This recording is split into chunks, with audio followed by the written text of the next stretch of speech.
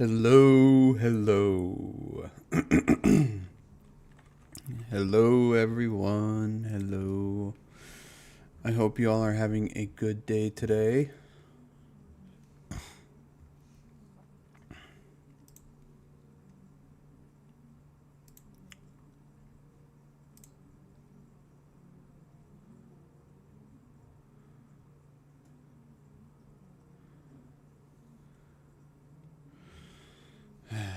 We are reacting to some videos today. I have a lineup.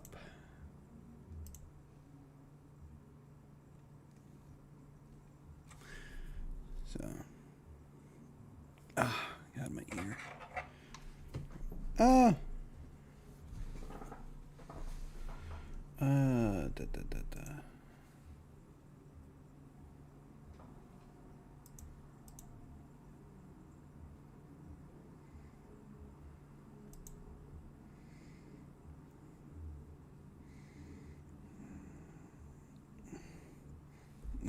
There.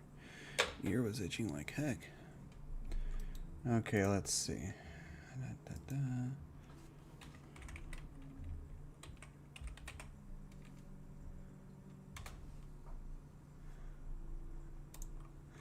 Alright, Bup, you said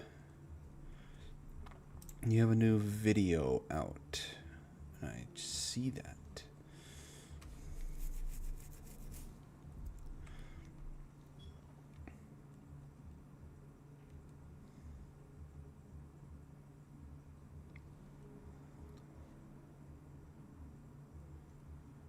Right, let's see here.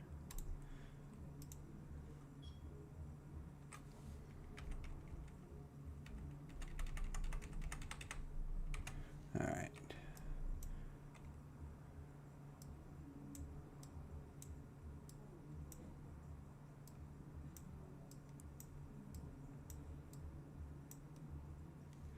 Okay.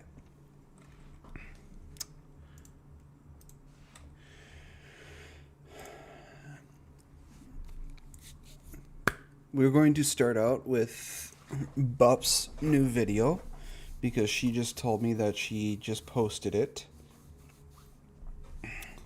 So let me switch over the scene here and readjust where my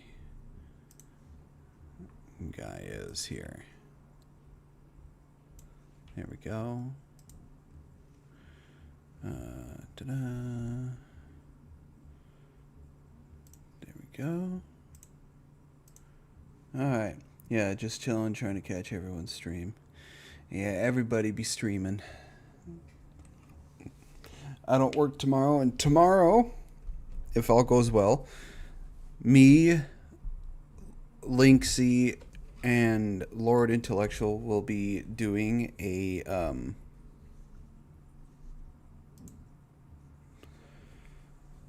collab.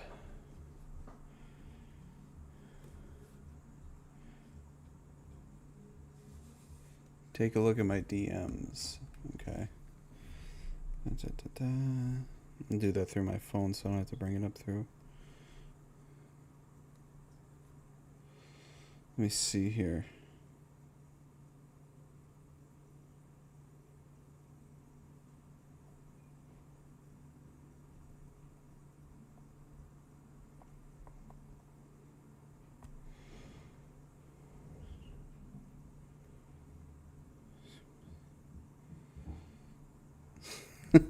Is this talking about my stream? Hello, everyone. Connection test. Yes, I got an Ethernet cord. So hopefully my stream won't be dying at all today. So I'm hardwired in. So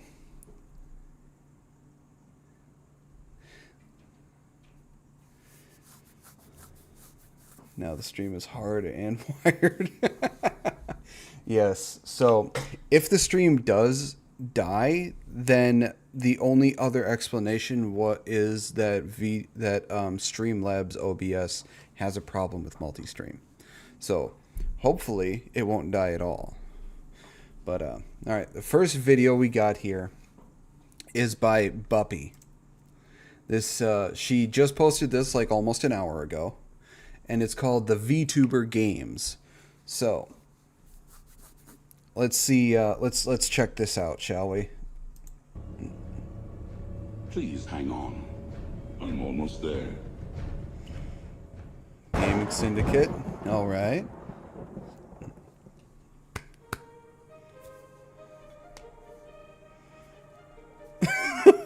Oh, this is cool. There's Keen. Rev. I think that's supposed to be Straub. I think this is supposed to be Feeble. Welcome to the Vtuber Games. You have all been invited here to take part in a battle royale. If you fail, we will... Who's this supposed to represent? Since they're like turned into like real people, I'm probably gonna have a hard time remembering who they are. So, can somebody tell me who this is? Because this looks familiar.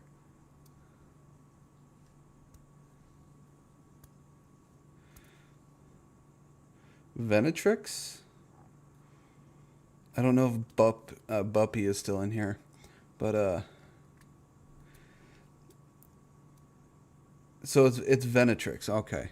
We'll send you back home. I don't know who that is, but I'm glad to know her name. And you must wear a hat that says Quengo for a week. Hang on. A hat that says what? Back home. And you must wear a hat that says Quengo for a week. Quango? What's Quango? Tried to remember her name. Looks like Venatrix. She's a newer Skybro, came out of retirement. Oh, okay. Bub says it is Venatrix. Okay. It's Leaflet's new slur.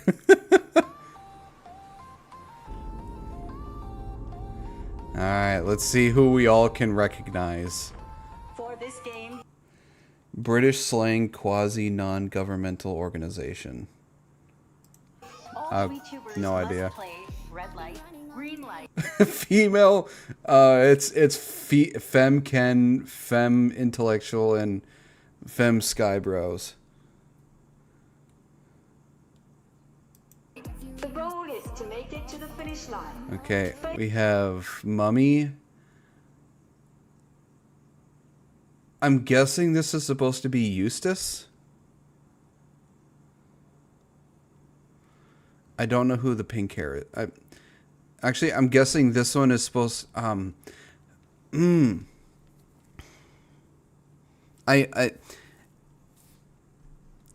think I know who this is supposed to be.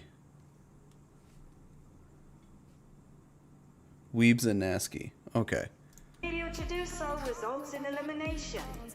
Ember, Powder, Lord Intellectual, or so glad I started the universe of 63 memes. Yeah, this is great. Alright.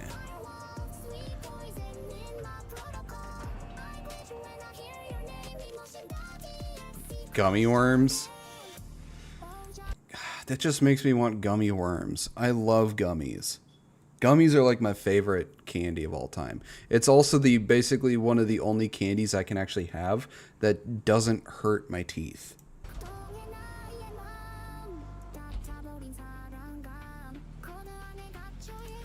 I know her. I can't. Okay, I'll say this again. I am not good with remembering names, so I am sorry if I cannot remember a lot of these people's names. I remember her. I can't remember her name.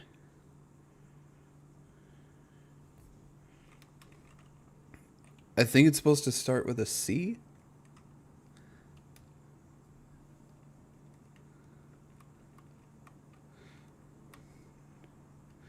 I can't remember.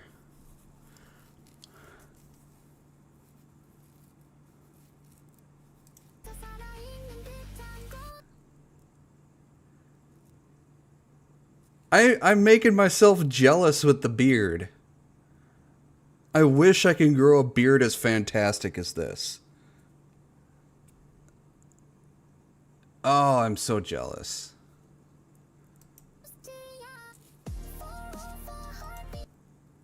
Okay, I don't know who this is supposed to be. I think this is supposed to be AI Chan. I look like Jason Momoa. It's a lot of work maintaining a nice beard. Yeah.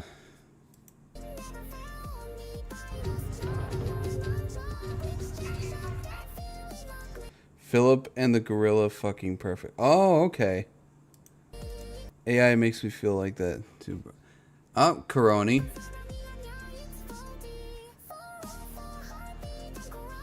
I can't remember who she's supposed to be. I can't remember her name. I know her, I can't remember her name.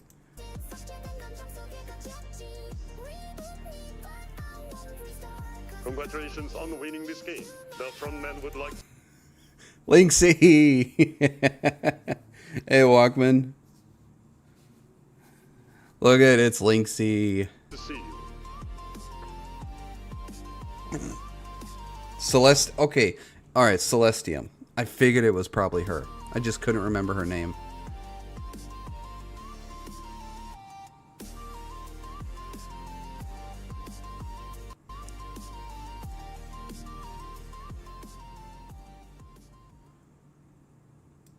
That was good.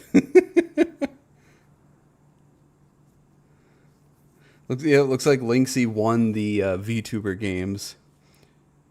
Check the description for the credits. Okay. Let's see. Okay, here we go. Game Syndicate, Keen, Rev, Darling. Okay, yep. Venatrix, Mummy. Nasky, Holy Goddess. Okay, so that was her name. Powder, Lord Intellectual, Ember. Nailith. Melamo Bun. I don't know who that is. AI channel. Okay. Mr. Phillip. Coroni. Celestium. Oh, was Mello that pink-haired one with the demon horns?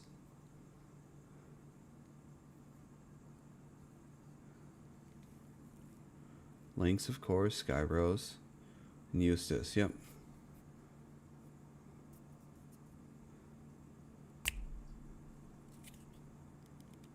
Okay, ending. All right. We'll keep going. Where are you? Oh, female gaming syndicate. Nice.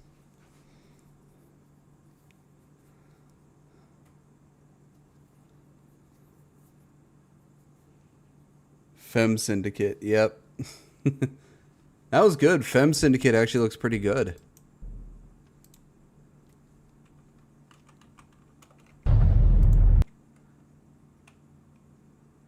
Not too bad.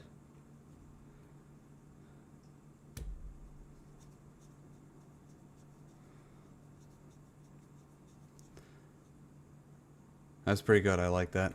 That was a good video, Bup. That was good. I like it. I like it a lot.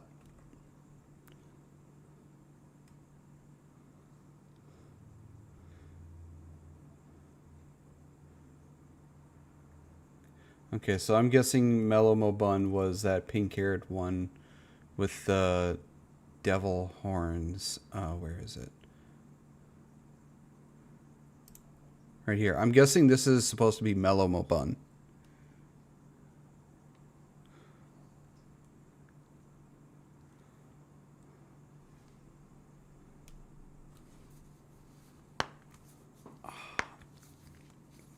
Cracking my thumbs. Okay. So like I did before, where I have the music like every other video. So we're not just doing all of them at once because I want to space them out. We have a Smugalana video here.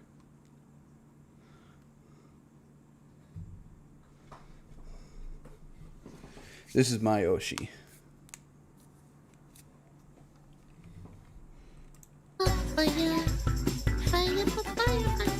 And this one's called Why Are Women Like This? What is this? This is a clip about women. I'll, hang on.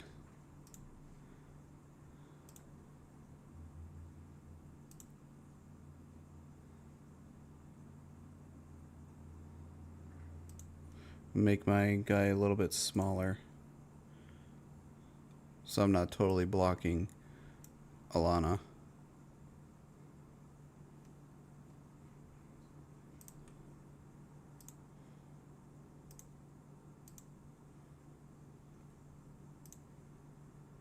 There we go.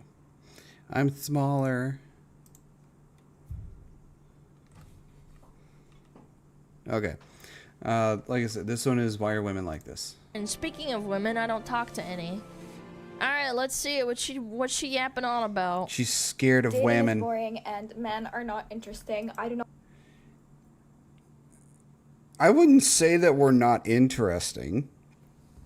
A lot of us are not the brightest people. I wouldn't say we're not interesting, though. I mean, I might not be interesting, but, you know, I don't think most of us are not interesting. Not care if I get a free meal, okay? My time is not worth a $20 green curry at a Thai restaurant. Men get to stare at me for an hour, they get to giggle, they get to blush, they get to kick their little feet, and what do I get out of it? A meal that I could make myself, a meal that I could pay for myself. I have to stare at someone who's honestly not that attractive, let's be so real. You bitch. Bro, she's just going off. And who brings nothing to the table. This is I rage don't care how much a man makes. If you can't make me laugh, you Can't can't make do me a lot laugh? of other things. Women Oh my are God. taught to be perfect. She's doing the bird hands chat. Perfect. And the way that we look, and the way that we think, and the way that Why the fuck did that get out of my... I don't know. Well, all right, the looks thing, you can't really blame men for, because when it comes to fashion, looks, and all that stuff, the people who set the trend for that stuff are fucking women on Instagram. So, if you want to get mad at somebody for how women are supposed to look nowadays, blame them, because it's their fault, not a man's fault. we act, with literally everything we do, and what are men taught? That the way that they are is okay. Men are taught that their existence is acceptable, regardless of what that existence is. I'd say that's pretty wrong. I spent just too many people's chat. I'm too base for Twitch, guys. I don't know, because see, the thing is, when it comes to men, tend to have to. Sadly, with society, men aren't really cared for unless they show that they can provide something. So her saying what she's saying is, I don't know what fantasy world she's fucking living in, but men have to work fucking hard for if they want to get a woman's attention. I encounter men in their 20s who have acne. It's like, did you Okay. not get a skincare routine during COVID like I did? Why do you have a This has got to be rage bait. This can't be. neck beard? I'm sorry, Alana, but yeah, I wish it was rage bait, but women like this are really serious in what they're saying. They truly believe this stupid ass shit. You're on a date. Why didn't you brush your hair? Why are you wearing sneakers? Why aren't you even trying to look nice? You're not You're not allowed to wear even sneakers. trying. I asked them what they do for fun. All they do, they go What does this woman expect me to wear dress shoes and a fucking suit to a date? I no. If we're going to a regular restaurant, I might dress up a little nicer than I normally do. But I'm not going to be putting on anything other than regular tennis shoes. Because I'm not going to some fucking fancy event, so why the fuck would I put on anything but regular tennis shoes? I mean, I might put on some nice pants and a polo, because, that actually looks nice. But I'm not going to put on, like, dress shoes or something. That's a bit much. to work. They go to the gym. Yeah. I never see a bicep. I don't see any muscles. Like, what's it gonna take for you to pick up a book that isn't Atomic Habits? Okay, whoa. I need it. Hold on. Pause. First of all, Atomic Habits is a good book. First of all, shut your mouth. What is Atomic Habits? I've never heard of that. See, all the stuff she's complaining about, I think says more about the choice of men that she's going after than men as a whole. Because a lot of the women who go on, a lot of the women like this who go online make videos complaining that like men are horrible, men ain't shit, you know, all this sort of stupid shit like she's complaining about as well. It says more about the men that they pick than the men in general. It's like you're the one picking stupid people. So why are you complaining? Second off, there's like a part of me that wonders if I should have saved this for like fucking rage bait or retard. There's no way you're mad because you think you're better than every other man that you've ever been on a date with. This entire like 1 minute rant. This argument doesn't even make sense to begin with. Like, you do a skincare routine and they don't, so that means you put in more effort? Like, okay, what? Huh? Like, okay, a lot of guys don't really need skincare routines. That's kind of part of the deal, right? I don't have a skincare routine. I don't have skincare in general. I just, the only thing I do is I wake up, take a shower, and then that's it. I don't have, you know, I put on deodorant and brush my teeth after that, but I don't have any sort of skincare routine. Yeah, that's basically it. Yeah, my skincare is taking a shower every day. Pretty much. Yeah, that's it. So does that mean, by the way, if we use this dumbass logic, does this mean if a guy has a weightlifting routine, he's better than you? I don't know. Even though you as a girl don't really need to lift weights, like, you know, to look good. Like, girls don't really need to do it. Like, it's such a stupid, nonsensical article. Well, it's better if a lot of people start, you know, having a gym routine, because there are too many fat people. There are too many people. Need to start taking better care of themselves, both men and women, because I think too many people are becoming okay with being fat or obese. Fucking argument. That's crazy. Yes. You know, everybody's gotta do it. She never saw a bicep. How about I fucking give you a bicep? Let's put it this way. Chat. Alana is a dork. This is either rage bait or this girl has like a serious narcissistic personality disorder. No, she's a narcissist. There's no doubt about that. This is someone who's never been on a date with like a dude that she thinks is above her. That's a problem. My other question is, a lot of people eat terribly and wonder why they're overweight. Yeah, it's the same with me. It's like I'm consistently tired all the time, no matter how much sleep I get, except for when I'm able to sleep in. But I know for a fact it is because of I drink a lot of pop and I don't eat very healthy, so I know my health isn't good. And there are also a lot of people who, it's like they know why they're fat, but they choose to blame it on everything but themselves. They refuse to take accountability. Gym because I'm too carefree, lazy and all that, but a healthy body is a healthy... Yeah. Get some vitamin D in your system, especially this time of year.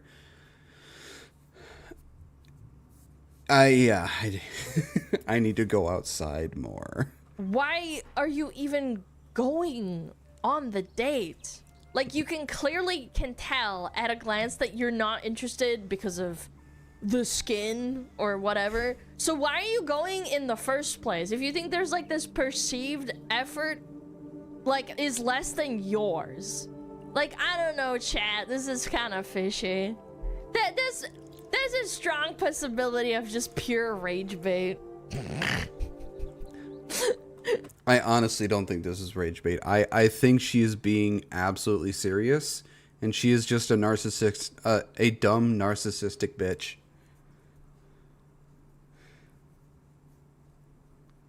So it's, and they do a lot of this just for the attention as well. Yeah, I don't know. They need the validation. I don't know, man. I don't know. There are absolutely people like this. Like, oh my god, I can't even believe you put in the effort and you didn't pay for my meal because I like going out in the yard with just my bare feet. It's winter. Why are you going out in bare feet? You'll get sick. I put on like $60 worth of makeup on my face. Don't get it twisted, man. Analyzing rage bait? It's called content, my man. You wouldn't get it. It's called content.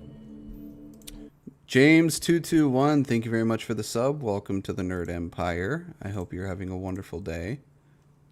Holy Toledo, what is this?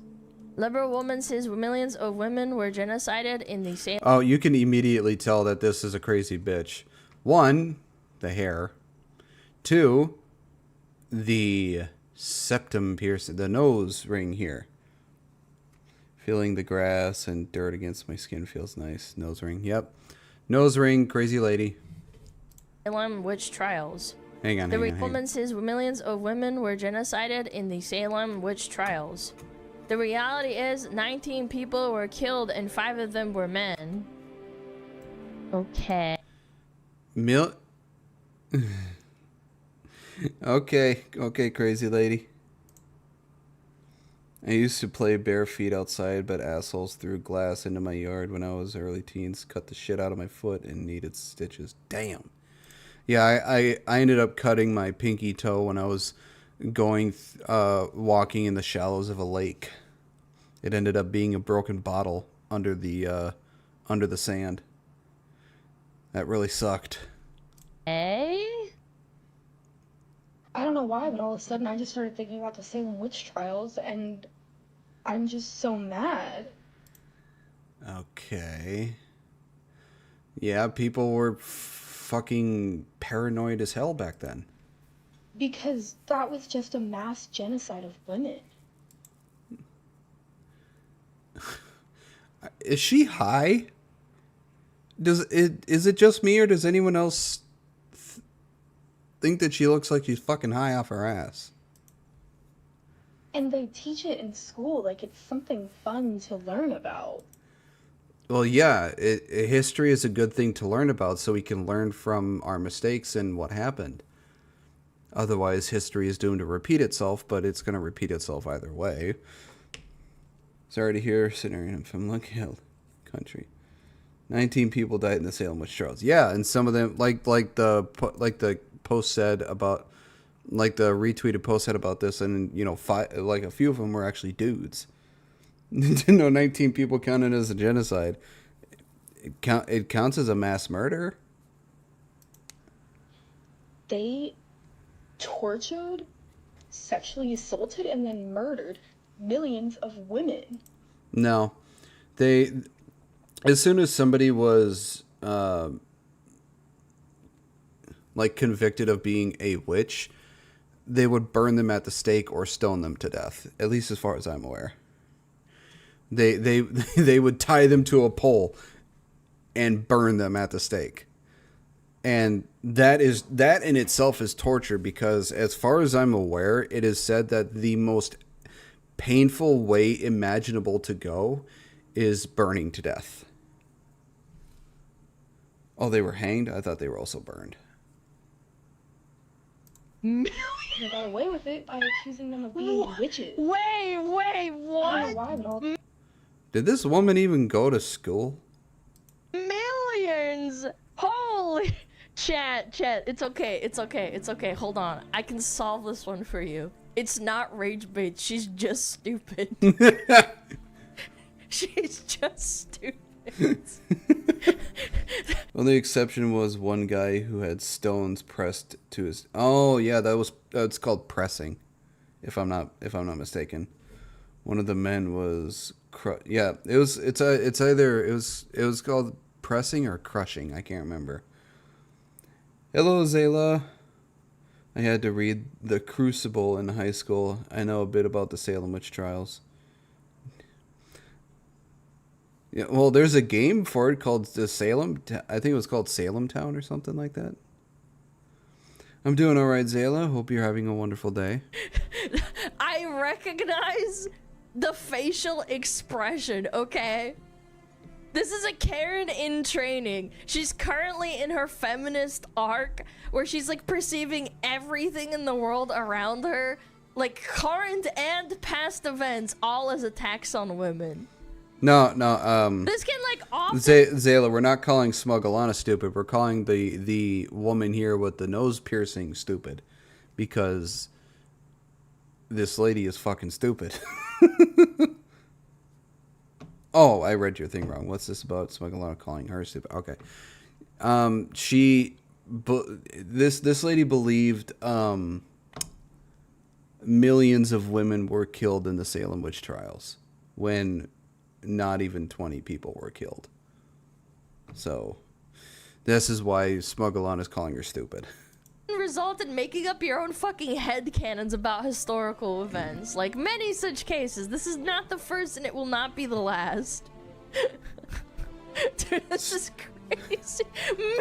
Mama always said stupid is as stupid does.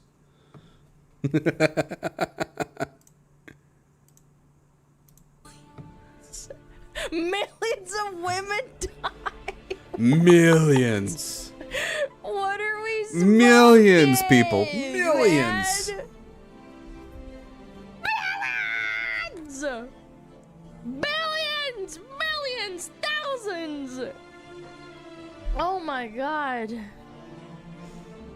And the best part, what does it say? 19 people were killed and 5 of them were men, so it wasn't just women? I've actually been to Salem. It's a beautiful area up there. Funny enough, I was 19 when I went there. Haha, the irony in the number. I know, crazy thought. Analysis, Kowalski. It's almost like Kowalski, it analysis. wasn't just a women. This is fucking crazy. This is awesome. I love this. This is the best thing ever. What the hell is this? Man, look at all the tattoos. Give a girl unrestrained freedom and watch her become the worst version of herself.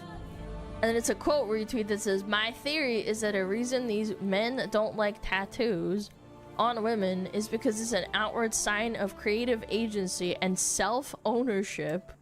Okay, I'll say this. I personally don't mind if a woman has tattoos. I think they can be awesome. The only place I think having a tattoo is kind of dumb is, you know, your face.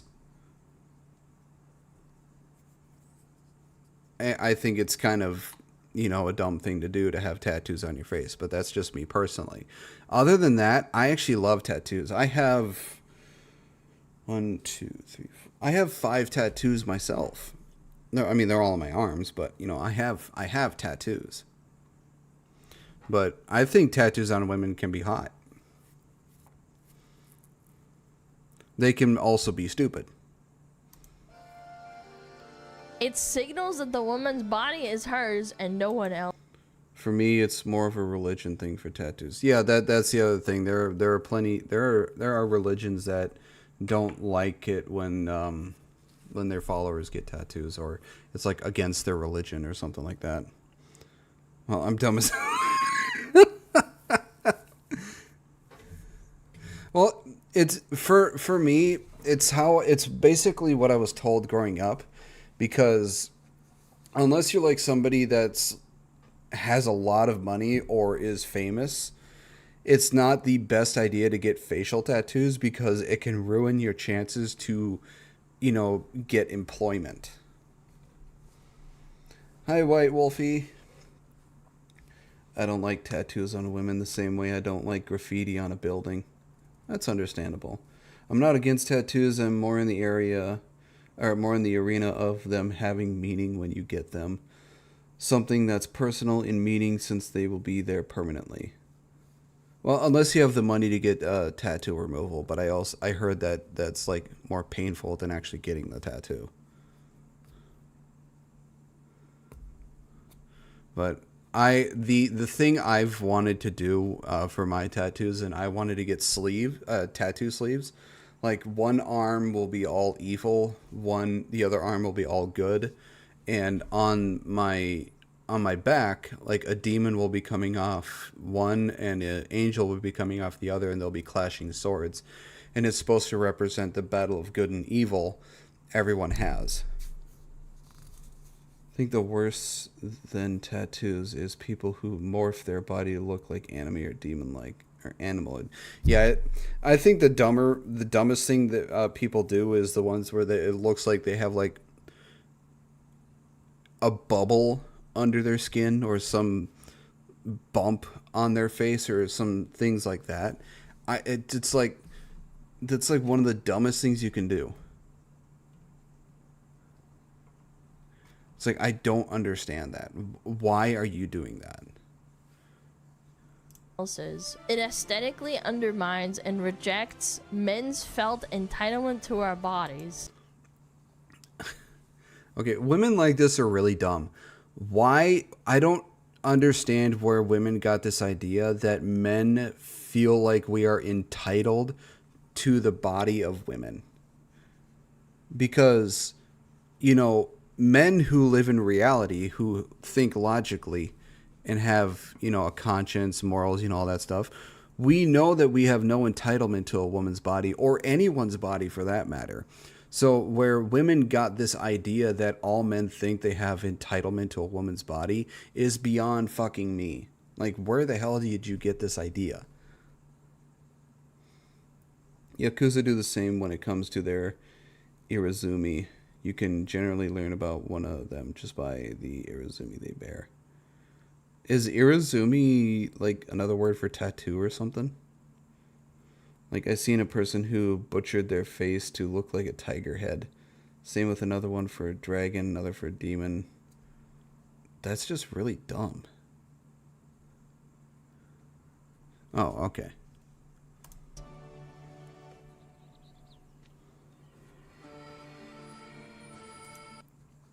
We should have jumped to conclusions contest for people like this. Right on the edge of the Grand Canyon. Yeah. It's like, I know I don't have and I know I'm not entitled to anybody's body or anybody's anything for that matter. And I don't know where someone would get the idea that I feel like I do. It's like, why are you telling me how I'm feeling? You have no idea what I'm feeling or how I'm feeling. Why are you forcing this ideal upon me? The Irizumi serves as their aspirations when forging themselves. Oh, okay. I'm gonna go out on a limb here. Hear me out. I think it's them projecting their sins onto men, where they feel they are entitled to a man's wallet, so men must feel the same to her body. Yeah, see, it's like, here's the thing, it's like, for these women, it's like, if you're expecting the man to forfeit his money to you or to pay everything of yours, then he has every right to expect something from you. You can't have your cake and eat it too. You can't expect one person, you can't expect yourself to expect them to do things for you without any sort of compensation or without expecting them to expect something from you. That's not how this works. Hello, Runya.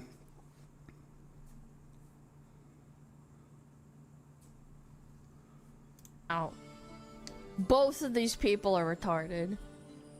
I would say that, like, I and lots of other girls I know in my life have unrestrained freedom. And I didn't devolve into a mentally ill retard with tattoos from head to toe. I just became a VTuber. And she can give her VTuber model tattoos from head to toe. Although I expect that would be very, very expensive to do. Like, I would also say that men, or like at least most men, I think, don't dislike a woman's body completely covered in tattoos because of some bullshit sign of self-ownership. No, I can guarantee you the vast majority of men, like 8 to 9 out of 10 men, do not give a singular shit if the woman they are pursuing or dating or deciding to marry has tattoos or goes to get a tattoo. I mean, don't get me wrong, there are plenty of men who would prefer their woman's body to not have any tattoos or any altercations, but there are a vast majority of men who just don't care. Runya, we are watching Smugglana. I don't personally mind, well, place tattoos with meanings. The only thing I have wanted permanent on my body so far was the name of a lost child. I've not found anything else that would have enough meaning. Yeah, that's the other thing. I think the dumbest, there are two tattoo ideas that are dumb. The first one, unless you're like, family members, like a portrait or somebody's name, because the only people's portrait or name you should get tattooed on yourself is those of family members. Because if you get like somebody else's name tattooed that is not related to you, well, like what happens if you guys split up or break up or whatever? Well, then you're stuck with that person's name on you, and how are you going to explain that to your next partner?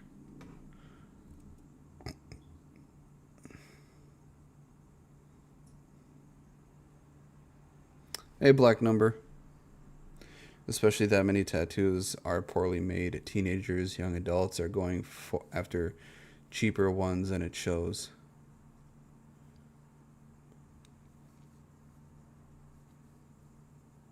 Oh, wow. Well, I'm glad you're still here after that life-saving operation, Zayla. Yeah, for me, I've only gotten a tattoo like once a year, and it's whenever I got like a tax return, I would go on my birthday, but I haven't gotten another tattoo in like almost 10 years, and I've been wanting to get one for a while now. But, I have bills and shit to pay for, so I can't really afford to get another tattoo. Plus, I have to go to a doctor because I have what's known as, I think it's called an epidermal cyst. Like it's a cyst that's just below the skin. So I have to go in and get rid of that at some point.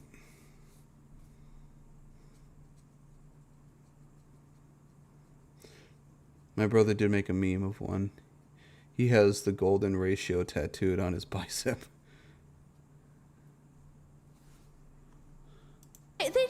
They don't like it because they just want to look at your body and not some shitty art they don't care about. Like, again, it has nothing to do with like undermining your entitlement to your body.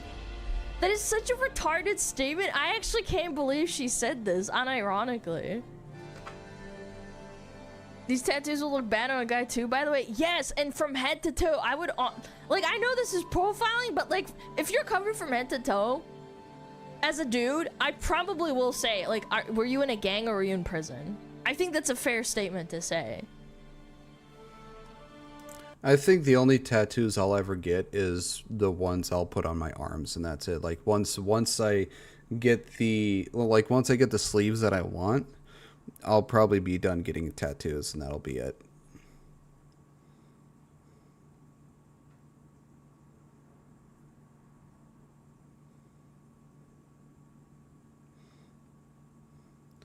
No one ever said these women were smart. Any woman who ascribes to feminism is stupid as hell.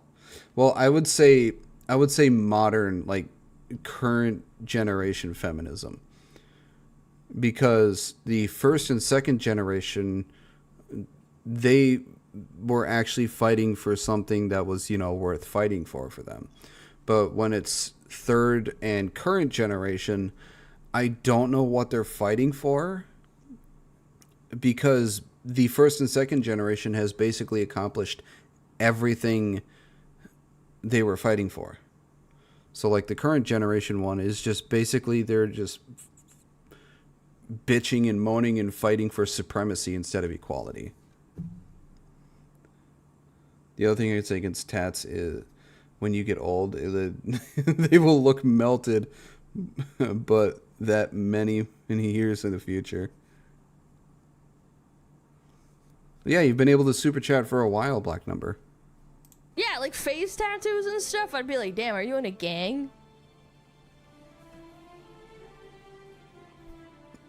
It has nothing to do with this fucking entitlement to your body bullshit and thinking like, oh, it's because it's her body and it's not mine and I'm pissed about it. Again, and by the way, they just find it unattractive. I would also wager to some people, they consider it a red flag. There are some guys who are into it, obviously there are. Don't get me wrong, there are absolutely people that fetishize and want to have a girl or a boy that's covered in tattoos. But the ones who aren't, definitely aren't thinking about, like, self-ownership. They're, like, thinking, damn, this bitch is crazy. I also think, like, again... Yeah, like, when you see women who are, like, this completely covered in, like, random-ass tattoos, you start to wonder, it's like, is something mentally wrong with this woman? Because if it's just like this random and you're covered this much, you'd have to wonder what they're thinking.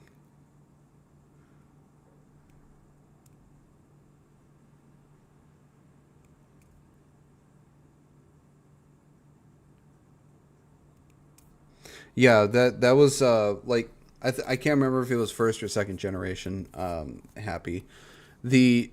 A lot of like there were a group of women who wanted women to have the right to vote, but a lot of women didn't want that because the right to vote what came with you getting enlisted, because anyone who voted also had to sign up for the draft because they came hand in hand. But after a while, they got the right to vote and also were exempted from the draft. So women were able to vote, but they didn't have to get signed up for the draft.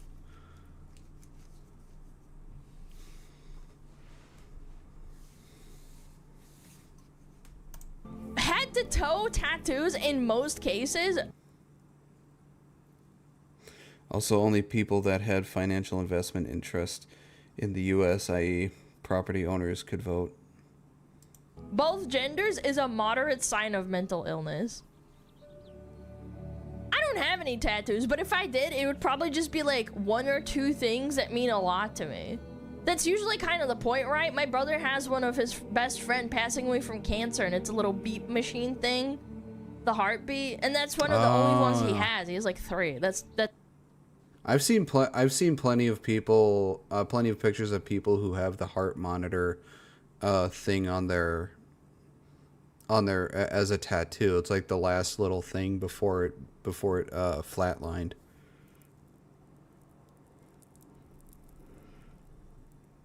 Which I think draft and voting should go hand. Yeah, I think they should change it to that anyone that wants to vote also has to be signed up immediately for the draft. Nobody should be exempt. That's it. Like, I feel like that some people just do it, you know? You're making a permanent change to your body because you like something a lot or it means something to you, you know?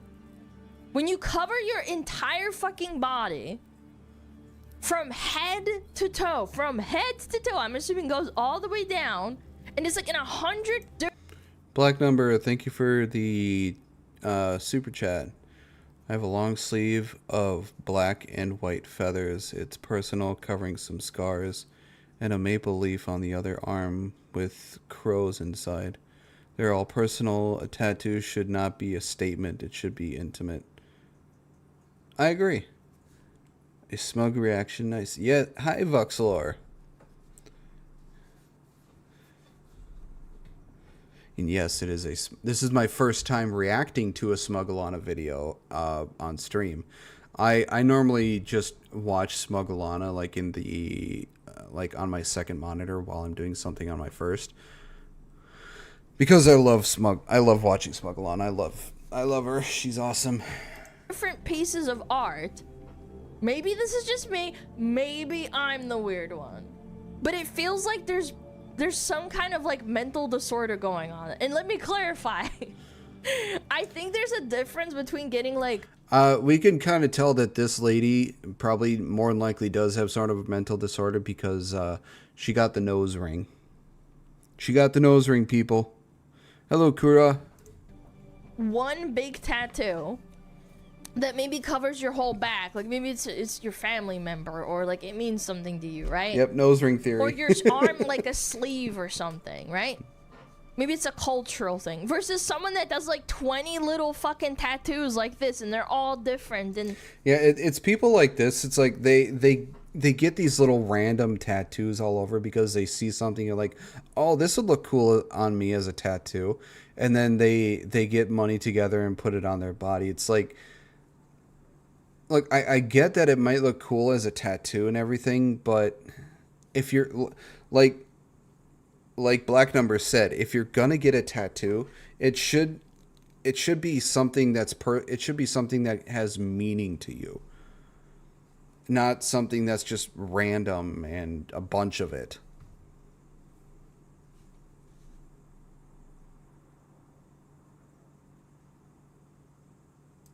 they are all not really related to each other because they're done at different times with different artists. Does that make sense?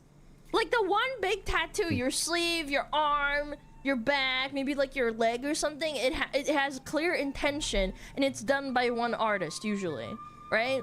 And it has a purpose. These 20 small little tattoos are more indicative of like mental illness because most people don't feel like they need a tattoo for every single thing that they find interesting in their life. And also another thing, getting little tattoos like this, what if you stop liking it? Yeah.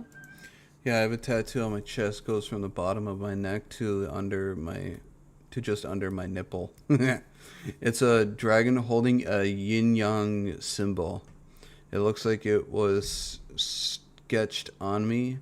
I spent 4 years with the idea before finally getting it. It's very personal. Oh, very nice.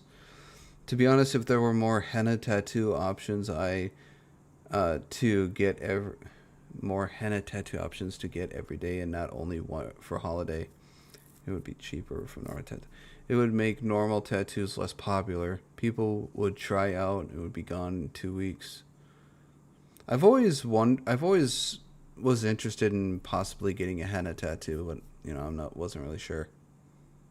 You gotta be careful when you go for henna tattoos because I've seen people get henna tattoos and they just break out in this ugly looking rash because something got fucked up.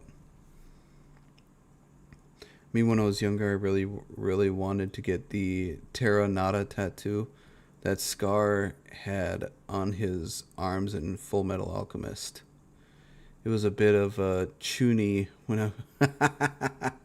Yeah, that would have probably looked pretty badass as a tattoo. Meaning a deep love of yours, something you're scared of, something that only you know about. Everything else is meaningless. Yeah, I agree, Black Number. It's a cohesion thing too. I mean, for me personally, like if I look at someone and it's not all one cohesive thing, I don't think it's not very good because it doesn't make sense to me. A feather, an anchor, a compass. I'm so deep right now. Yeah. Okay, crazy lady. Did she get tattoos of moles on her cheek? I guess. I don't know. Also, the teardrop. I can't stand this like heart on the cheek thing. I don't know, man. I think she's just probably just cray cray. What the comments say? Ooh, let me see. Many men in the comments getting very angry, and the sexism predictably pouring out like sewage. You're either proving my point or you misunderstood the OP. I didn't say all men. Of course people have preferences, but I was referring to sexist men who think women in particular shouldn't have tattoos. So she's basically dissing the men who prefer women they would like to have to not have tattoos. She sees that as a problem. Heading home, gonna look. All right, have a safe ride home, David.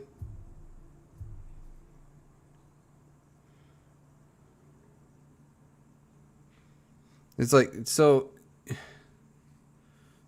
she apparently has a problem with men who have a preference for women to not have tattoos. Like that's a problem. Like, are you kidding me? Are you one of the women who think men are not allowed to have any sort of preferences whatsoever, and they should accept women no matter fucking what? Are you that mentally ill? I can understand people getting a sleeve. They usually look amazing, but all the random tattoos just scream crazy. Mine's also covered even in a t-shirt, so not always display. Yeah.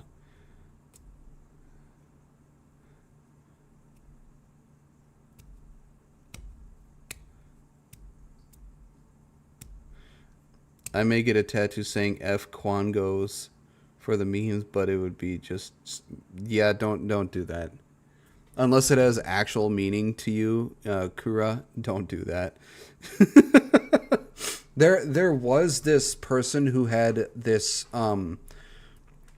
this tattoo on his arm, and it just had a bunch of honeycombs. So they were like open slots in like a hexagon shape. And what he was doing was in each slot, each hexagon honeycomb slot, every tattoo artist gets to tattoo something of theirs in that honeycomb slot. I saw the person doing that, so he had like a bunch of different images in each honeycomb from different tattoo artists. And I saw those like, that is a really amazing idea. And it was an entire sleeve. He still had a bunch of spots open for different tattoo artists. But I saw that, I was like, that is an amazing idea. That it looked really good too. It looked really clean, looked really good. It didn't look janky, haphazard or anything, but it looked really good.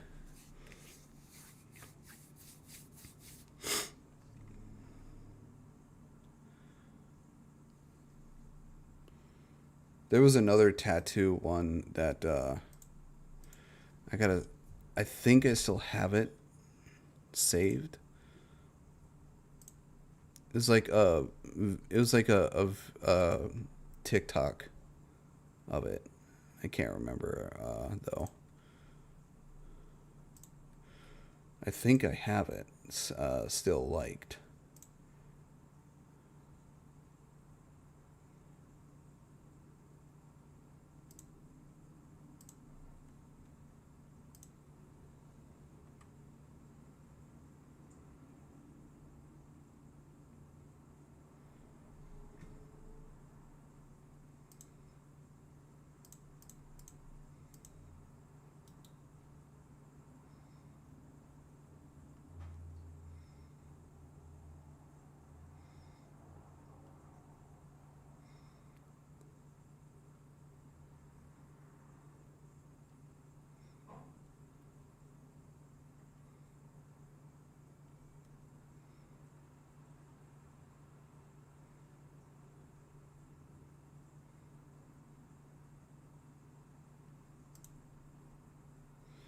I don't even know if I still have it. I'm sorry. I'm like interrupting this just to see if I can still freaking find it, because it was really fucking cool. It didn't die again, did it? No, I'm still here. I'm still here. I was just... No. No, I'm hardwired in, so I don't think it should crash anymore. I got an Ethernet cord because I got so sick of Wi-Fi just fucking quitting on me. I was like, fuck it, I'm getting an Ethernet cord because fuck this.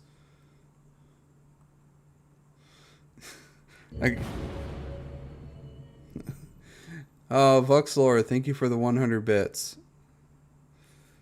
Hardwired, woohoo. Yep. I decided that I was just like, you know, I'm done with it. I'm going to stop by Walmart and get an Ethernet cord because I got so fucking sick of having to restart my stream like 3 to 5 times every time I had to stream.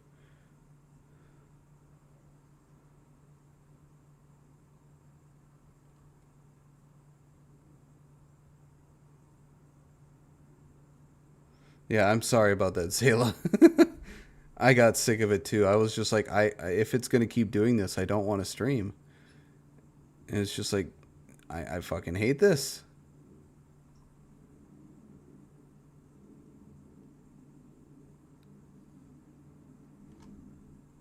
I'll look for it. Hang on.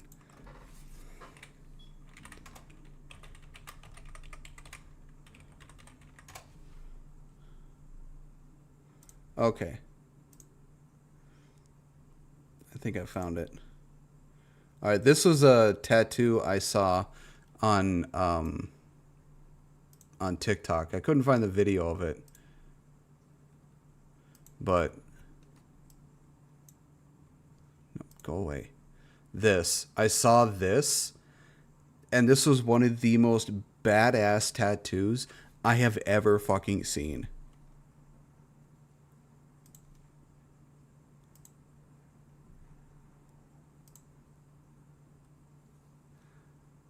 And let's see, we have Darth Revan. I think this is supposed to be Commander Shepard. I think this is supposed to be Samus, Master Chief, Doom Guy, and Scorpion.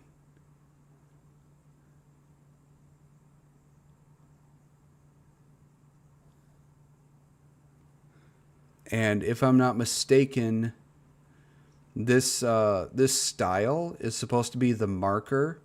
I think it's supposed to be the marker from Dead Space. But it also has like the Horde symbol, the Gears of War symbol, and probably some other things. But this is just, it is so badass.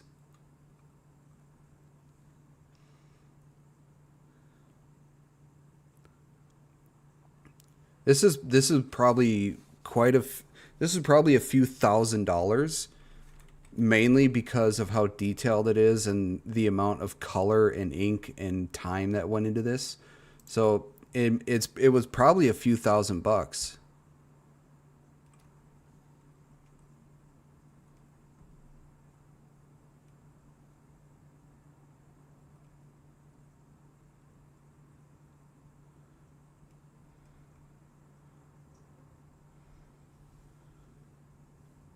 I guess like tens of thousands, if not much more.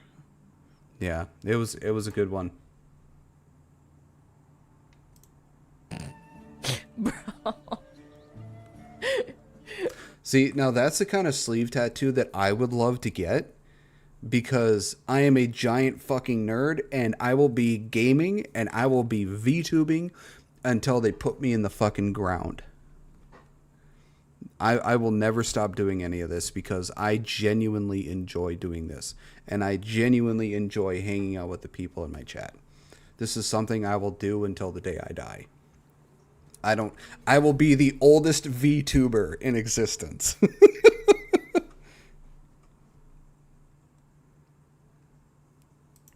It just doesn't... Oh my god. Stupid tattoo ideas. Beams it right into their fucking head. And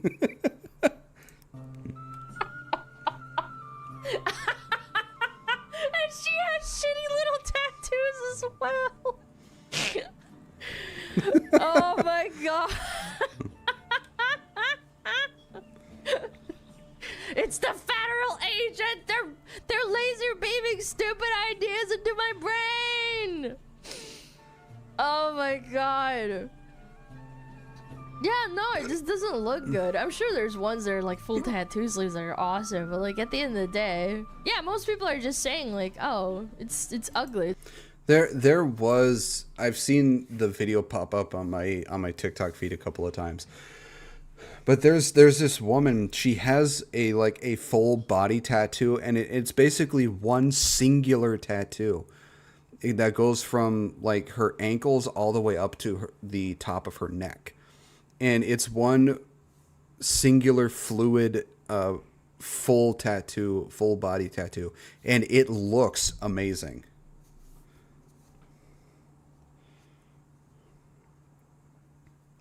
Operation Tramps. I met a 14-year-old girl who made a color tattoo of Nero from Devil May Cry on her forearm. Damn. Hi, Test. Yes, this is Smugglana. It doesn't look good. That's it. Again, she's completely wrong. Like, women won't treat men like shit if they're ugly? What? Bitch? What are you talking about?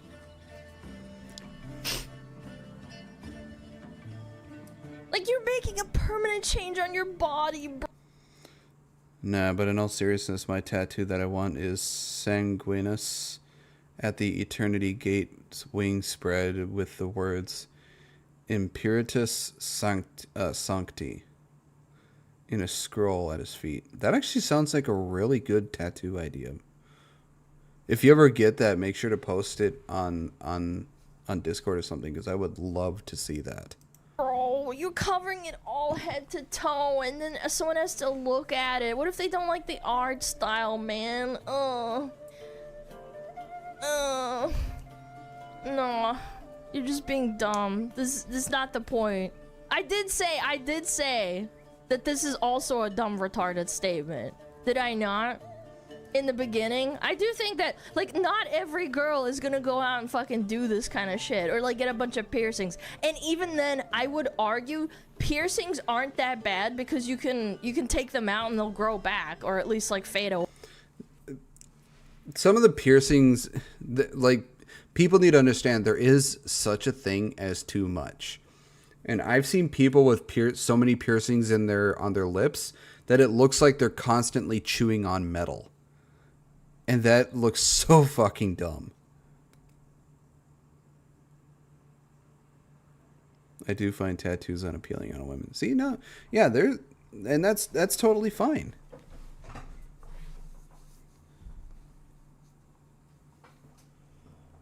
Way, right?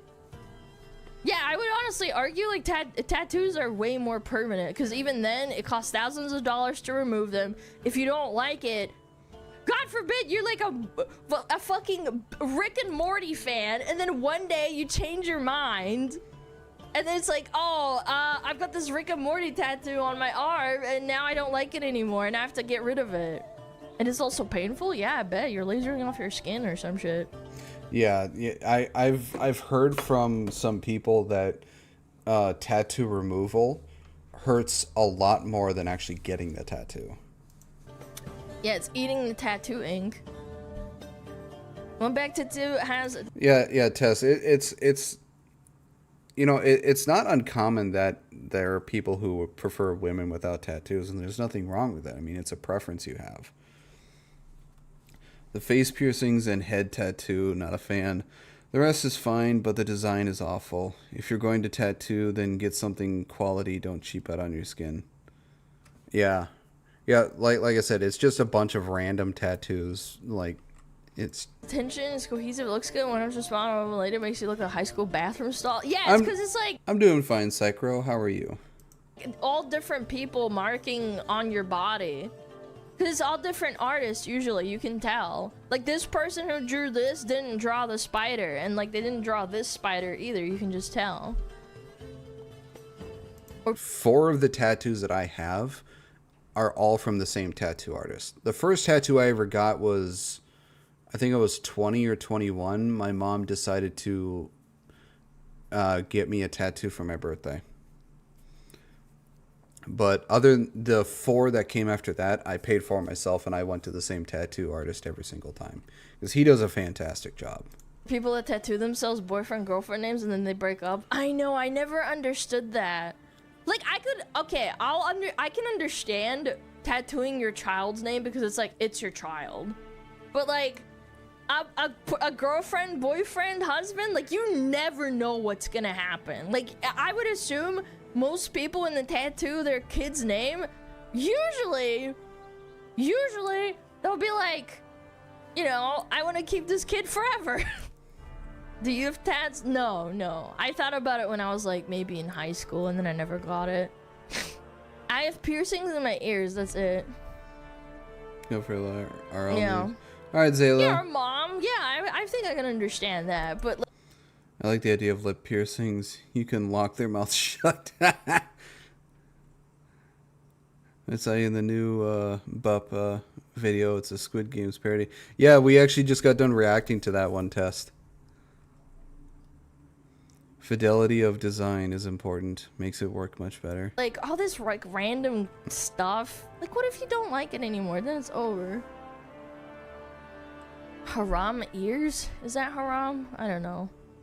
Anyway, I thought it was kind of a funny post. They were just mauling out and everybody was like, this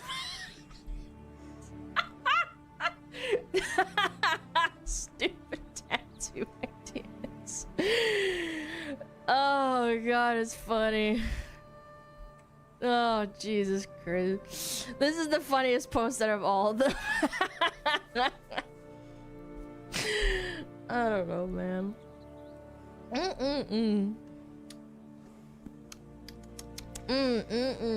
It's Ooh, I got Operation another one Tramp for Stamp. ya. Not related to the tattoo thing, but still. This is kind of interesting. I saw this. Let's look at it. This is a cool retweet. We'll look at the graph later. Difference between men, women on dating apps is you could be a short, balding, unemployed, emotionally unavailable 30-plus-year-old living at home with mom, and women will still look for the best in you, but if you're a woman who weighs more than 120, a man won't even spit in your direction. Are you fucking kidding me? Are you fucking kidding me?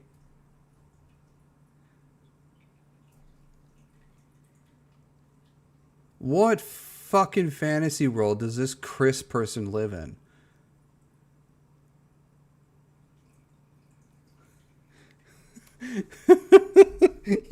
This has to be a fucking joke. This has to be a fucking joke.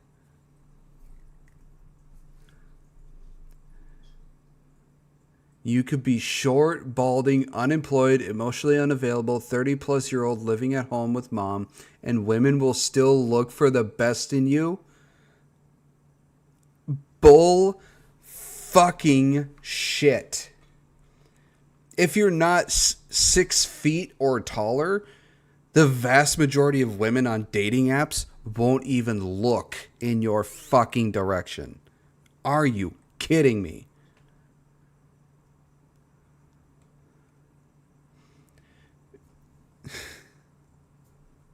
Women, and this is statistically true, women have it so fucking easy on dating apps. Men do not.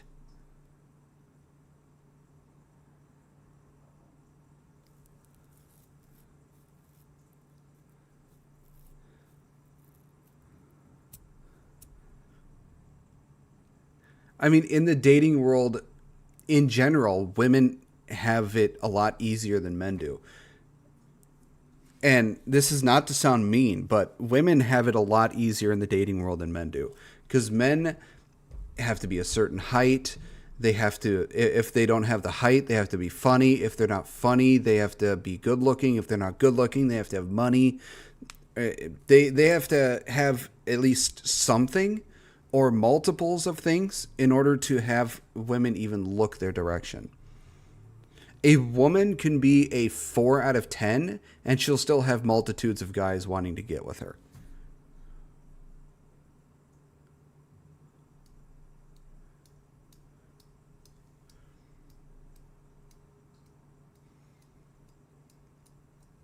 There's good reasons when living with the parents, though, saving up money for a house or even a car. So some of these bitches need to grow better thought process. Yeah. I think there is a bias where women who would be on dating apps instead of dating sites are more often incapable of picking a good partner. Yeah. I used to... I still have profiles on dating sites. I just don't fucking go onto them anymore.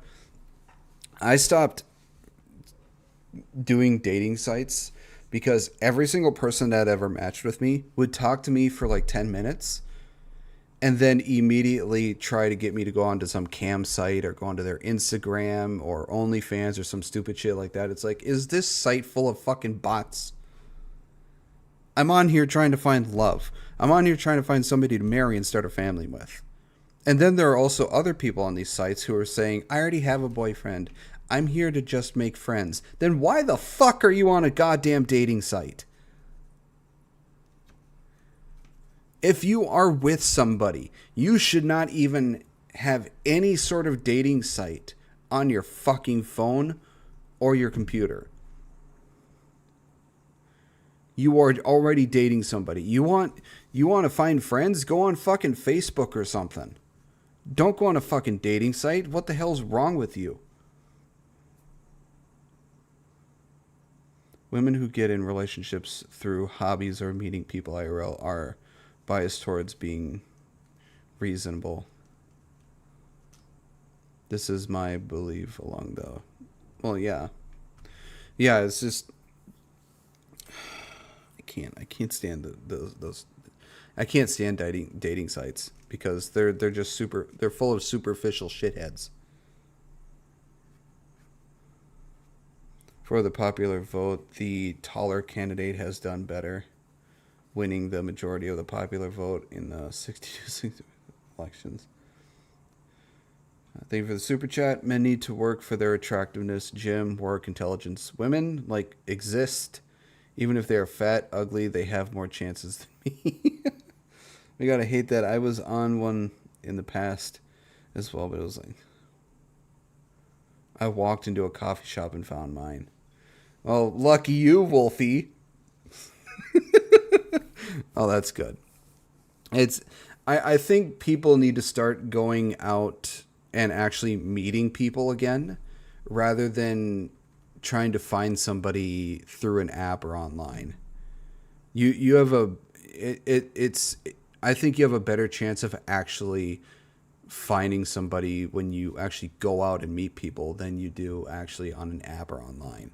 As scary as that is for a lot of people, it's better to actually go out and find somebody rather than do it online. But these sites need to be nuked.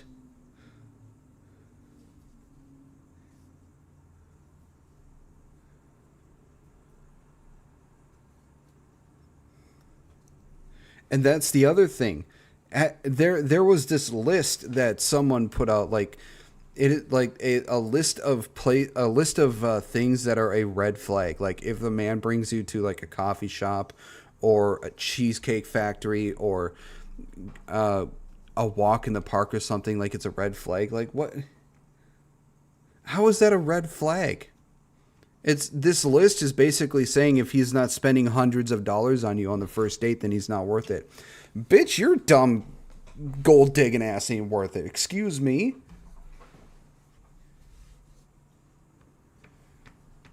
I don't see anything wrong with going to the park or going to a coffee shop or hell, even a McDonald's for a first date. There's nothing wrong with that.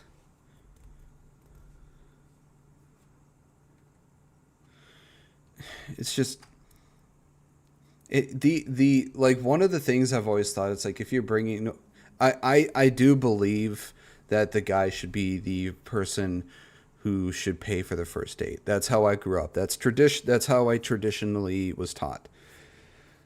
Now, if the woman offers to help pay, then you can tell that she's not there just for the free meal. You deny the request of her helping you to pay. You still pay for it, but that also that just basically lets you know that she isn't there just to take advantage of having a free meal. And she was actually there to get to know you.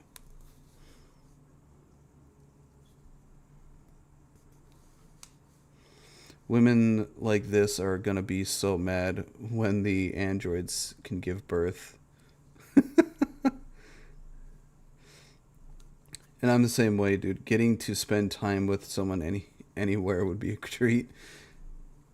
If that willing to go on a cheap date just to know you, they're probably not worth it. I met my wife playing online games. She was my guildie for 2 years. One day we realized I kind of like you more than a friend. Yeah, me too. Let's date. Married for 5 years now. Damn, Tess. What game was it? What game did you meet your wife at? Your wife on? That's awesome. I love it when I find out people have met their significant other through video games because, fuck, man, video games are awesome. I spend more money on you, Griffin, than I spend on a girl. If a girl expects me to pay, I'll pay, but never see her again. Don't spend money on me if you need to pay for other shit. Make sure your other shit's paid for first. Yeah, Tess, did you meet her on World of Warcraft, Final Fantasy, Guild Wars, RuneScape, Star Wars? What online game was it? Jelly is flowing out from screen. I'm not jealous at all. The one thing I've hoped for that if the woman that decides to date me, I hope she also likes to play Final Fantasy 14 because then I can marry her in game, so we can be together IRL and we can be together in game.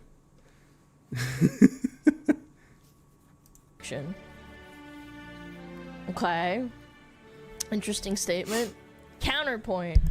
And this is the graph for OkCupid, which is a dating app, chat. And it's the disparity or the distribution of... Yeah. I mean, look at this. Men are almost pretty even across the board. We're pretty consistent. And this is how women look at that. Look at that disparity. Of how many women to men find at least the most attractive and how women rate. Oh, you met your wife on Final Fantasy 14? Are you guys also married in game too? I'm okay. I like supporting y'all crazy VTubers, Skybro pimps. Awesome. Men form a near perfect bell curve. Yeah, we're men are pretty consistent when rating women. We're pretty consistent across the board. Men and vice versa. So the pink is women. How men rate women, and then how women rate men is the blue. I don't know, man. This literally just isn't true at all, man. A man won't spit in your direction if you weigh more than 120. It'd be so cringe if they married in game. And she's specifically talking about dating apps too. I would love it if my future significant other was also a gamer. Because my ass ain't going outside anytime soon other than to go to fucking work. This is like one of the most delusional posts I've ever seen. Like, chat, how many times have we looked at memes of like dating app profiles and it's just a fucking hog, like massive 250-pound female with a bio that says like, if you're not 6 foot tall and you make and you don't make six figures, then keep scrolling. You make me jealous, Test. I'm very envious. And I'm not interested. Also, you're not allowed to have any children, and if you don't own your house, get the fuck out. You know what I'm saying? Like, let me tell you something. If that fat girl hadn't been getting attention from, like, dudes on the dating app, desperate dudes, or dudes that love, you know, fat chicks, those ones exist too, she wouldn't have this fucking attitude. Like, look at how they are rating them. Obviously, like, this is one study on OkCupid, but I wouldn't chalk this up to, like, oh, it's just for this specific dating app. This is across everything. What MMO do you play, like, Happy? Fat chicks absolutely get attention on dating apps. Don't kid yourself. If you're a female on a dating app at all, period, you're going to get attention no matter what. Yeah, even women who are like 2s and 3s, I guarantee you, have at least 10 to 30 guys swiping right on them.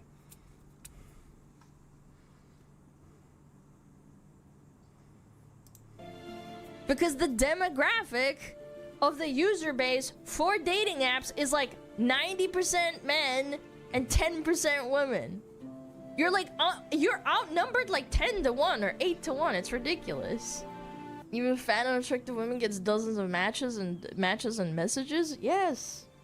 God bless. Like, here's the thing. If these sort of arguments don't hold up, because the woman on my 600-pound life, you know, the sisters, she had men dating her, which is fucking amazing. Fuck. You will. There's literally a running gag on the subreddit, like incel females or something, where they had to lock down messages from people who made posts saying like, oh, I can't find a man, and they get like a dozen posts from men giving them attention. Does the same happen for men? I don't think so. You open up Reddit incel men and you won't get the same attention from girls. It's true. You can't even say it's like rage bait or like, Alana, you're just nitpicking. It's true. Kura, if you're talking about that Android thing, I can't really say WTF to it, because it's something I can actually see happening in the future. I'll probably be dead by then, but I can see it actually happening. There's no such thing. Oh, she replied, hey, so you missed the whole point. I didn't say women don't think men are attractive. I said that women are less likely to treat men like shit because of it. A fat woman exists and men go out of their way to call them ugly. I think a man isn't cute. I swipe left and carry on. Well, yeah, because generally fat people are not attractive. We are instinctually and biologically, like, when we're trying to find somebody to get with or have children with, biologically we are trying to look for the person that would give us the best chance of having healthy children. And that is that instinctual thing that sort of partner we're looking for is not somebody who looks like they ate a fucking whale. It's just how we are wired. We're not looking for somebody who looks like they ate a fucking whale. We're looking for somebody who looks healthy, who looks like they can take care of themselves. Someone who looks like they'll give us healthy children and can take care of said children.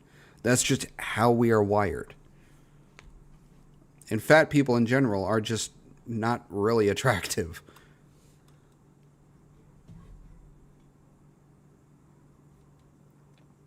The part where I said an ex bit a chunk of my thumb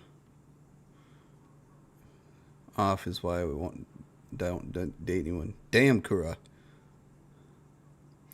The other thing is the Cleopatra effect. Woman who is mid in the looks scale but enables happiness by being direct and openly charming can do work. Yeah.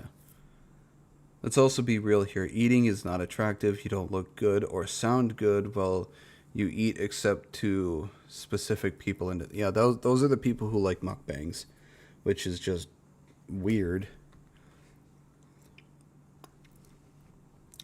His warrior was a pirate, hilariously enough, who became a forsaken from dying at sea, my undead. I would pretend she was a resurrected night elf who went tears fall with her human lover.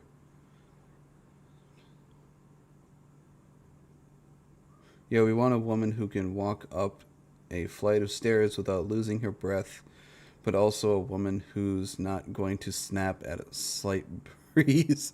Yeah, pretty much. Hey, Sinister. That was their lore anyways. Wow. That's some good lore there, Happy. I don't know, man, chat. We've seen a lot of Reddits that's actually not true. I've made so many segments. I've made so many fucking segments. You still don't get it? Women don't even acknowledge the existence of men they're not attracted to? I mean, look at the rate. Here's the other thing.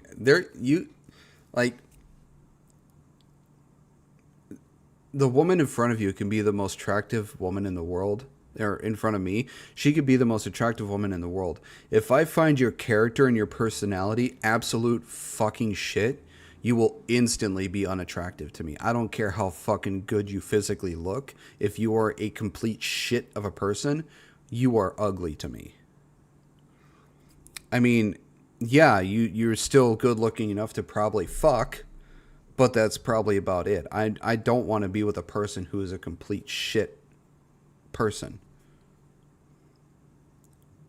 It goes well, Sinister. Hope you're having a wonderful day. Show, bro. Again, she's completely wrong. What are you talking about? Women say. Happy, if you ever want a friend to play with, you can play with me. I still play WoW, classic and retail.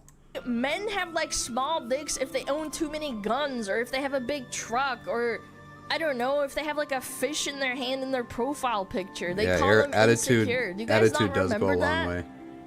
Women. Like I've seen a couple of very physically attractive women. Like they're attractive enough where I would still sleep with them, but hearing how they talk and how they act instantly turns me away from ever thinking of trying to have a relationship with them, because they were just so horrible of a person. I was just like, no. It's repulsive, partly because it's such a waste. Like, you have all that and you are ruining it by choosing to be the worst. You could be a queen if you just act right. Yeah, and it's this is why you don't ever I don't like, I always say the most important thing of a person is their character. If you're going to judge somebody, don't judge them on anything but their character. I take a 5 or a 6 over a 9 or the non-existent 10. Yeah, because at least the 5 or 6 will make the house I come back to feel like a home. They'll be a person where I won't have to sit in my car for 10 minutes preparing myself to guard against the person I'm going back home to. The 5 or 6 will make me feel like I don't have to always have my guard up. They'll make me feel like I won't have to have an argument.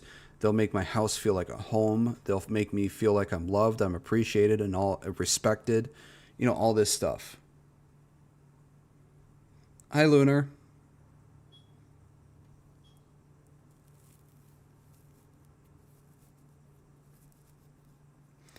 So horrible of a person that I don't even want to dip. Average looking, based woman, charismatic sense of humor. I'm putting the ring on her finger. Yeah. And she'll get more attractive to you if you love character. It builds that way. Yeah. You guys do it.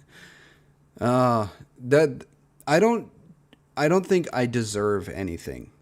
I don't think anybody deserves anything. If anybody wants something, they have to earn it. So I don't think I deserve a good waifu. If I get somebody, I think I will have earned her. Because I don't want to think I deserve anything. I want to earn anything I get.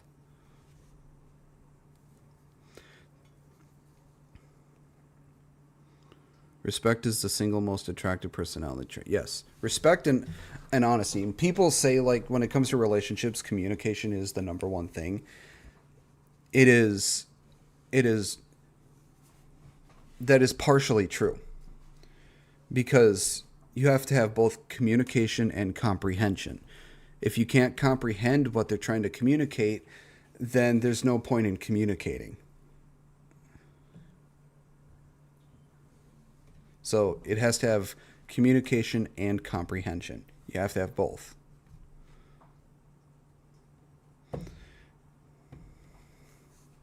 That's how you make a relationship work. Communication and comprehension, people.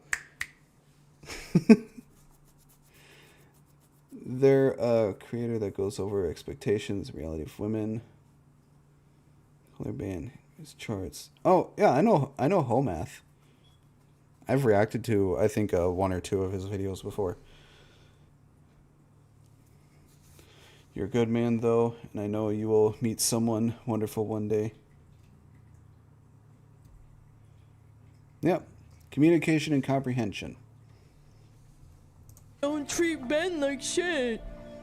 If they're ugly, that's cap. That's unironically cap. Both genders do it, dude.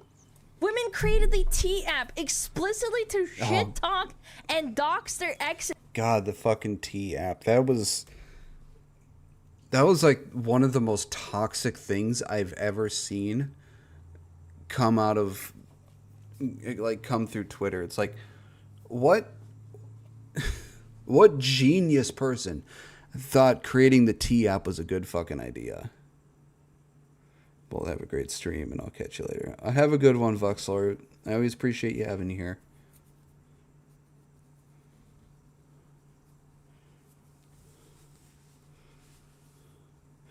Communication is not really a trait. It's more like an orientation. It's like saying sound is the most important part of learning language. I mean... Well, I mean, keeping a relationship working. Yes, respect is a good thing, but you also have to communicate and comprehend with each other. I'm the same black, 41, no kids, never married. I may have been. I'm almost 35 and I have no kids. I was hoping to get married before I was 30. That never happened. Or they're men that they don't like to ruin their life. What do you mean women won't be mean to men? It absolutely does happen. Women are mean to men, men are mean to women. They're shit people on both ends. They're mean for way less, honestly. Like, let me clarify. I don't think men or women are inherently worse than the other when it comes to being an asshole on dating apps. I think dating apps, like, as a blanket whole, are just a shithole that creates narcissistic women who think they're, like, better than every man because they get ego inflated because they get so much fucking attention. It's really not that deep. But they get all that attention because there's fucking 10 times more men on the app than there are women. Women, I believe, are a lot pickier when they're choosing a partner than men are. I think women tend to be a lot pickier. Statistically, you blow women's egos and destroy men's egos. Yeah. Some women are like, if you aren't 9 inches, get off my face. Yeah, like, honestly. It's honestly fucking disingenuous and stupid. There's still time. My dad got married at 38 and I've got 2 brothers.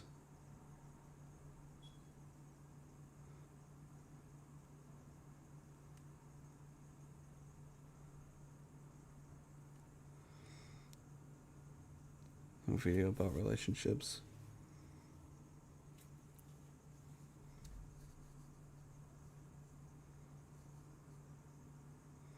Yeah, I might watch it later.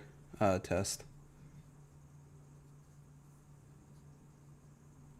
To think like, oh, women don't do this. It's just a male fucking disgusting misogynistic thing for men to bully women on dating apps. It's like, bitch, the fuck? Have you? Hey, you know what? There are very few women who like to be bullied. Same with men. I don't understand it, but they like it for some odd, weird ass reason. Not shaming, but you know, there are those who like it. Have you not, like, what are you talking about? We've seen screenshots of people getting fucking shit on for, like, being, too short, or, like, you don't make enough money, or, like, you're a garbage man, get out of my face. Garbage men make a lot of money. This is the stupidest, like, culture war topic I've ever looked at, because it exists in the vacuum. Wolfie, yeah, Ember. No.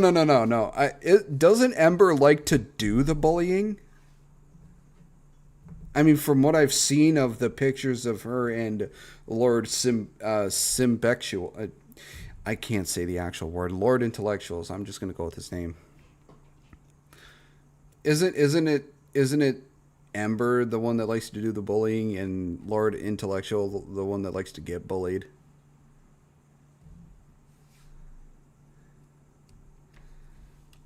Of dating apps, and dating apps are not accurate to the representation of reality. It's just not. Some people are just naturally At least I hope it doesn't happen a lot in real life. I'm not. I can tell you that. It's fucking Shad, dude. It's Shad. Speaking of this, all the this reacts Lord Intellectual have gone both ways. Valentine's Day. Dude, I love Valentine's. I fucking hate Valentine's Day. Valentine's Day can go fuck off a hill. Valentine's Day can go jump off a fucking cliff. I'm so hateful towards it. I hate Valentine's Day. All it does is remind me of how alone I am, and I fucking hate it. E-boy 1 3 4 5 6 5 8 7 6 2. Jesus Christ. Valentine's Day. Oh boy, this went viral. Look at this. So for those that don't know, you can name if you're friends with someone on Discord, you can rename them like a nickname that they can't see, so you can keep track of them in case they change their name all the time. Yeah. E-boy 1, E-boy 3, Powder brought up pretty privilege today. Said she liked to take care of herself. She is glad she hasn't had to deal with weight. Yeah, pretty privilege is an actual thing. And it sucks because I'm not pretty. I'm pretty damn average, I can tell you that. E-boy 4, E-boy 5, E-boy 8, E-boy 7, E-boy 6, E-boy 2, ongoing call. Oh shit. Yes. Bro, every single DM is under a minute old. I don't know, man. Did they all DM her at the same time? There's like no way. This has to be like bait. There's no way 8 people all DM'd you at the exact same time, all within 60 seconds of each other. This is just sad. The only way this happened is if, like, they all said Happy Valentine's Day at midnight, and nobody does that shit. Maybe they do, but, like, not fucking 8 people at the same time. Like, this is a skit. I'm calling it. It's not real.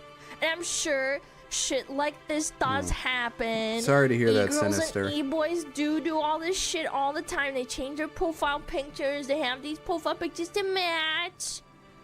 Ask me how I know. I played WoW for my entire childhood and my teenage years. Like, WoW, honestly, was the original e-girl game, and then it shifted I'm into pretty League ugly, and later but I'm on okay into with Valorant it. and shit, right?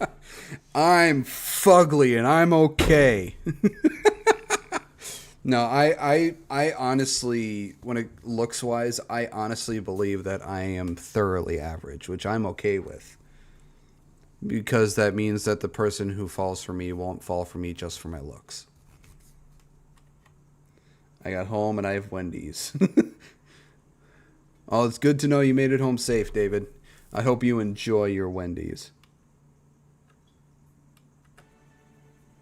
Yeah. Alana, it's Discord. How does that make it any different? You do realize they play like games together? That's part of the reason? Nah. Discord is full of e-boys and I e-girls believe it's and on Discord. No, e-kittens no. and No, I just don't i-ladies believe and it. I think this is a i-boys little and bit staged, but all the cringe I do bullshit. Think this does happen. They're like, I need to give my e-kitten her League of Legends skin or she won't play with me. Do you want a bicep pic? Oh, I love you. Mwah. It's our day. Oh, happy Valentine's E-cringe. Day. Or chat. Plot twist. This is a guy. There are also Discord kittens. As much as I hated saying that. He's pretending to be an e-girl for free Discord Nitro. Holy. That's farming. That's big pharma right there. That could When you find your lady, Griffin, make sure she knows how to cook. Why do you say that? Is it because you think I don't know how to cook? totally be true. That would be beautiful. Easy clappers. Same to you, sexy.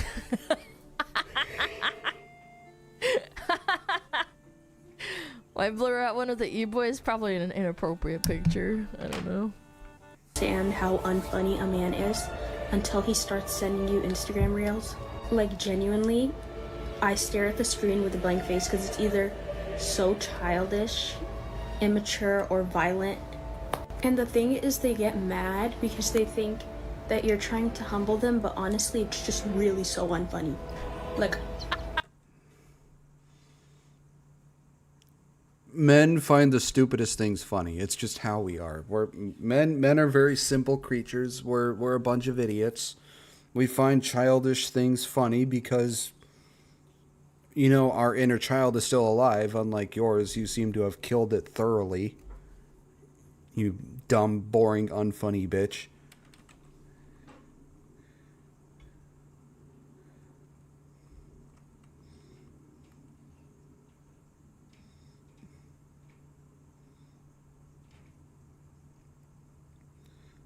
One-third lips. Mine didn't know how to cook well, but she got good. You bust your ass all day. The least she can do is keep you fed. I have yet to make my goulash. I have pizza rolls in the freezer, so I can microwave that. I don't know how anybody could find that funny. Because we're men. We're simple. We find a lot of shit funny. Hell, we find farts funny. It's just how we are. We're men. We're very simple. Lady, I've got news for you. I've got news for you, lady. You failed the test, bro. Yeah, no fun allowed. When guys send you edgy Instagram reels, they're testing you. They're like tapping you on the shoulder. They're like, hey. It's literally like a trial to see if you're gonna be a raging bitch or not. Dino Nuggy Day. They're sending you something that I haven't had chicken nuggets in probably 25 to 30 years. that they genuinely find funny. And by the way, friends do this too, but obviously, like with girls, you gotta test them more. Like, they find something genuinely funny, something that might be a little racist, a little bit sexist, or a little bit stupid in it. And if you react negatively and you freak out, that's a huge red flag. Would you You're like me to make oh, you shit. nuggies? Oh, fuck. Like, you failed the test, and you failed it so hard that you made your own Instagram Make me a reel sandwich. to How about it, that? and then you post it on Instagram of all places. This is me. This is me. Urgh, I hate having fun. Urgh. Wendy tendies are so no good. fun allowed, bitch. Sure, what kind? Turkey with roast beef, lettuce, and Miracle Whip. Guys will send each other the gayest shit. Yeah, send each other the gotchi reels. Oh god. Okay. The shit that certain friend groups send to each other would probably get them on an FBI's watch list. The shit that men send to each other. it can be fucking terrifying.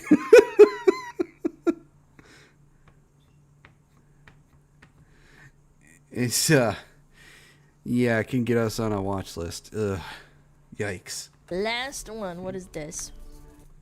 A little post. I'd love to do this again sometime. I'd like that. Aww. Oh, all right then. Text me when you're home. Bye. Bye. Bye. Well, I've just had the worst date of my life. For context, I'm 22 and I've been single now for 44 years. I honestly can't catch a break. I mean, he was nice, but his forehead was crazy. Like, I'm sorry, does that make me a bad person? And I don't know, but he just wouldn't stop talking about planes. That's How cruel. Airbus A380. He also knew which wrong cutlery with to use for a that? starter, and I don't know why, but that really gave me the ick. Blech. Maybe it's a me problem. Any person is it's mainly women that use this. Any person that says gave me the ick, I'm sorry, you're a fucking idiot. The first time a man sends me something that would make Paul I would hope he would marry me.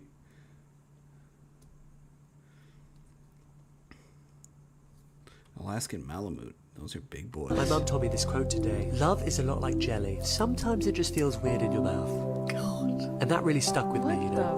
But I guess I just need to come to terms with that. Oh, and for the girlies asking, this cardigan's from Zara. Oh my god, this guy just came up to me and said, "Can I take your order?" Ick. Ick. Oh man. Live, laugh, love. See, here's social media has been such a parasite on society. Like, if you have had a bad date or something, don't go make a short or a TikTok or anything and put the poor dude on blast. Keep it to yourself. Doing this sort of shit is just... Oh, it's so fucking scummy.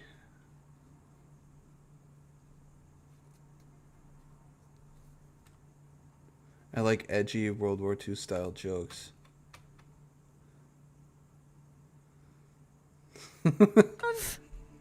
Live, laugh, love. I just love boys. I hate dating them. They're talking about stupid airplanes and shit. I hate that. Do you think guys like listening to you yapping on about fucking TikTok or, I don't know, your stupid... What is it called? Your pyramid scheme that you got into because of your cousin? You think they want to listen to that shit? That airplane stuff is... I'm here from Ember Paradox's stream, and someone said you had a daddy voice. Is that true?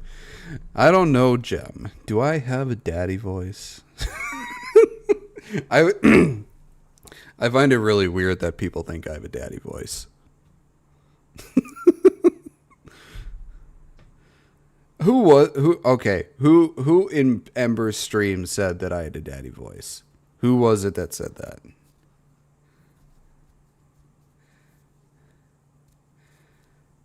I heard things. Well, I'm not sure if I have a daddy voice. This is my normal talking voice, so it's like a baritone voice, I guess. But I'm not sure about a daddy voice. Did you hear it from Lynx? Probably from Lynx. Well, black number, you do. Okay. Awesome. Sometimes I'll check if there's an airplane going overhead over my house. Yeah. What's wrong with that? He's just telling you, like, oh, look at the trajectory of the plane. It's going that way. We used to use singing terms to describe those. Fucking bitch. I hate that. I do have a I do have a good Find your hag. I do have a good I think evil trains laugh. Are better than planes, but the point still stands. Let him have This is one of the fun. many strays. Do you have one of those flashing lights on your head for the planes? Yes, clearly. I have a very big forehead. Yeah, let people have interests. I would hate this, like, honestly. You just open up to someone. Ugh.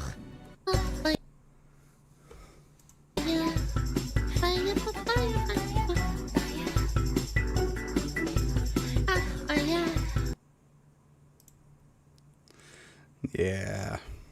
Lovely. I heard you singing yesterday. You got a good baritone.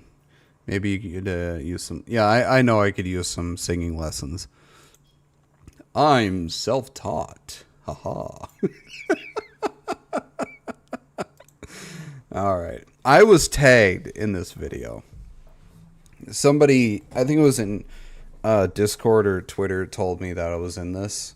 It is called Based Chud. It is a Chud meme song. So we're going to check this one out and see what it's like. See what it's about. I hope I didn't derail you. No, no, no. You're fine. You're fine. I welcome you.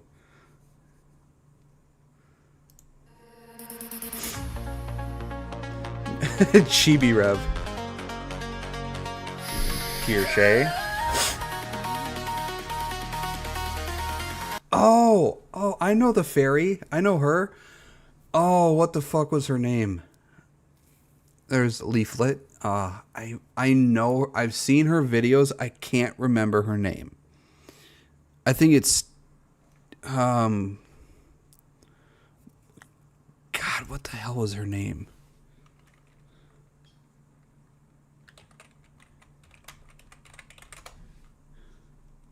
She was either a fairy or a pixie.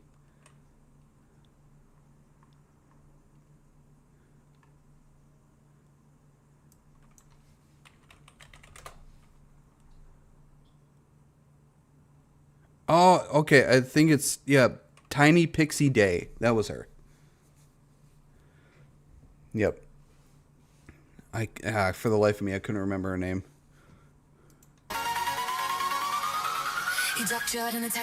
Eustace. This Juju. Little chibi Juju. Is this supposed to be Ember? Or is this someone else? I think that's supposed to be an M4.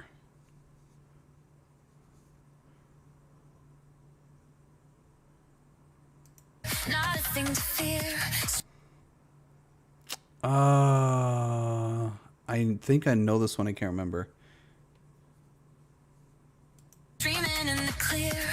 Oh, there's Ember.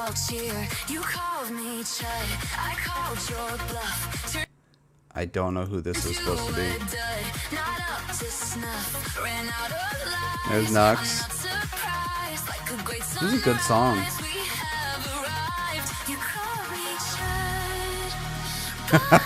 Oh, here it is. This is where it's from. Yes. Oh my god. I fucking love this. I have seen this so many fucking times. Oh.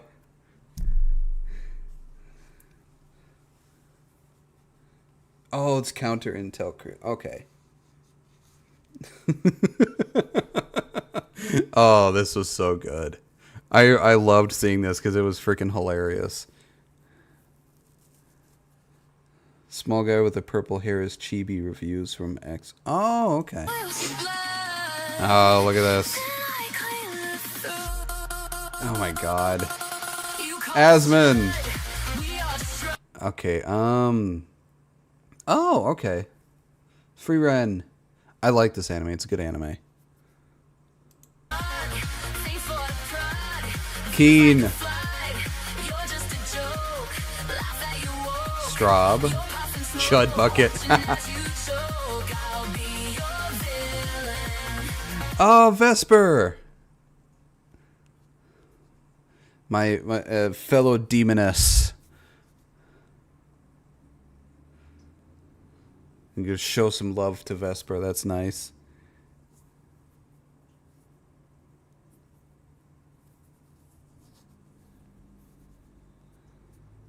The one with a lot of personal drama lately. Poor guy. Yeah.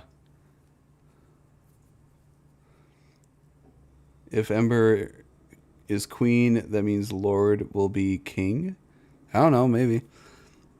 I like the Cerberus here. Yeah, Vesper.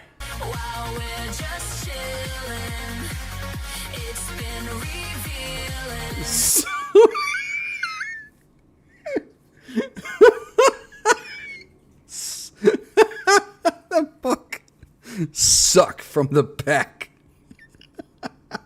Oh my god. What the fuck? Turns out it was you that I was killing. Here's the plot twist. After your list, thanks for the assist. Your attacks dismissed. Your ideas in decline. Why you hate the divine? You try to strike. Oh, this is from a while ago. I remember this. Now it's a crown I wear online. You call me turned, More Ember. to the throne. Boss your blood, then I claim the Nice. Bleach reference. I got it.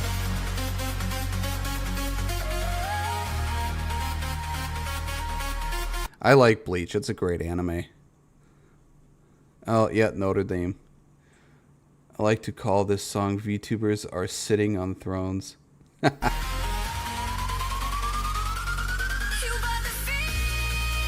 Nice. Gaming Syndicate.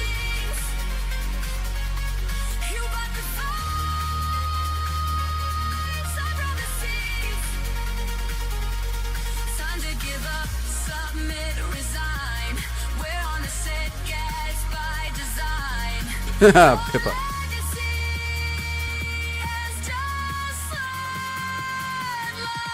You call the shot, we all should. Thanks for the blood, views like a flood. You're just a joke, laugh that you woke. Your cup is low. That was Mizuki. You choke, I'll be your villain. While we're just chilling, it's been revealed. There I am. Turns out it was you I was killing.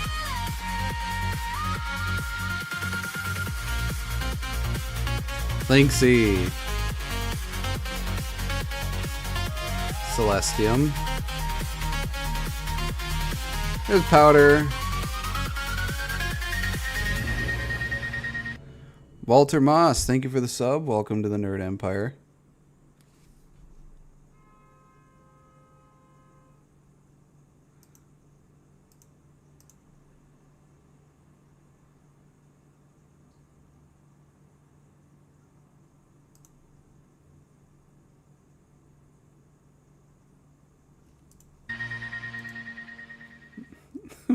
Where's she going with the chair? She's stealing the throne.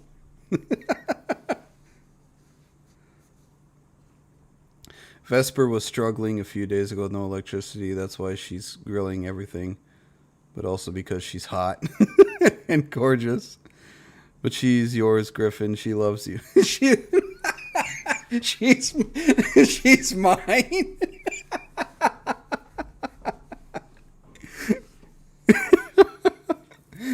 Oh, that's the first I'm hearing of this. When did Vesper become mine?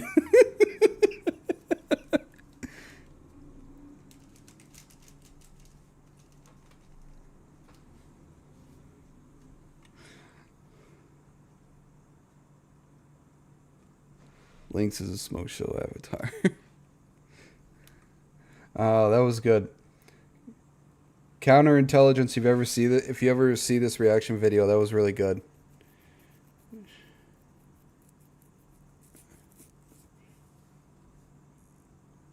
Are you, Black Number, are you saying I'm her Oshi?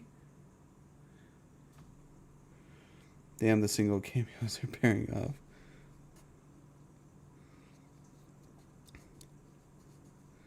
Griff, Keen. Yeah, me and Keen have been put together in like a few videos.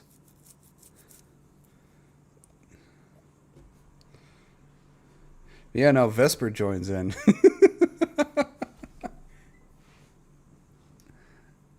I'll have to check out her reaction to this video. Vesper has to be somebody, so... Alright, well, okay, let's... Here, this is her reaction. Let's see what she says when I pop up.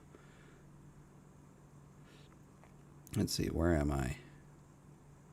Did I pass myself? No. Okay. Let's see what I want to see what she says. What do you call it? The new model. Dar. I love this new model. I think it's so great. I think it's so great.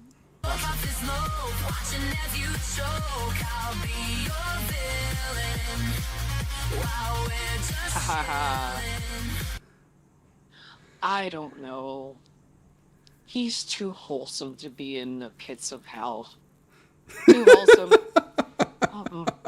I'm not buying it. I'm too wholesome to be in the pits of hell.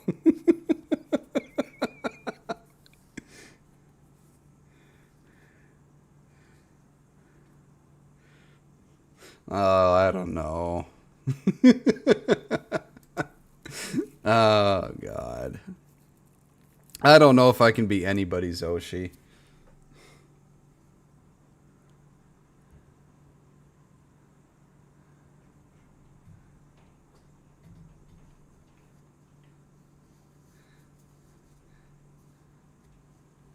But yeah, I am half demon.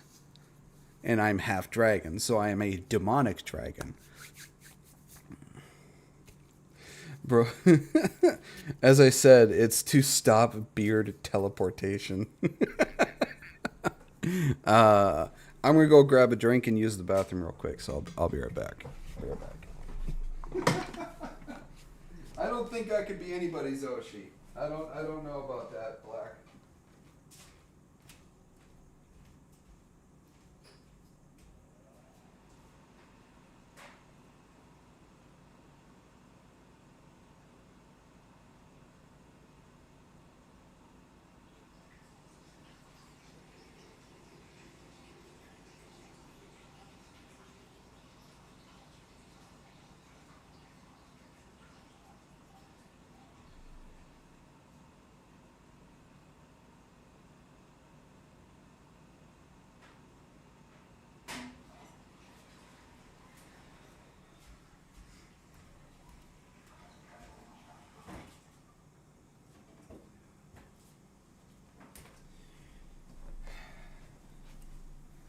Myself a cherry Coke.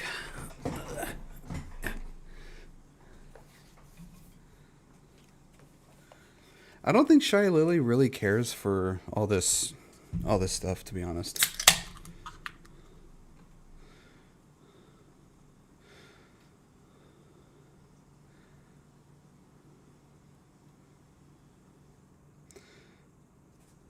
Well, better to be an Oshi than other things. I bet fan club is slowly forming around him. I don't have a fan club. Nobody's a fan of me. People just tolerate me. I want to increase my. I'll get myself a little bit bigger this time again. There we go.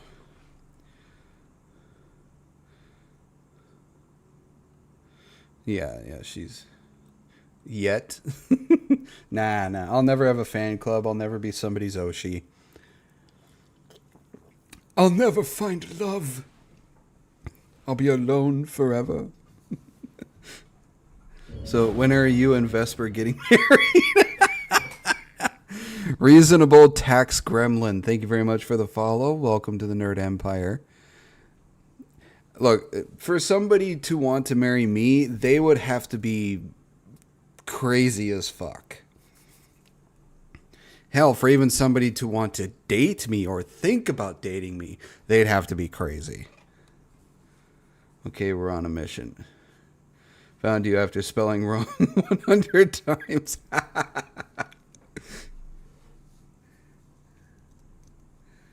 Too bad. I love her. Yeah, she does have a hot avatar. I will admit that.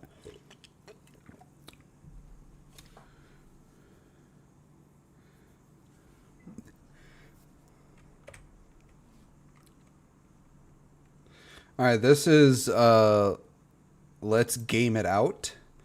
And it's they asked for a factory. I built them a chaotic nightmare.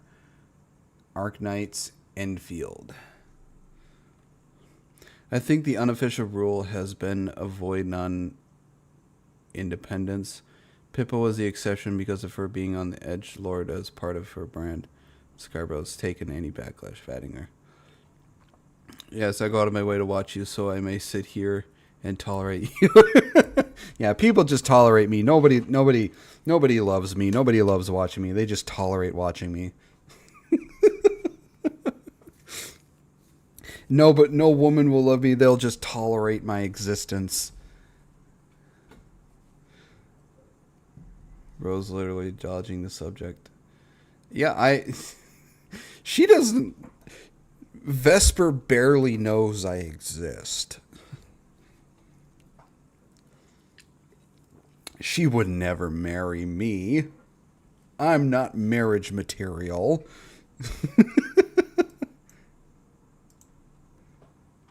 Are you kidding me? Welcome back to Let's Game It Out. We're checking out Arknight's Endfield today. They were actually kind enough to sponsor this entire video. And why would they do that, you wonder? Well, because there's This actually kind of looks like Satisfactory. Factory building in this game. And I like to imagine they thought, yeah, let's have the guy that did this. Holy crap. This and this and some of this, not to mention this, to showcase the factory building in our game. So if after watching this you're like, you know what, I want to do some factory building of my own, that's where the link in the description can help you out, because this game is available for PC, PS5, and mobile, and it's free. Anyway, let's get into it. New game, but let us set the stage a little bit. First we gotta pick our character, and as shut up and propose to her already. Yeah, Sinister. We that was the first one we reacted to, was the Vtuber games. She knows you enough to know you're wholesome. Yes, I am a demonic dragon, half demon, half dragon. you can see, our cool jackets and sweet sweaters are... I don't really have lore. I haven't thought up anything of lore.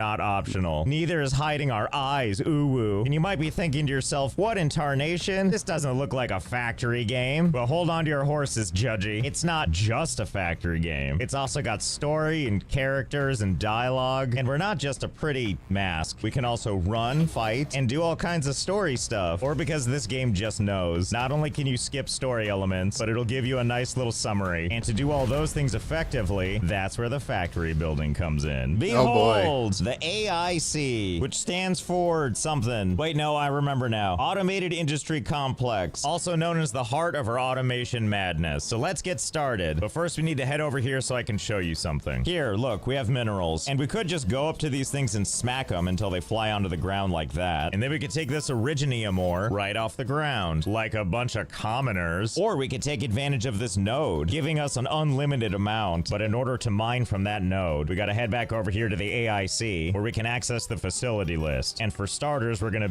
You know, funny enough, this does look like a game I would enjoy.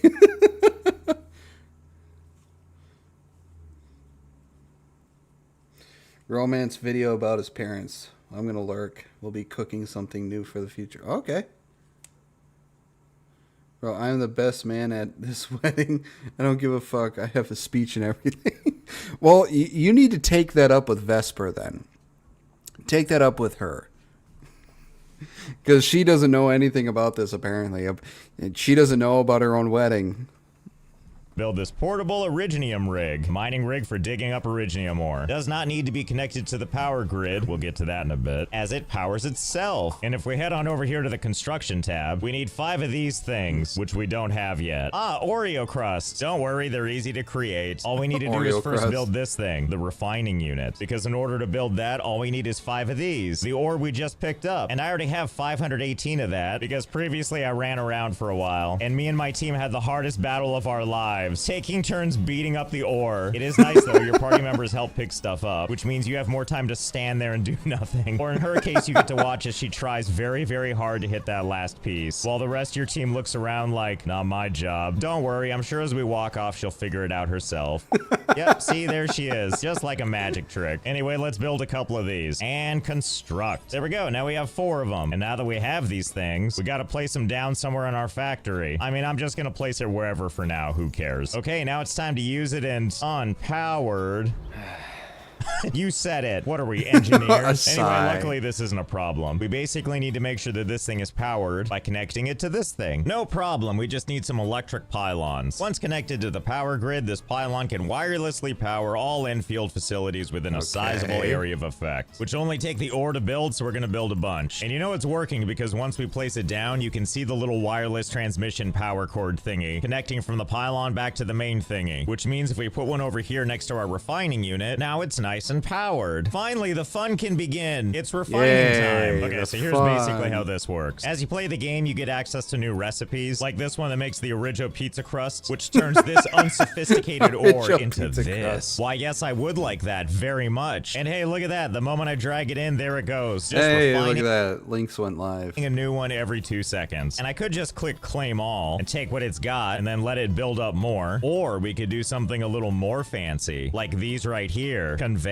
belts, which we can lay out anywhere, so long as it's in the yellow boundary. And after we place it, oh, here it comes right now. Uh-oh, it's reaching the end. What's gonna happen?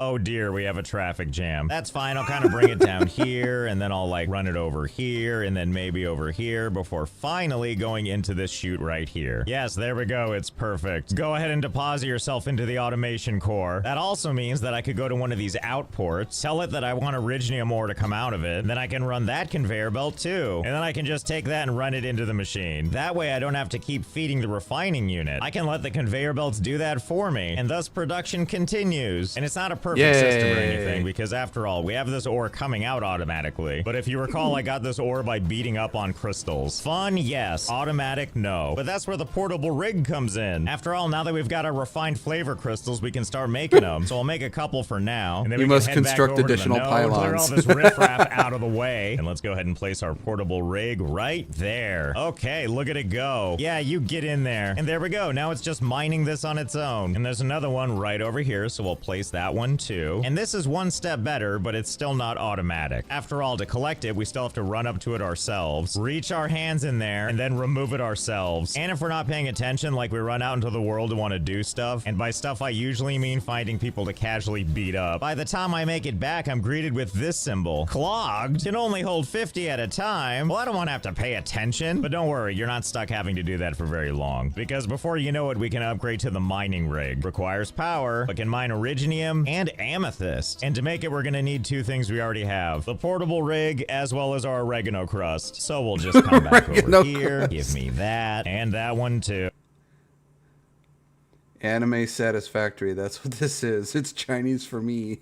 And before you know it, 2 fresh electric mining rigs. Oh my goodness, I can't wait. In all your unpowered glory. And now this time around, building one of our pylons is not going to be enough, because as you can see, it is also unpowered. So we need to find a way to get power to this pylon from this thing. But don't worry, there's a solution for everything. And that's what the relay towers are for. Can be used to transmit power to other facilities within an 80-meter radius. And look, it only takes these things. I don't know if there's anything it can't do. Okay, now we get to place one of these things. Which I guess the smart thing to do would be to place this thing like between the 2 nodes, since we're gonna need to power both of them. And as I put it down, you might notice that it still says unpowered. But that's okay, here's where the magic comes in. We hit start transmission, and now we drag a cord behind us basically. And we run all the way back to the main thingy and connect it. See, there we go. Yay. We can see the connection going all the way from over there over to there. And then we can go to the relay tower now that it has power and run one of these things over to the pylon. And now the mining rig has power. And there we go, it just starts mining on its own. And here's the great thing about this. It has 2 modes. Storage mode, which is just like the other portable rig, or belt-free mode, where through the power of wireless transfer, it just sends it back to my depot. Wow, Wi-Fi in the future is crazy. And that's our first foray into automation. We got a mineral so that we could build a thing that takes that thing, turns it into another thing so that we can store that thing, and then use that thing to build other things so that we can better mine the thing to use the thing that we're making for the thing. We've done so good. good. Oh, and I forgot to mention, you know these relay things? That's a lot of One things. of my favorite things in this game is you're going to end up having to put them in random weird places. Because you never know what you're going to need to power or where you're going to need to power it. Hello there, evildoers. Can I interest you in a relay tower playing for a your bit of travels? Restaurant Tycoon hey, on I 4 was just trying to help. Well, and I guess he's you gone. do use this stuff for like puzzles. Like this thing needs to be charged so you can get in here. Okay, we'll put up a relay tower and then we'll just run a really long cord as far as it'll allow us to go. And then we'll build another relay tower and then run this one another 80 meters. Whoops. Well, didn't mean to do that, but whatever. But I guess that's where we're building this now. Hope you guys don't mind. Pardon me, guys. I just need to come through your space to do some wiring. Anyway, before you know it, all these things are connected and you can finally put power to that thing. And then open up this door and get the real prize. Beating up boxes and stealing someone else's stuff. If you didn't want me to take this amethyst component, you shouldn't have left it lying around. And then you can just stand on top of these boxes and scream and yell at the bad guys.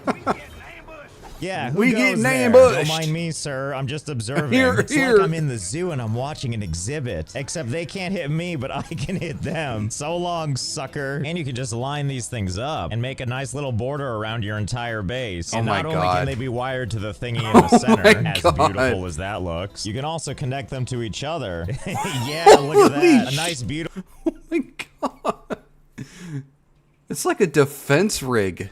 Jesus Christ. Beautiful weave of power lines. I went around and connected every single one of these to every single other one. And you may notice that some of these don't look connected to all of them. Like that one should have a lot more connections. And it actually does. It's just that at some point while I was doing this, as I was running around connecting them, it started to say this. Area has too many power transmission connections. Some connections cannot be displayed normally. Well, that's fine. I'm still gonna do it. I want us to have our nice artificial roof overhead. I also noticed that we can enter something called top view, which you would normally use to get a better look at your factory and build easier, except something tells me it's going to be less useful now that I put stuff all over the place. I mean, we still can't see the belts, it's just a little hard to see for some reason. Also, why is nothing moving? What in tarnation is going on here? Clogged? But how? You should be feeding back into the main thingy and then we shouldn't have this problem. What? You're clogged too? Oh, I think I see the problem. It looks like this facility can hold about 8,000 each, and for both our ore as well as our Oreo crust, we've reached maximum capacity. Wow, it took me longer to do this power line business than I thought. I didn't realize we churned out 8,000 of these things. Luckily, there's more stuff we can do. Like, we know about refining units, but can I introduce you to the shredding units, which heavily pulverizes various materials? Be still, my mask, this is just too much. So we're gonna build a bunch to try them out. And let's place them down and see what kind of fun we can have with them. So for the shredding unit, we gotta feed it something. We're gonna take the minerals we're already mining and grind them up into more stuff. And since there's 2 things to grind up, we're gonna put 2 of these things. Perfectly aligned with each other, as you can see. And now all we need to do is run some conveyor belts. As you can see, this side has 3 out ports, as does the other side. And you're probably wondering, huh, why don't I just split this off? We need that ore in 2 places after all, which now is as good a time as any to introduce you to this. Behold, skill unlocks. Look at this. We've got categories for Oh my resourcing, God. logistics, It's a skill processing, tree. power, and combat. And as you can see, we've already unlocked a bunch of stuff, like mining 1 and mining 2. And over here in logistics, we've already unlocked stuff like the transport belts. But down here is what we're looking for. Belt splitting. The splitter can split 1 belt into 2 or 3 belts. And then past that, we can also get belt bridging. A transport belt to cross over another intersecting belt without interfering with the product flows of both. Well, I think we need these, right? So let's unlock basic AIC the second. And we can't go too nuts quite yet. As you can see, we have a basic AIC index of 5. And these are like points to spend on unlocks. Which the way we increase that is me and the team run around the world looking for wacky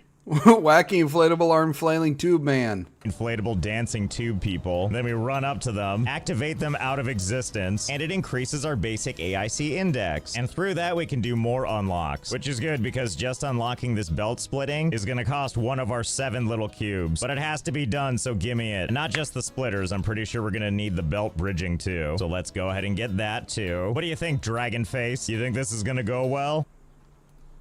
Yeah, me too. Okay, anyway, let's get started on this. We already have ore coming out of here, and on this belt, we're gonna put a splitter. Now we're gonna split it off this way and move it over yonder like this. Yes, good, things are coming out. And now it's time for the belt bridge that'll jump the thing over the thing. Yes, crossover in ways you didn't need to. It's perfect. And now we'll run that back over here, and we'll go ahead and plug this straight in like that. And okay, good, everything is working as intended. But let's see, in order to keep things flowing, we should probably Just add some more needlessly splitters. So let's see. bridge bridged just it. take one and put one right there, like that. And then we'll put a bridge right here. And then another bridge right here. And then we'll just run these across all of these like this. Yes, everything is now moving, giving us the illusion of efficiency. And then we'll just run this one over here and right into the machine. Yes, it's looking better already. But I do worry that this one conveyor port right here is not going to be enough to supply all of that. So let's just go ahead and open up a second one. Oh, yeah, no. This is working great. Now we have 3 lanes of traffic. The game is letting me know that many things are clogged right now. But let's not focus on that too much. We're not done building yet. Because after all, once we add the out conveyor belts, see, clogged no more-ish. Oh, right, I guess we should use all 3 ports. Oh, and we can't forget to set this one up too. While that other one is making the originium powder, this other one's gonna make the original crust powder. So you know the drill. We'll just put down a splitter here, then all the way over here, and then in it goes. And because we still have 8,000 of these things in our depot, we'll just lazily pull the rest straight from the depot. And for completion's sake, we'll fill up the 3rd one too. So instead, I'll just pull it from this bell. Why not? I mean, hey, if it works, it works, right? And it sure does look like it's working. Okay, so now we've got our 2 piles of powder. What are we gonna do with that? Actually, I don't need to wonder. The game will tell me. All I need to do is click on a thing, and then click on this thing, which brings me to the database. Oh, silly me. We can't make anything with it yet. Not until we research new technologies for it. I mean, that's okay. We'll just run these things back into the depot. I mean, it's not for nothing. Everything eventually is gonna have some use. That said, don't worry, there's still hope for us. Like, there's all kinds of stuff we're gonna need. Look down here at gear assembly. Like, let's say you need to make some armor for your people here. Who doesn't want to wear this sick-looking clean suit? And for that, one of the things we're gonna need is this, the amethyst component. And as we can see, to make that, we need actually 2 things. We need originium and amethyst, and we need to take those things and refine them into these 2 things. And then we shove those into a gearing unit, and it turns into a CD-ROM drive. And for that, we're gonna need some amethyst. Luckily, I can see it from here. So you know the drill. Come over here, find one of them nodes, slap one of those electric mining rigs right on top of it, and let it airdrop amethyst back to our depot. And now back over here at base, we just need to find a place to shove this, and then run up to one of the out ports, set it to amethyst ore, run our amethyst right out of the depot, and run it all the way to the refining unit. Okay, there we go. Now it's making that thing. That amethyst tickler. Wait, what is it?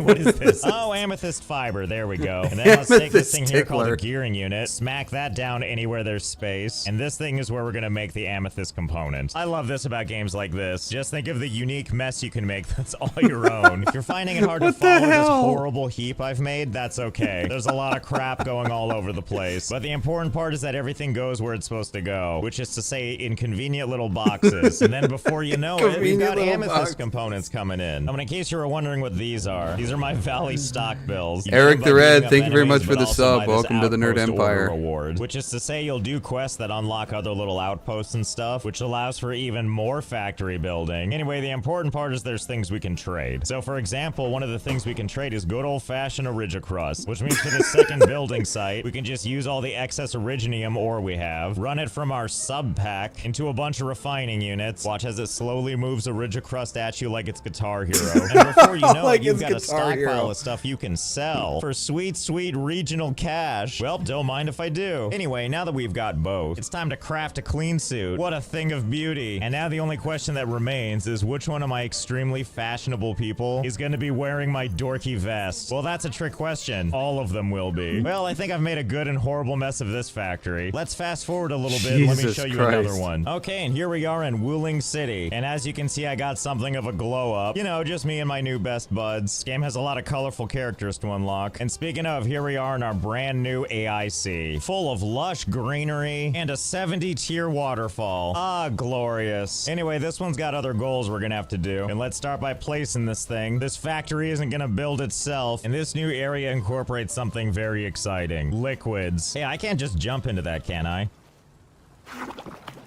Okay, yeah, maybe don't do that. But if we take a look... How are you... Why did... What? You died? How are you not able to swim?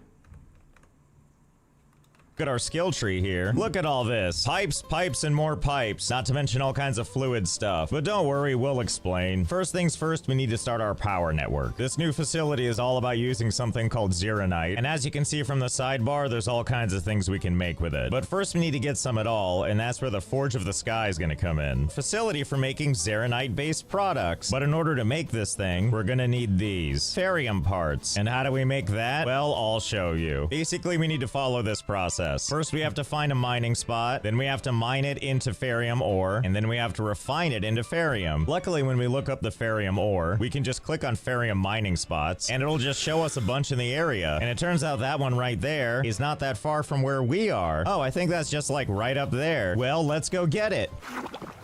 Whoops. Oh, excuse me. I gotta be more careful around all that water. Ah, here we go. There it is now. Now, eventually, we'll put automated miners on this, but for now, we're just gonna beat up all the ores so we can get started quicker. Because these spots require electric mining rigs Mark II, which in addition to this old favorite, also requires ferrium parts to make. So we'll get there soon enough. Until then, this should be enough for now. Okay, we're so close. All I have to do is refine it into this thing and then fit it into that thing. So first things first, let's put down a refining unit. I also He needs like a one thing for the other thing to make this certain thing to go get the other thing.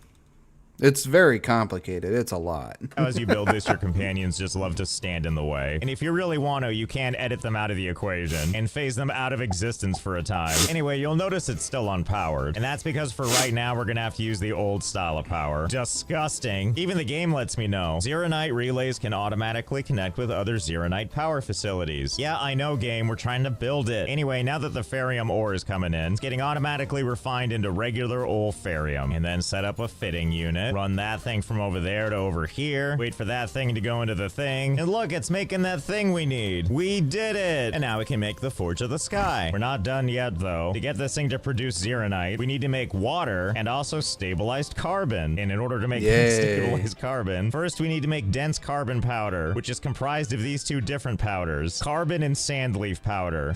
To make that, we're gonna have to shred some carbon. But in order to make that carbon, we're gonna have to refine it from this. Buck flour.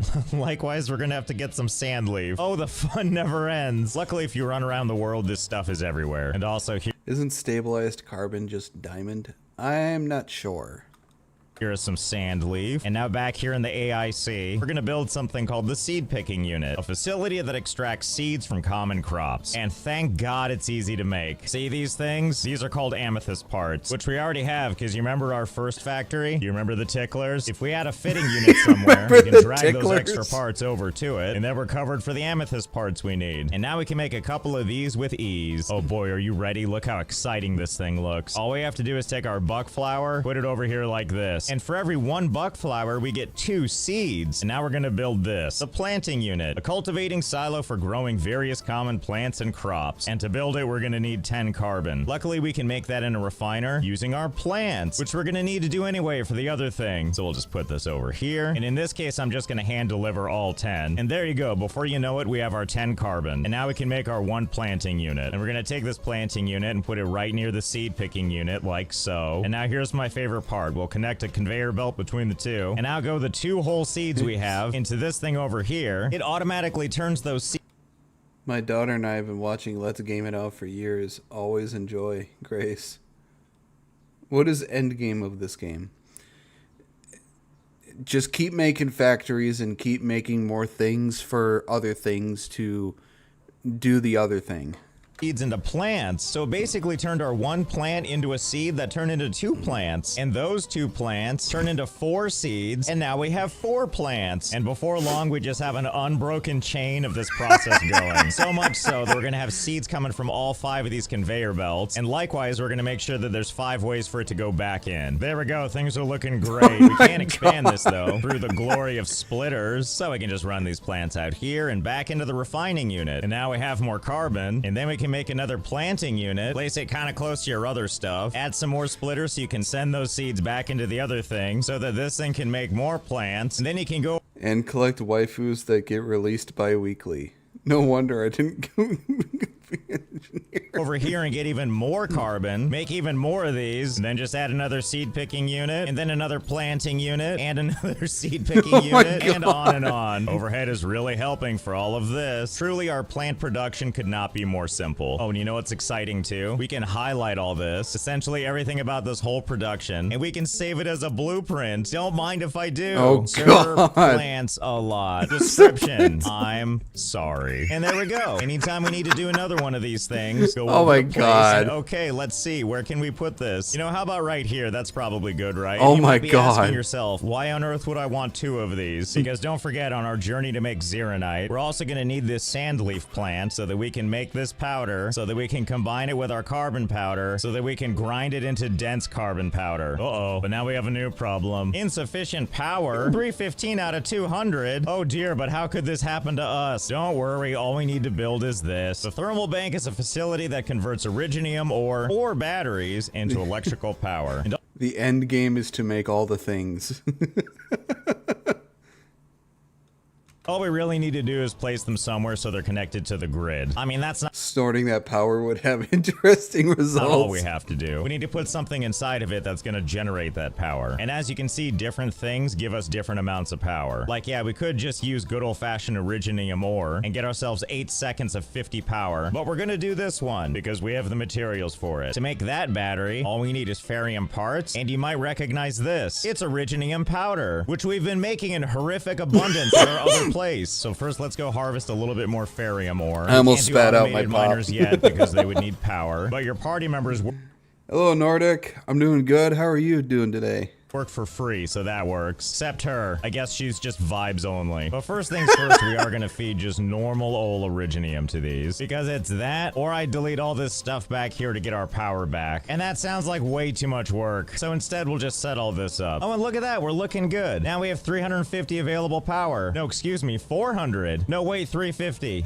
And now 300. It's burning through this stuff faster than it can maintain the power. But whatever, that's good enough for now. As long as it can continue to make these things, and then long enough to set up me making the battery, that'll be good enough for me. Oh my god, it's happening. And then they go back into the depot, and then we'll switch this over to the battery. Okay, now we're talking. Look at that kind of power. And just to make sure this production line never stops, we finally have the means to start making mining rigs. And now our ferrium needs are squared away. Meanwhile, setting up this second plant factory should be pretty easy. I mean, I say that, I can't really remember where it starts. I guess it doesn't matter so long as I put it into something. I don't think it should take much. I think if we just put the one sand leaf in there, everything should handle itself. That one flower is turning into so many others. Anyway, while that's getting underway, let's focus back on that carbon we needed to do. As a reminder to this convoluted mess Jesus I've made for Christ. myself, Zeronite is what we're after. And right now in this process, we are right here. So the next step is setting up shredding machines so that we can turn those into powdered form. And now I'll just run the carbon over here. And look, there's our sand leaf. I do believe it's splitter time, so we can have that too. And now let's set up one shredder and two shredders. The amount and now of it's making the amount of chaos his factories have is fucking astonishing.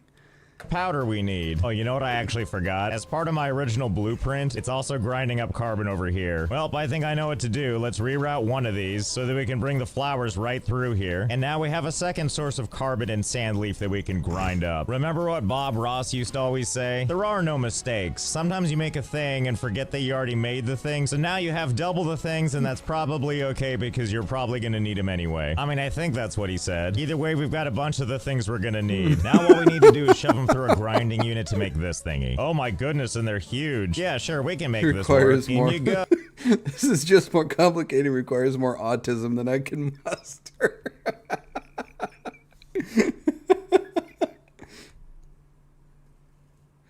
And I thought min-maxers of Stardew Valley are too much.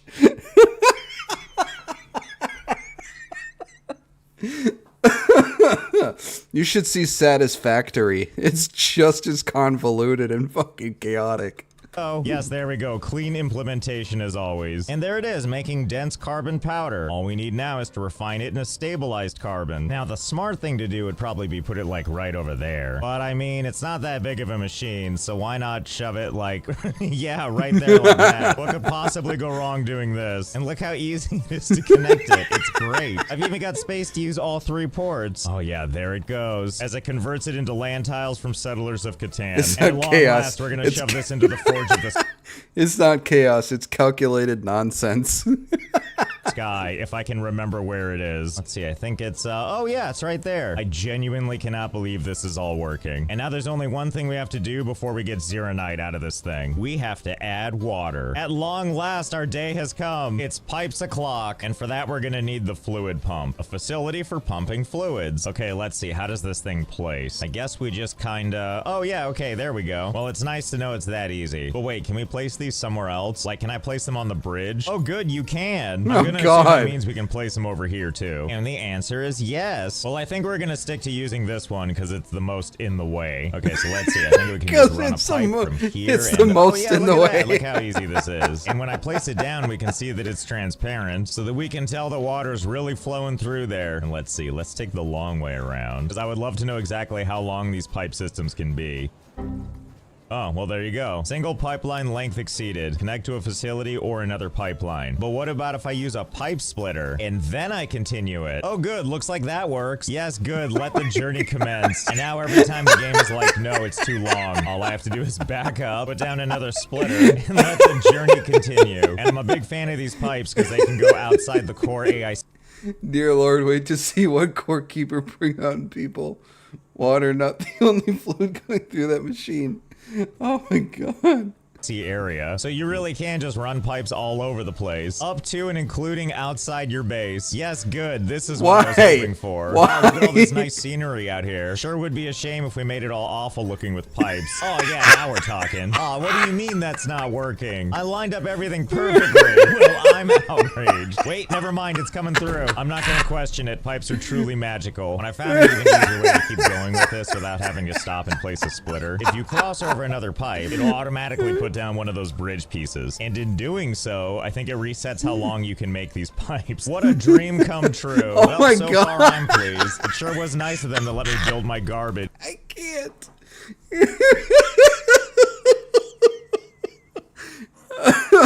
Look at all that fucking nonsense. All over their nice land. And now that we're heading back to our base, now I have to know. Given all this nonsense, is it still gonna work when we shove it into the Forge of the Sky? Well, I guess there's only one way to find out. I guess we'll know for sure if the water catches up. Oh yeah, there it is. Now it's automatically making Zeronite. And there we go. Not only is the water here, but it's immediately maxed out. What exceptional flow on all those pipes. And after all that, we finally have our Zeronite. Which, oh boy, is this awkward. I didn't leave any... Oh my god.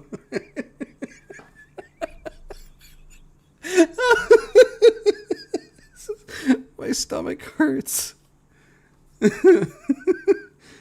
This had tectone and lobsters as brain rot. Here we have this. You saying my stream is brain rot?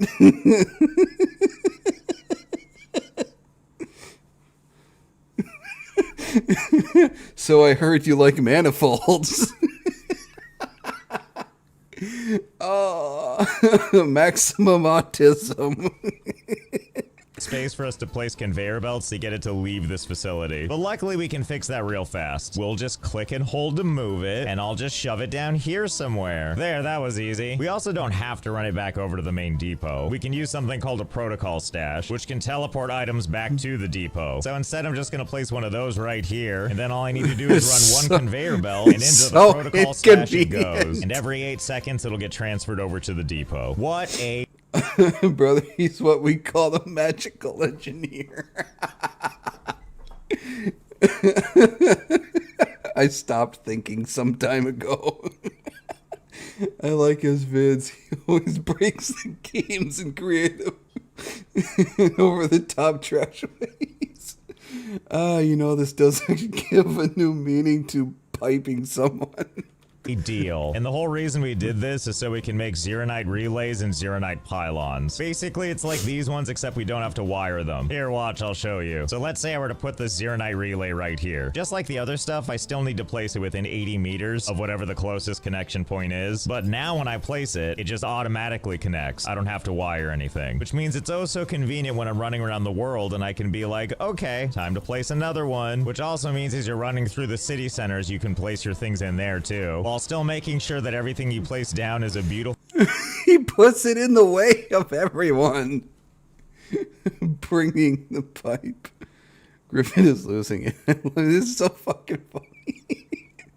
This is insanity, yes, but it works. Full eyesore. I'm sure when they were setting up their sampling station, they were really into the idea that I would just place a giant power relay in the way. Oh, and here's something else fun we can do with water. You see all this water over here? If we put a fluid pump down here, and then we look at the information, we can see that it only has 45 of 45 clean water, which is different from this one over here, where it has infinite clean water. So what is the difference, you may wonder? You may notice that as it's pulling the water out and holding it in the fluid pump, all the water is going away. Well, that's just lovely. I'm sure the village is very happy about this. And unfortunately, the game is smarter than me, because the first thing I tried to do is put like a pylon down here. And it's like, no, of course you can't put one down here. Oh, and if we want to, we can put the water back too. We have this other thing called a fluid supply unit, a facility for dispensing fluids, which means we could take that, connect it to the other river, then run a pipe between the two. And there we go. We fed the infinite river. And you can do it the other direction too if you want. You just have to set it to pull from this side and then send it back over to this side, and then there it goes. I mean, in theory. I guess they're pulling back and forth forever, so not really. This does give me another idea, though. So we have this thing right here called the reactor crucible, a facility for running solid or liquid state chemical reactions. Well, that sure sounds complicated, but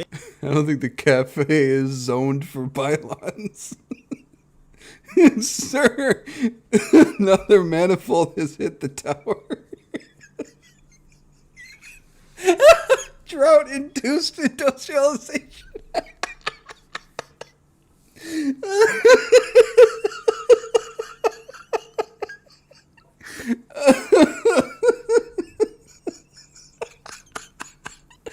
Oh, my stomach hurts.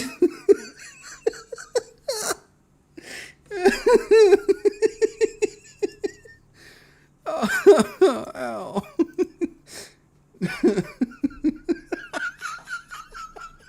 I don't know why, but the drought-induced industrialization just got me. Dude, be like, what happened to my view of the city? I can't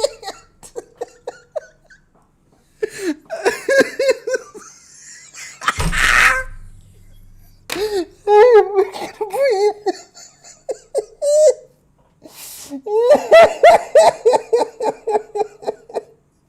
You're not fucking helping, Nordic. I'm fucking crying.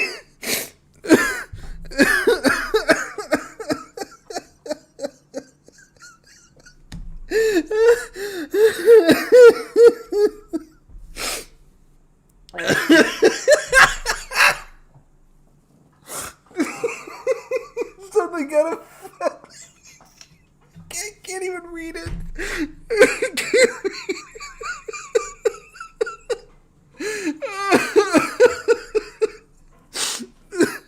I can't see him crying.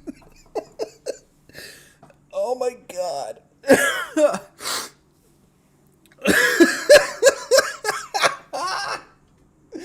Oh, something got a fuckly machine here.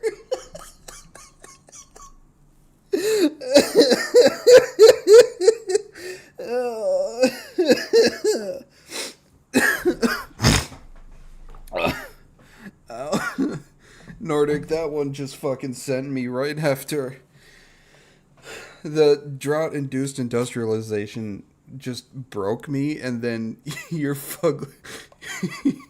your view of the city one just sent me over the fucking edge. Oh. I gotta calm down. Oh.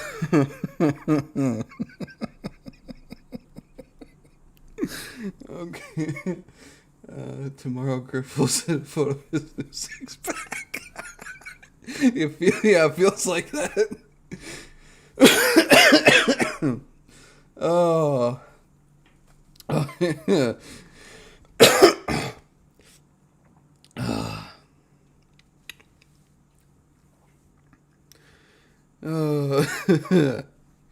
Should see Keen when he heard my Quango song. I thought we'd have to do a wellness check, and now I'm hurt again. Oh, I'm okay. Don't worry, I'm okay. Oh my god. I don't think I've laughed like that from stream. Ever. Oh my god. Chat nearly killed me. Oh, and yes, Happy, I'm fine. I'm okay. You and Nordic just nearly killed me from laughter. Jesus Christ.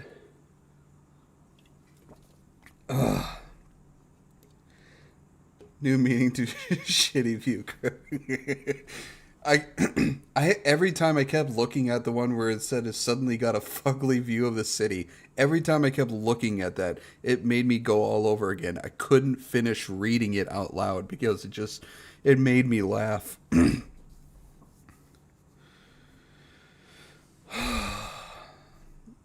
No, I saw you guys having a conversation about some dog or whatever, and I just let you guys have the conversation.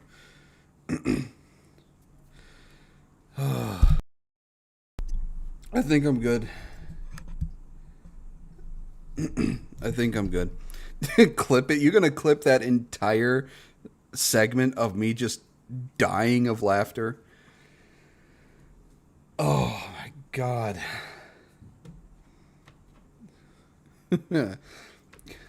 I thought I was gonna have a hard time breathing. There's only been one thing that I've watched that made me laugh to the point where I was like a second away from passing out and falling out of my chair, and that was from a Daz Black video. Oh god.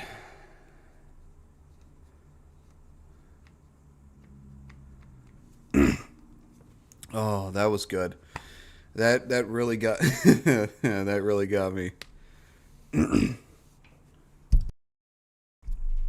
All right, let's continue on with the calculated nonsense of this video. Basically, you would use it to combine clean water with something else to turn it into a delicious looking fluid, like liquid zeronite. And that shouldn't be too hard. We already have these two things. So let's hook up another water pipe and, you know, this river isn't fancy enough for me. That and I'm kind of curious. You see these waterfalls over here? Do you think we can pull water from that? Surely there's no way, right? I don't know, it sure looks like it thinks it's a water source, so let's see. Aha, victory. Well, okay, here we go. Oh, yeah, that's the good stuff. The finest water for the finest factory. I'm also really pleased that the game is so flexible with letting me just place pipes wherever I want. Like, it doesn't even care if you place it on top of your conveyor belts. It just places a little stand and it's fine. And that's good, because if there's one thing I feel like my factory was missing, was a nice splash of blue color. And now we can have that. Okay, finally the water made it. After a very short trip, and we'll just add some of our zeronite to this, we can see inside the reactor crucible, we can see that the two combine to make this sumptuous new fluid. And as this thing continues to work, we're gonna set up a thing called a fluid tank so that we can make sure to store as much of this as possible. Okay, let's see. I gotta make sure to unload the right pipe. I'm gonna assume it's this one because of the arrows. Yep, there we go. Excellent. We have a brand new exciting color. Slowly but surely. Looks like Gatorade being pumped out of it. Filling up this tank. I missed a treat and I gotta play this game. Water God's thinking, the fuck you put that thing there? Yeah, Kurt, you missed me having like a laughing fit for like 3 to 5 minutes.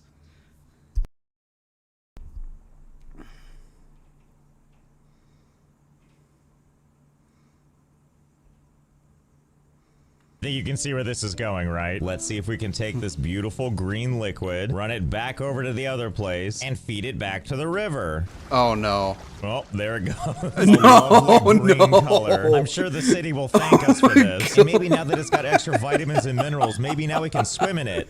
Nope. Well, it's worth a shot. Now, I was really hoping that it would also pull it out like it's doing here, and then send it back into the other river, but that doesn't appear to be the case. Sadly, it recognizes that the two are not compatible, and because that one is infinite, I don't think it's ever gonna let me dump it in there. But boy, am I still pleased about this. Another thing I can tell you is this game really... It's...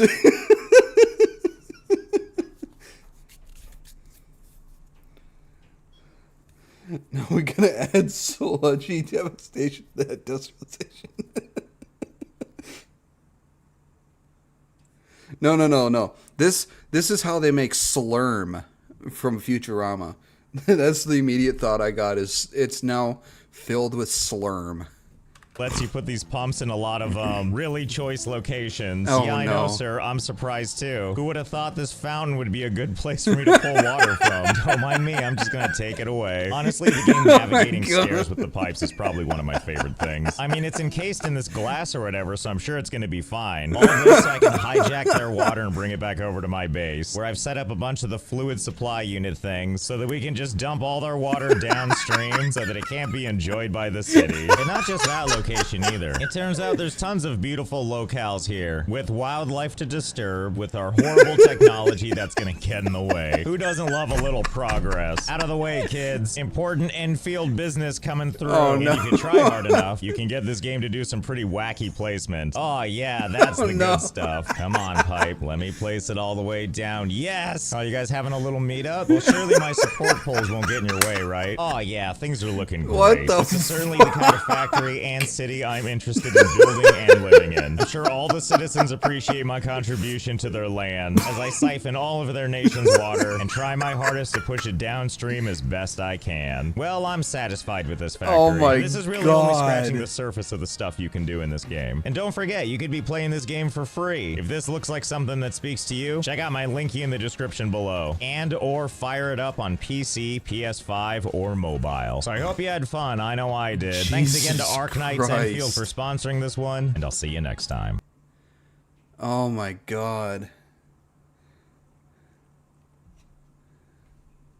Oh, Danny boy, the pipes are calling. Jesus fucking Christmas, I'm an atheist and I need more whiskey.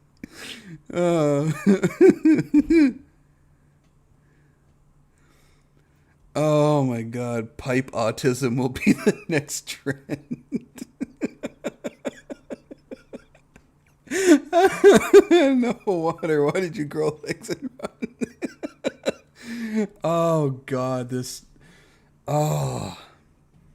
video. Oh my God. This nearly killed me because of Happy and Nordic. They almost killed their streamer with laughter. The children yearn for the factories. We're sorry, Daddy. Oh, don't worry, Happy. If I die from laughter, that's a good thing. Oh my God. Oh, that was good. All right. Psychro, if you're still here, we are now reacting to your other video, The Golden Fall by Psychro. I hear Disney has a hero called Dr. Piper Tiss. Hi-ho, it's off the pipe we go. Alright, this is Psychro's AMV called The Golden Fall. Let's check it out.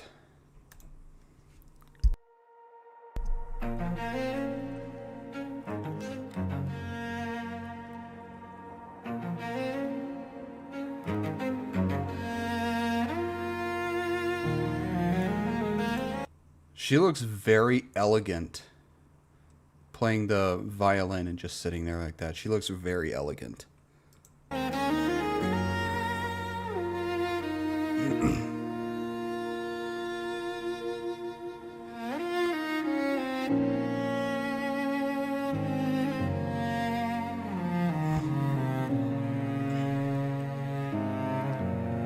The leaves turn gold, then fade to dust. The trees stand bare, like bones they rust. The air grows. Oh, that's... Oh, you combined both of her fire and ice. That's really cool, Psychro.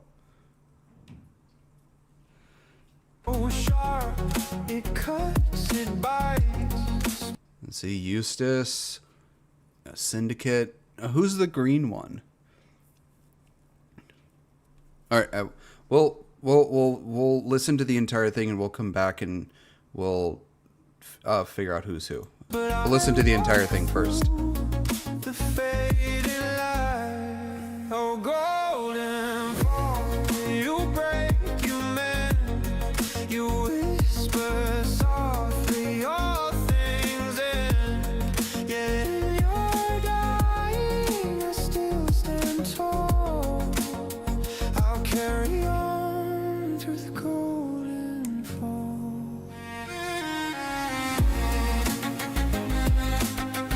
Oh, this sounds so good.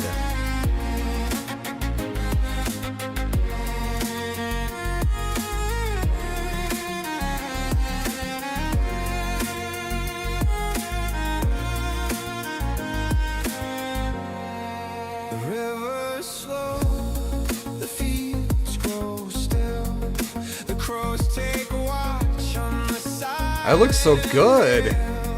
The fire burns low, the shadows creep, but even the hunter must learn to sleep. Oh, golden fall, you break, you mend, you whisper softly your things in, but in the ruin I hear the call.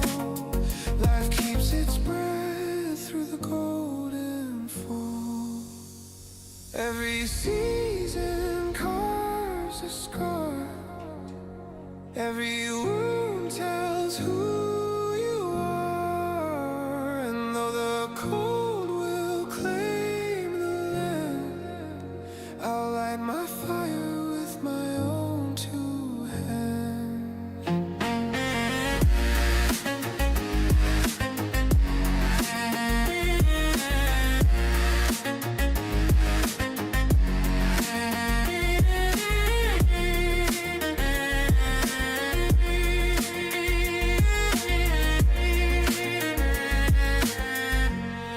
Oh, golden fall, I see your grace in broken earth, in time's embrace. The frost may bite, the dark may sprawl, but I'll still sing of the golden fall.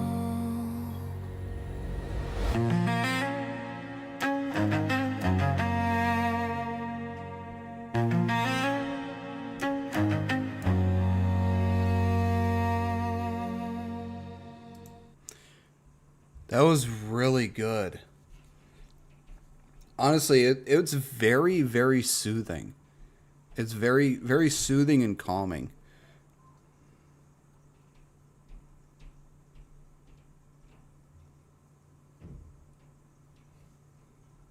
Yeah, that's fine, Black Number. It was very good. When you pulled this out and held it and the way it's shaped, I kind of half expected a blade of golden light to just start coming out of it. Because it's basically shaped in the way of a sword hilt and stuff would be. So I kind of expected like a golden light blade to come out of it. But let's go back through it for see if we can't name all the people. Okay. All right, we got Lord Intellectual, Ember. This Kirsche, and this is Smugglana with Fire and Ice combined. I like this look. All right, we got Eustace, Gaming Syndicate, and Mavluck, as I see. Mavluck, okay. We have Keen, Leaflet. This says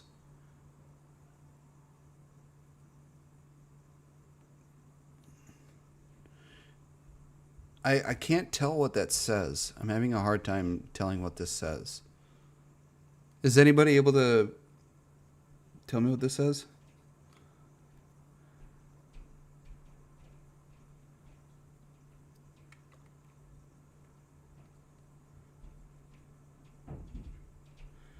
Christus imperit. What is that? That's Latin, I'm guessing. What does that mean in English?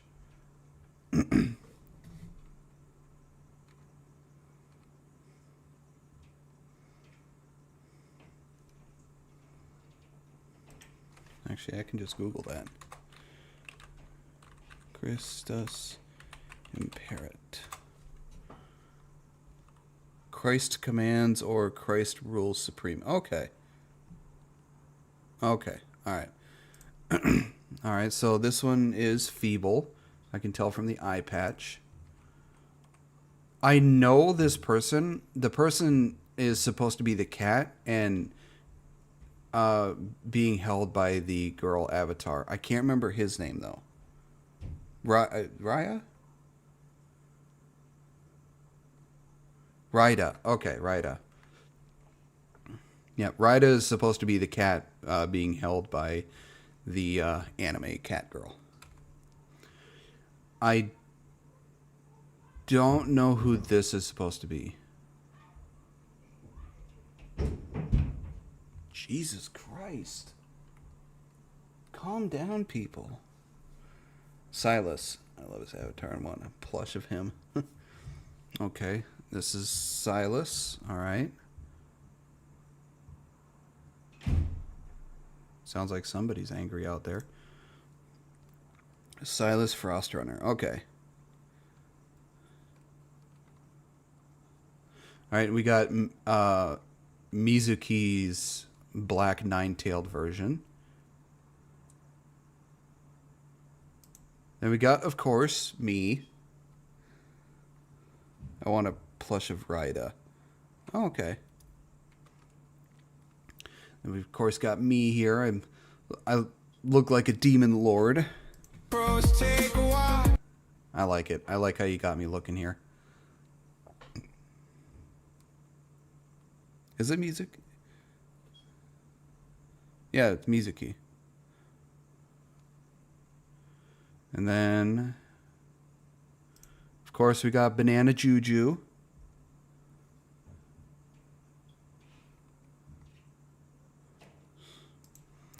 And is it Cross Legends or Cross Gaming?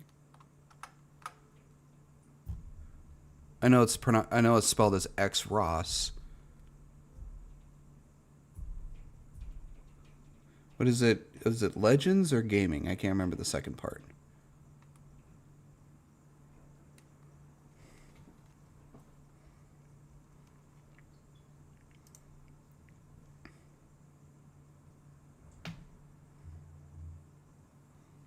Okay.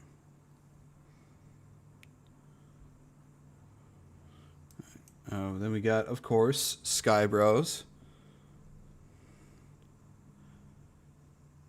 And I can't remember. I remember Keen telling me his name. I can't remember it. It's like it's on the tip of my tongue, but I can't remember.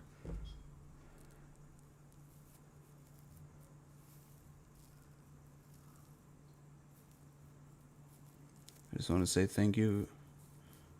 Cross Legends. Okay. I want to say thank you to the incredibly talented artist here for gifting us with these absolute beautiful pieces of art here. Yeah. Kodiak. Yes, Kodiak. That's what it was. All right, we got Kodiak. I don't know who this is.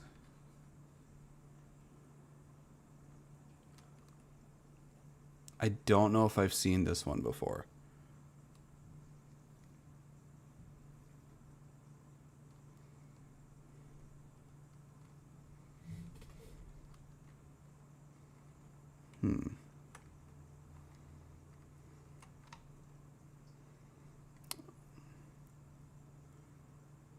I wonder if they're in the description.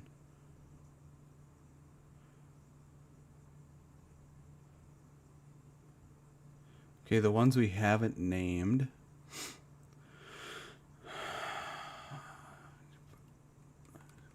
This might be Dot Pocket. I think this might be Dot Pocket.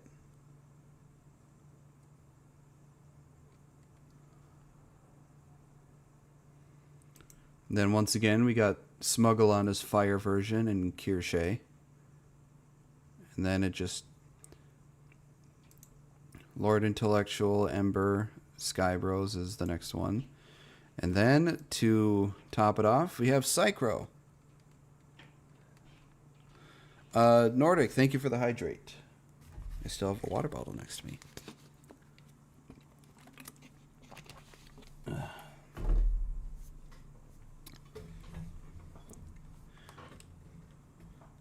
Alright. That was a good one, Psychro. Very, very good job on this. And I'm going to give it a like because I'll probably listen to it later because it's very calming and soothing to listen to. It's very good.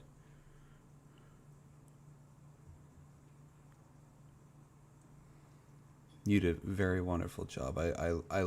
The violin with the dub, like the dubstep beat, it reminds me of what was her name?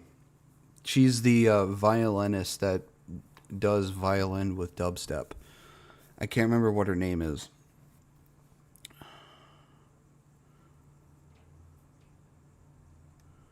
Oh, what was her name? Lindsay Sterling. Yes. Yeah. The violin with the dub beat reminds me of Lindsay Sterling as well. Because as soon as I was really listening to that, I was like, this reminds me of Lindsay Sterling. It's really good.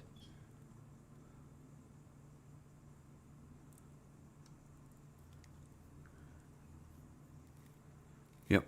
I can't wait for your next one, Psychro.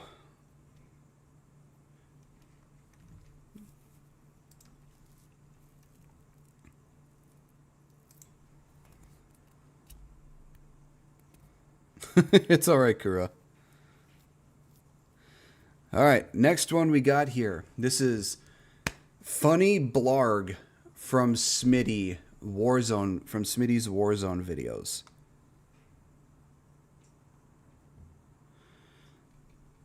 So we're gonna listen to Blarg.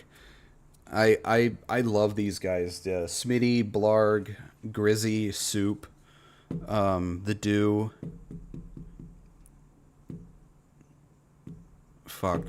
The other one is blanking on me.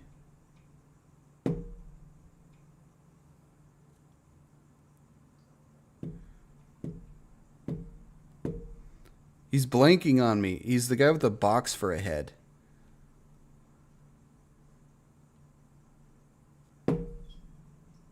Why is his name blanking on me? I watched him a lot. I can't... What the fuck was his name? I'm subscribed to him, so... McNasty, that's what it was. McNasty. So yeah, Blarg, I like the entire group. Blarg, Smitty, Grizzy, McNasty, Soup, Dew. They're all fucking hilarious. They're great. Blarg is really out there with his commentary. All right, here we go. Let's go, Jafar. You got a You bueno. speak English. First thing you say. You speak English. Looks over to the left. Do you speak English?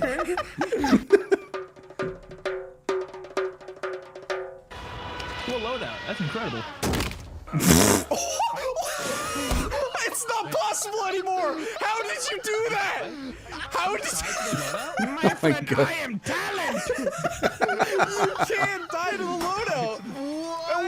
Why did that just get? When it fell on him, it I'm probably gonna butcher the hell out of your name. Erhendrix VA something. I'm probably gonna butcher. I'm probably butchering that. Thank you very much for the raid.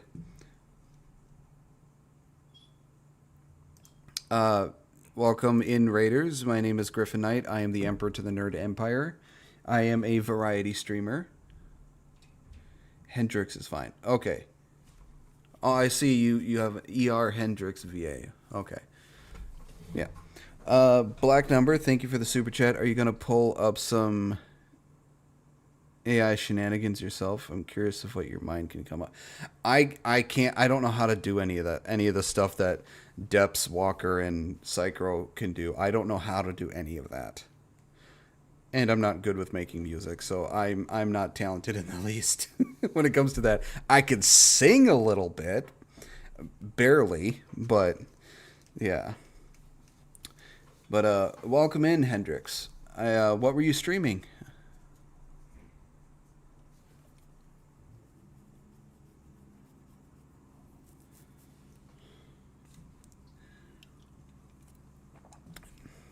Dark Iron Run has gifted 18 subs. Castlevania SOTN. I don't think I know that one. I only know like the Castlevania from like at the NES or Lords of Shadow.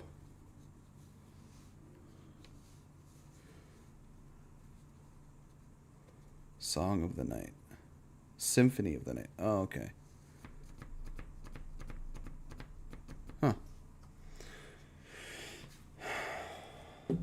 Gifting subs?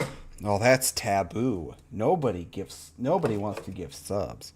That's a taboo thing. Don't do it, people. It's a Ponzi scheme. Gifted subs for that. How did you die? Bro, that's actually not possible anymore. How the fuck? I am above the law. I am above the law. Matt's the master of doing things you're not supposed to do. Like he manages to kill himself with airdrops still when it's not possible technically. Cool loadout. That's incredible. I feel like he really would be a good game tester. Come on, Mr. Loadout. Dude got his head Matt, crushed. Stand underneath it again. Here we go. Okay, yeah, it's broken. I figured it was just they. And he's the only one that gets killed by them. You can get killed by the loadout. Oh, can you? I need to go to sleep or else I'm going to get fired from my job. Have fun, everyone. Love you. Go to sleep, Black Number. Stop being here if you work tomorrow. Wow, thanks Twitch for sending me 9 more Twitch recaps for some reason. Ow! He still dies. I hate the fact that I stood underneath it. I stood underneath it and I didn't die, and then Matt died. Of it. What the fuck? Always. It's weird that it only affects Blarg. He's the only one that dies from it. Everybody else doesn't. How does he always find the way to do that? Have a good night, Black Number. Thank you for being here. Buggy back in the city. We're gonna meet up with him at the crossroads. You suck. Get away from me. Dude, hold on. Oh my god. That's why you spun me! He did not just get ran over like that. I'm gonna lobotomize him. Oh! Why do I always witness Matt getting run over? I swear. Come here. Oh my god, my friend. What the fuck is Blarg Blarg just doing? walking back here? It's like an NPC. Where are you going? Let's go see what he's up to. I hear something. Once again, he gets run over. Where'd you come from? I got hit by a fucking truck! First it's the loadouts. Now it's the fucking vehicles. Blarg just cannot catch a break. Alright, time for me to get a kill. Alright, we're gonna. Alright. Okay, hold on, we can do this. Alright, press C. 3, 2, 1, C. Matt? Alright! Crash. I'm on left. He's gonna crash. Let me kill him! Wait, you did? I downed somebody. Fuck! I got lit the fuck God up. damn it! They're in the hole? Yeah, they're gonna come up from there. Oh, He's wait. down I'm for gonna funny, sit on but- top. No! Absolutely I'm ready not. to jump. Bro, I'm ready to jump. Bro, I will jump in the middle of nowhere. Go, Matt. Let's get in there. get it! Oh my god. I'm getting the fuck out of there.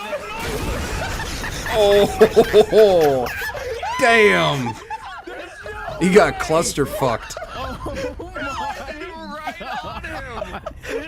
I'm never staying in a helicopter with Matt. what do you mean, dude? We just got great content. Get in the heli, Matt. Come with me.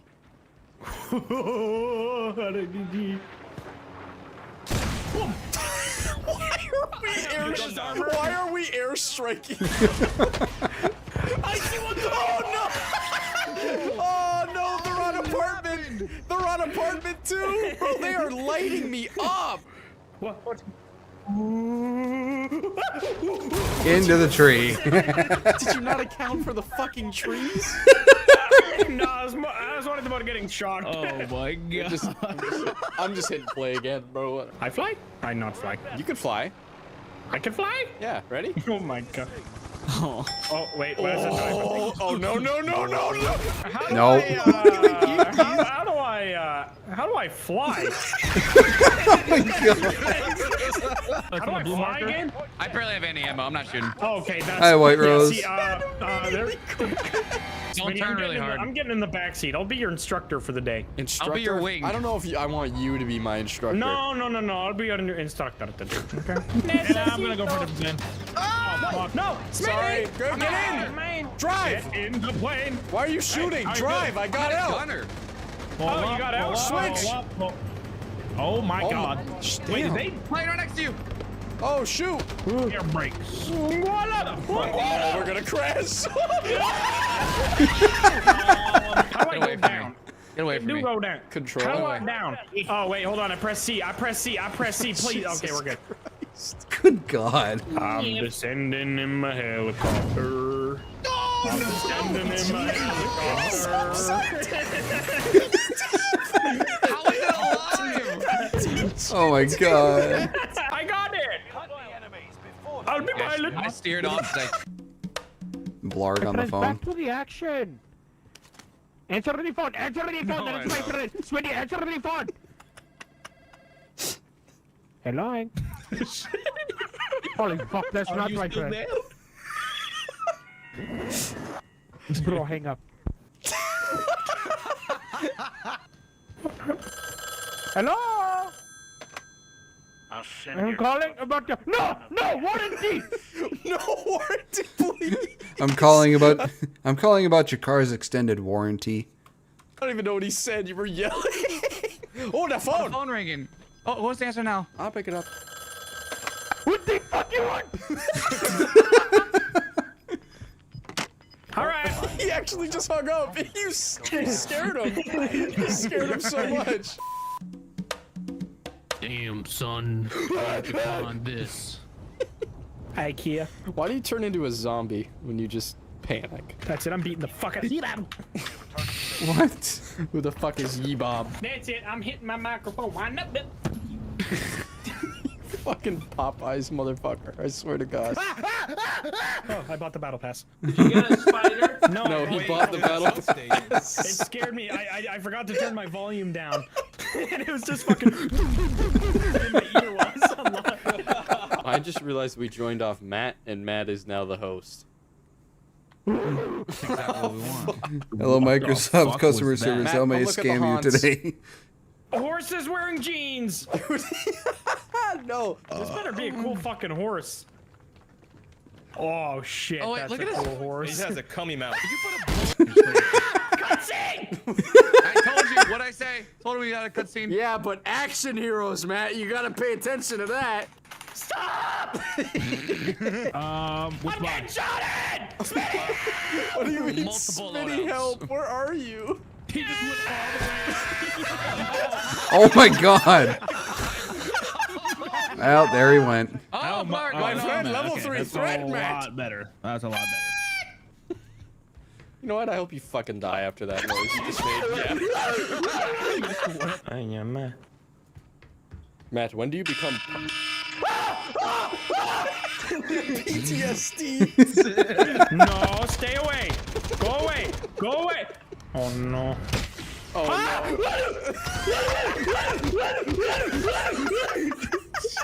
Jesus Christ. Fuck? Oh God. What's a sentry gun, Matt? Did you think that was a person? I couldn't see. My whole screen's blue. I'm gonna diaper. What does that mean? What? Did you say you're in a diaper?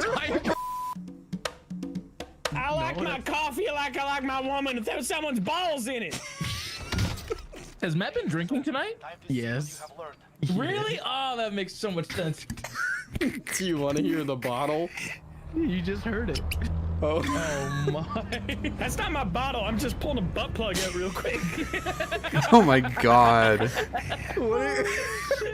Matt, what are you drinking? Gibson's Finest, age 12 years rare. Who the fuck is Gibson? Why is I don't know, he but 12? he's fucking good. Oh shit. Hey Siri, how old is Gibson? No. Hey Siri, No! how old is Baby Yoda? According to Wikipedia.org, the child is a member of the same alien species. They said the as child. Star Wars character Yoda. He is 50 years old during. Oh, okay, all right. Matt, he's legal. Clap some Yoda cheese! Oh my god. The dream three-way is Kermit and Baby Yoda. Oh Well, my who's the god. third person? Hell? Me. Oh. I'm going to put chicken in my hole. Oh, stop it up your ass. I didn't specify what hole yet. I know. You want Snapchat? You want Snapchat of me putting a whole chicken breast up my ass? What the fuck is this? You want that step, bro? Might just end the stream, bro. I'm gonna be honest. I'm gonna put an entire chicken in my hole once we're done. Let's just clarify what you meant by this sentence right here. Now grab a chicken, defeather it, put it in your hole. My hole. Your hole. My Put it in understanding somebody was it was else's hole. going in your hole. Go to the local grocery store and put a chicken in somebody's hole. Chickened. Huh. This video is entirely too long. We'll just go to a different video. I don't want to sit through like an hour like waiting on that. This is another counterintelligence video.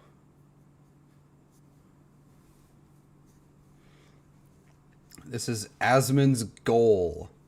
This is an Asmongold song. It's an improved video.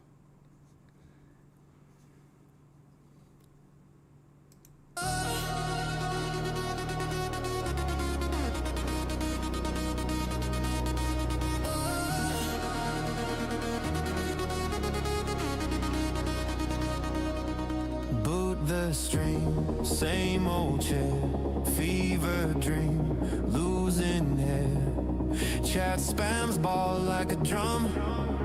I say today's the day I'm getting something done. Put the fries in the bag, done reading your rack. Ever does make me gag, done with the hag. We all Oh my know what God. game is won. Get back to the restaurant. Time to grow a spine. Just ignore that wine. Sit and waste some time. Look at all those drinks. Asmon's goal, yeah. He's calling it now. Gonna beat that boss. Gonna make mom proud. Decoding Epstein text, pulling you up next. You're acting so perplexed. Oh, dude, look at that armor. Just vex. Whole world watching. Time to lock in. Hey. Asmon's goal. Peen. Asmon's goal.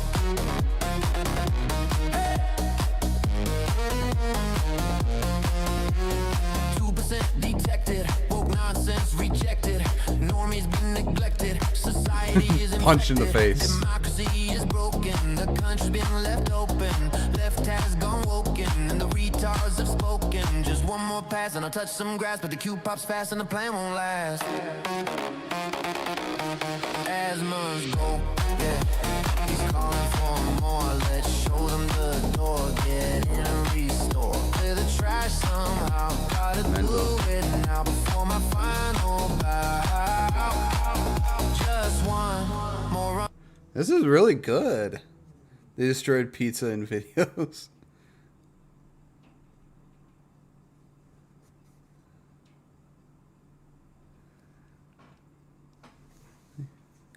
I like this bit. It's a very quick beat, but it's very good. Just one more react. Just one more troll. There, the buff wolf. Asmon's goal. Powder. I know this. I've seen a few videos of this person.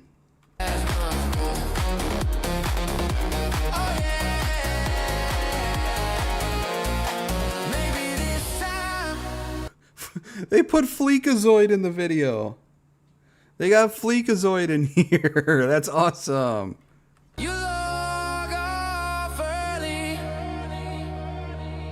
Maybe this Sky Bros. you sleep by 3. Linksy. But when that lobby starts up, you're sure you're certain. Hey, look at that. They finally got his hair right. They finally got his hair correct. Like I said earlier, that I just admire the talent display here. Your destiny's behind that loading screen.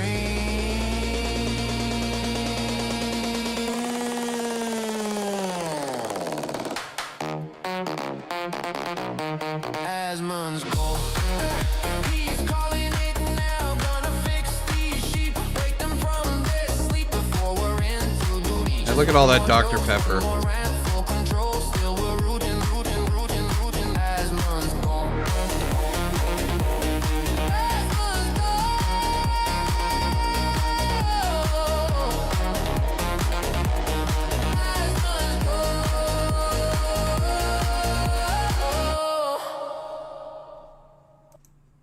Whoops. That was really good. I like that.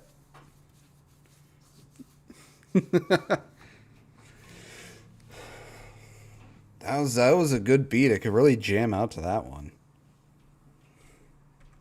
And give that one a like. Good job, Counterintelligence.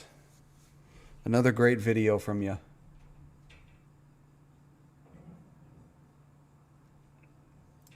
Alright. This is a George Carlin video. Hopefully, it won't mess with the YouTube side again. So this one is Free Floating Hostility. This was from his special Back in Town.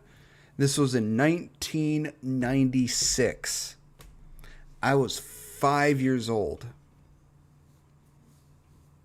I was 5 years old back then.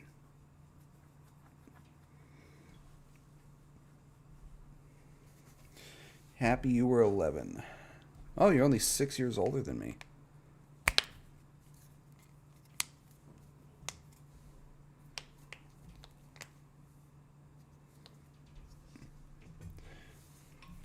All right, Free Floating Hostility, George Carlin. Now this next piece of material is real simple. It's called Free Floating Hostility. 24 minor cultural items I'm bored with, tired of, and pissed at. So I hope you're ready for a little random anger. People who make quote marks in the air with their fingers. Are you tired of these people yet? He said he was sober. Hey, lady, eat me!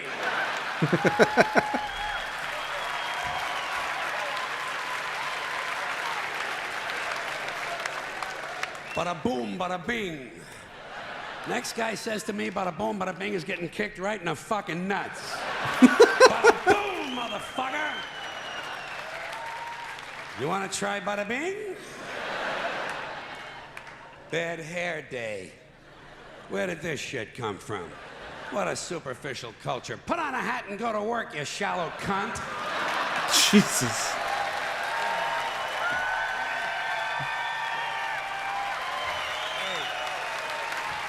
Dragon Kitten, you are my ocean. What? Keen is Pirate Kitten. It's a good thing Lewis and Clark never had a bad hair day. Or Daniel Boone, huh? Custer? He had a really bad hair day. But he had it coming, that blonde, blue-eyed criminal fuck. Oh, what about these guys who tell you, I heard that? I heard that. Oh, you did you? I heard that. Well, isn't this exciting? What is this, a fucking hearing test? Did I wander into a Belltone commercial here? Of course you heard it, you fucking Nimrod. I'm standing right next to you. I'm gonna move down here. I'm gonna move a little farther away. Blow me! By any chance, did you hear that? Now, what about these people who tell you their needs aren't being met? You run into this stuff? This is support. Oh, fuck your needs. I'm more concerned about my needs. If you ain't dating me, I don't care about your needs. If you ain't my family, I don't care about your needs. I want my needs. I care about my needs. I care about the needs of the lady I love, and I care about the needs of my family. Your needs have no concern upon my life. Support group shit, 12-steppers. My needs aren't being met. Know what I tell them? Drop some of your needs. Life is a zero-sum game. What else? You have too many needs. I need this, I need that. You need to shut the fuck up and drop those needs. You also need to shut the fuck up and drop to your knees. This is troubling me. Mickey Mouse's birthday being announced on the television news as if it's an actual event. I don't give a shit. If I cared about Mickey Mouse's birthday, I'd have memorized it years ago. And I'd send him a card. Dear Mickey, happy birthday. Love, George. I don't do that. Why? Needs only go down. Well, the other thing that is people go down is on their knees.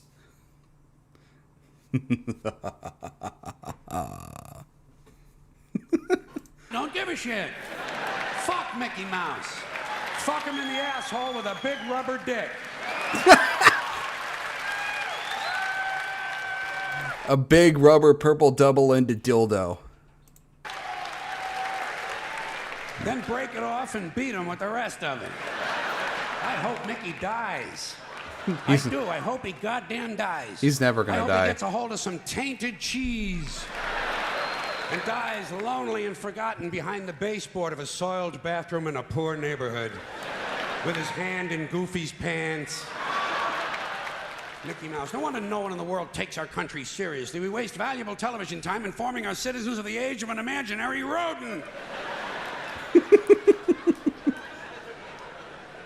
Now let me ask you this. The two pandas in the zoo, do you care if they fuck? I don't. No, I don't care. Why don't they stop telling me on the news the pandas didn't fuck again this year? I'm not concerned. I have no emotional stake in panda fucking, all right? If they want to, they will. If not, they'll watch The Price is Right. Probably the only reason they're not doing it on time is because some jackoff from the environmental movement has moved into the cage with them. Could you get a hard on if some guy in a green t-shirt with a stopwatch was taking your girlfriend's rectal temperature? Leave these creatures alone. That's what Minnie did to Mickey one night.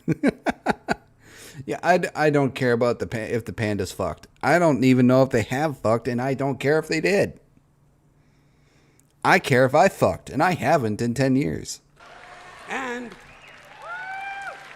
Okay, let me get a sip of water here. Hold on. All right. And as long as we're talking about the news, I don't want to hear anything more about sperm, egg donors, surrogate in vitro test tube, biological adoptive foster parents who want their baby back. Baby Jane, baby Ruth, baby this, baby that, baby it's cold outside. I don't give a shit. Leave me alone and keep it off my TV. Sick American shit. I'm also tired of hearing about innocent victims. This is an outmoded idea. There are no innocent victims. If you live on this planet, you're guilty, period. Fuck you, end of report. Next case. Next fucking case. Next case. Your birth certificate is proof of guilt. And what happened in this country? You're that guilty now of living. Everyone is walking around with their own personal bottle of water. When did we get so thirsty in America? Is everybody so dehydrated they have to have their own portable supply of fluids with them at all times? Get a drink before you leave the house. Another crime against society, hyphenated names. Hey, lady, pick a fucking name, would you please? Pick a fucking name. A lot of the stuff he's gone on in a lot of his specials is quite relevant to today, sadly. Hi, I'm Emily Jericho Fortescue. Hi, I'm George Jerk Me Off. Fuck you, too. You don't acquire personal dignity by adding a name to your name. Feminists think it's a radical act. It's not. Castrating a guy in a parking lot with a Coke bottle is a radical act. Hyphenating your name is pretentious bullshit. And what is going on with all these telephone calling plans? MCI, AT&T, is this shit really necessary? When did the phone bill become life's most critical document? In a country where you can buy cinnamon dental floss, cheese in a spray can, and edible women's panties, are people really breaking their balls to save 9 cents on a phone? Yep. There it went.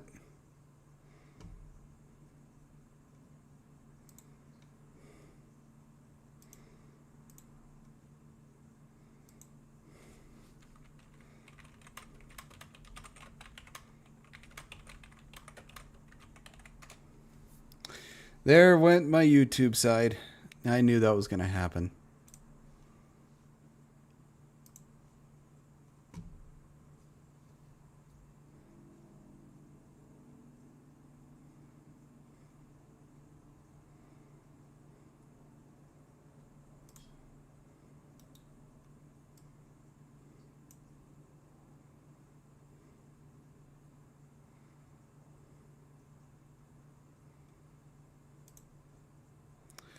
Yeah.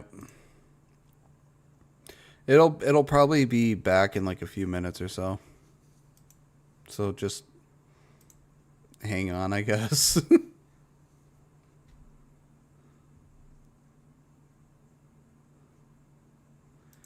Yeah, for now I'll just do this for those in there.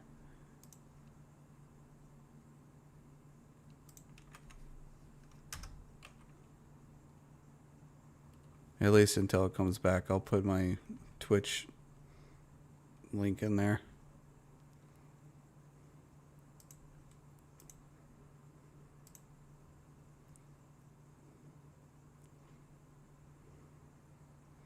Well, that sucks. Oh well.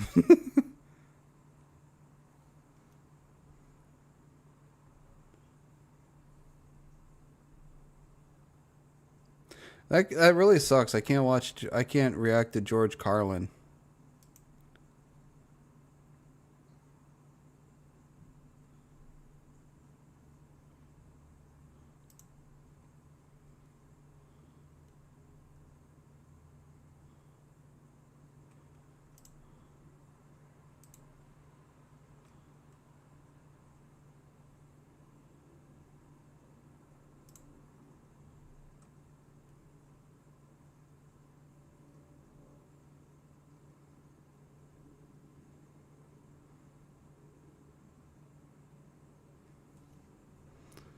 There we go. It's back.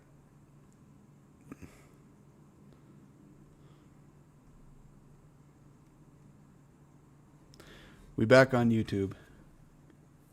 On YouBoob. Alright, we are going to check out Lord Intellectual's video, BDSM for Beginners, How to Start Safely, Consent and Aftercare Guide. This is going to be really weird.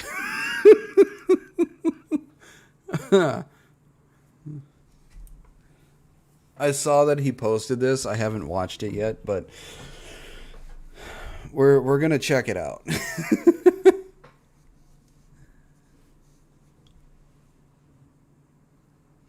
All right, Lord Intellectual, let's see what you have to say.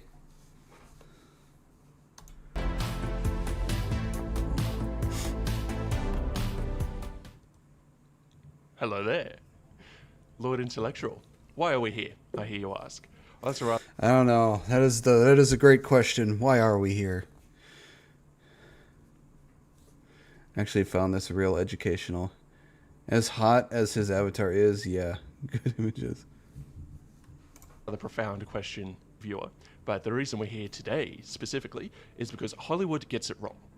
And watching it from Hollywood and just to being suffer, in it yeah. in the moment are two entirely different experiences. And I can assure you that nothing can prepare you for the first time someone puts their chain into your hands.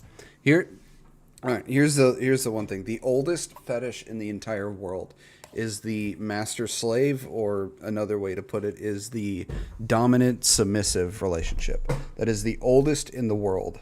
It was the first one in the world. And the thing that a lot of people don't seem to realize that are in the community or just getting into it is that the person who is the slave or the submissive is the person who actually holds all the power, because without their consent to give up control to the dominant or to the master, without that consent, the dominant or the master can't do anything. They can't, because at that, if they try and do something without the consent, it becomes a crime. So, like I said, what a lot of people don't realize is the person who actually holds the majority, if not all, the power is the person who is the one who decides whether or not to give up control.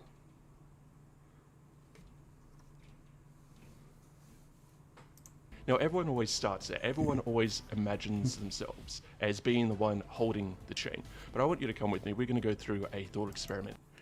Tried it with the X, and hands around my neck scares me, so we didn't do it after that one time. Yeah, not everybody. I mean, to a lot of people, it may seem very arousing, very exciting, and all that stuff, but not very many people are able to actually go through with it, because once they try it, some people find it kind of scary or terrifying. So not everybody's able to fully go through it.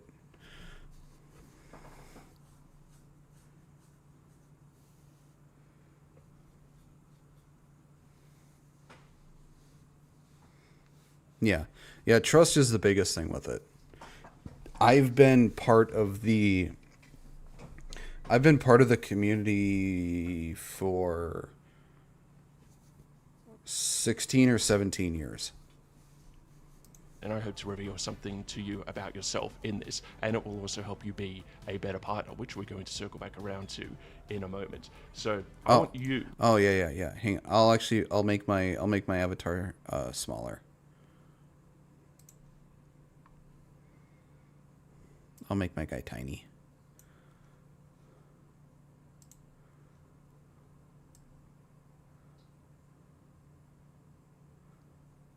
Or actually, what I could do is I can make my guy go to the other side. I'll move him over here.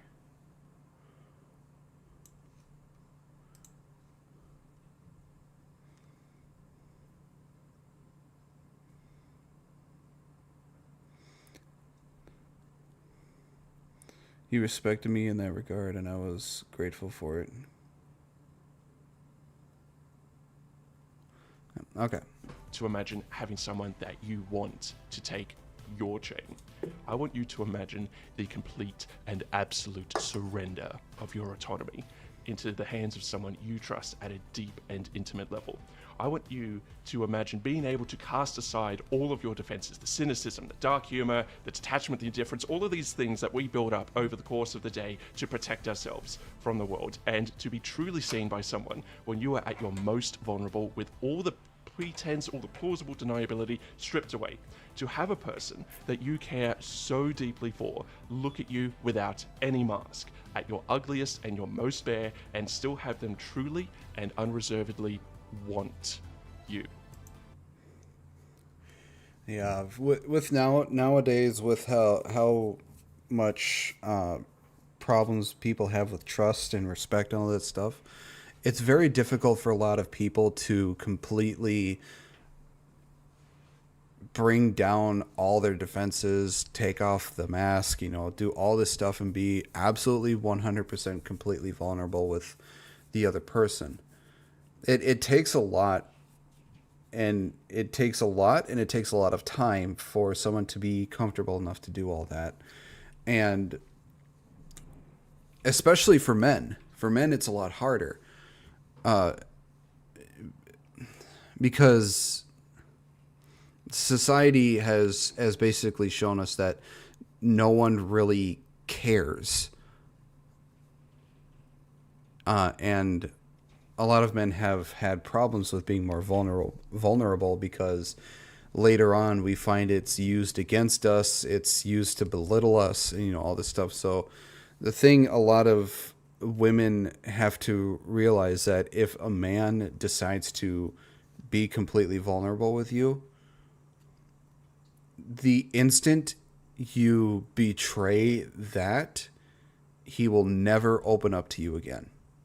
He will never trust you with that vulnerability ever again.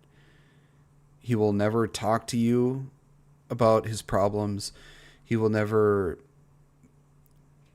ask for your comfort for the things that are going on, because he feels like he can't trust you with that anymore. I feel too insecure to try BDSM because I wouldn't want to doing it wrong or cause hurt to my partner. It's like I said elsewhere, is that we are in the age of male silence. Yeah. The thing is, you have to start going off really slow to find out where each other's comfort zone is, where your limits are, or what your limits are, and everything. It starts off really slowly, and you got to have a lot of trust in the person you're with to hopefully they'll know where that line is, and hopefully they won't go over that line. Because the power that you give that person, it's a lot of people don't know how to handle that power, so they get intoxicated by it, and either knowing or without knowing, they tend to go over the line because the power can be a bit much for them, so they kind of lose control. But there are some people who know how to handle it. It's just those who have never had that kind of power before can sometimes lose themselves within that power. This is a level of euphoria that I hope each of you get to experience at least once in your lives. Now, I want you to take that. I want you to take those feelings and that imagination, and let's return back to the original assumption, where someone going through all of this has put that chain into your hands. Feel that chain. Feel the weight in your hand, in your dominant hand. You will be amazed and a little frightened as it starts to dawn on you just how great the lengths that you will go to in order to protect this beautiful, intricate, overlooked partner of yours. The surge of power within you as you realize you would reshape the world for them, with the earth just being so much raw clay in your hands. Am I starting to get through to you? Welcome, one and all. It is a pleasure.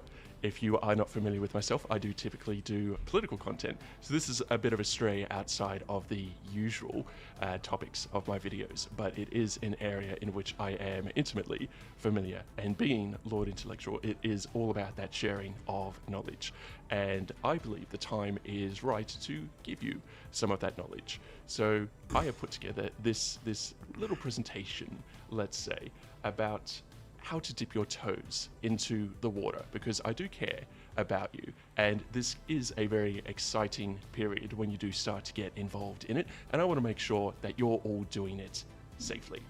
So we are going to have some people who are part of the BDSM community in here, and if you are, please drop by the comments and have a look at what people are saying, because we are going to have a lot of let's say eager newbies down in the comments asking about this, and it would be a great time to help them into the community as well. But moving past that, let's focus on some core tenets. I've prepared some of these for you, and if there's going to be one thing you take away from this video, I want you to understand that whether it's BDSM or basically anything else in life, but particularly in this line of interest, you need to understand that the most important thing is consent and aftercare. And if anyone in the community or pretending to be in the community... God, yes, consent.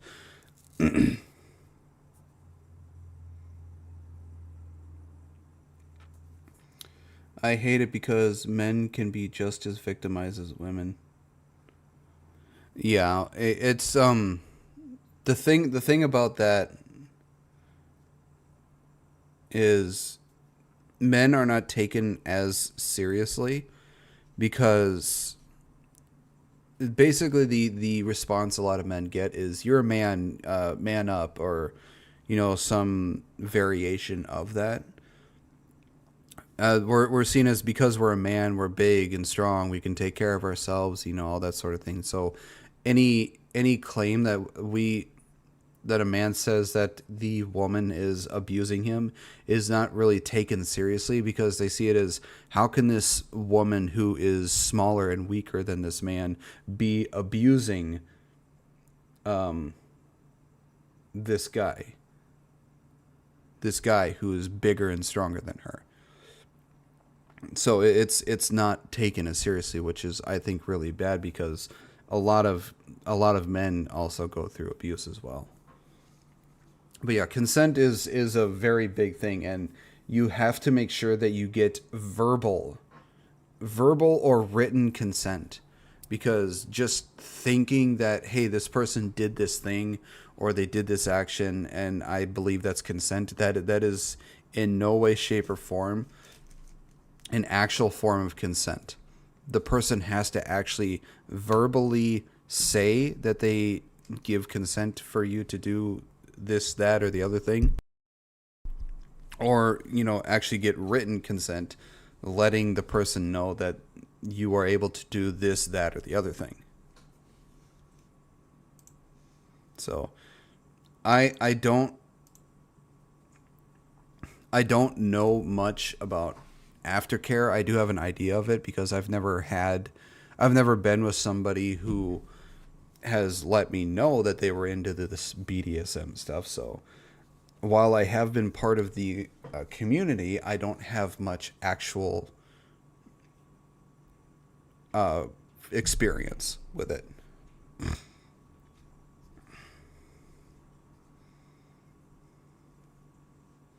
He ignores either of these, they are not someone you want to associate with. We always need to establish consent. And you might not know what aftercare is. We'll swing back around to that in a little bit. But everyone dips their toes into this line at some point. And it usually starts with restricting movement. That's one of the best ways to build trust. But you're not going to do any of that unless you have pre-discuss that consent. All consent needs to be discussed prior to make sure that everyone is going to be, most importantly, safe, secondly, comfortable, and being able to release themselves. So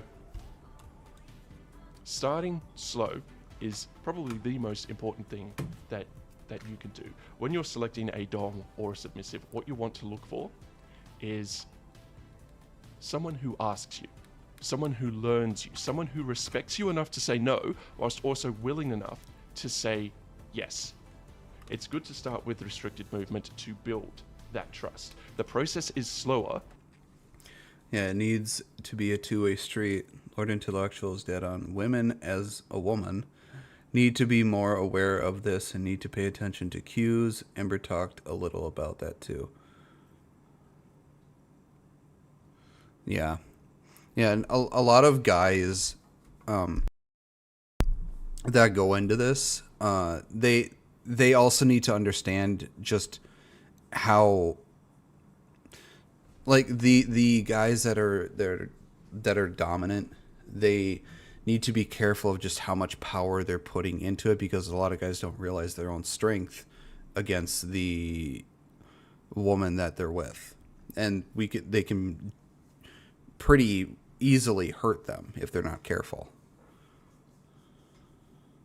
Than you might expect, because in order to truly let yourself go, to truly be able to enjoy yourself, you need to have a deep and intimate trust in your partner. And at the start, you'll be a little giddy, you'll be a little excited, and that's cute.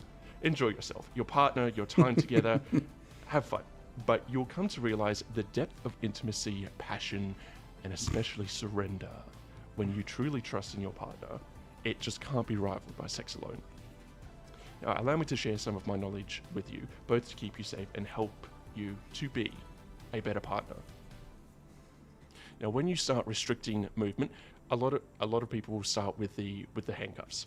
Now, if you didn't know this, there are different grades of handcuffs, and usually when you just go to your local special interest shop, shall we say, the handcuffs you'll get there are actually quite easy to get out of. It does depend, so do be cautious. Most of them you will be able to force open with enough strength, but depending on the position you're in, that can be uncomfortable, to say the least. But most will also... Don't try and force yourself out of handcuffs.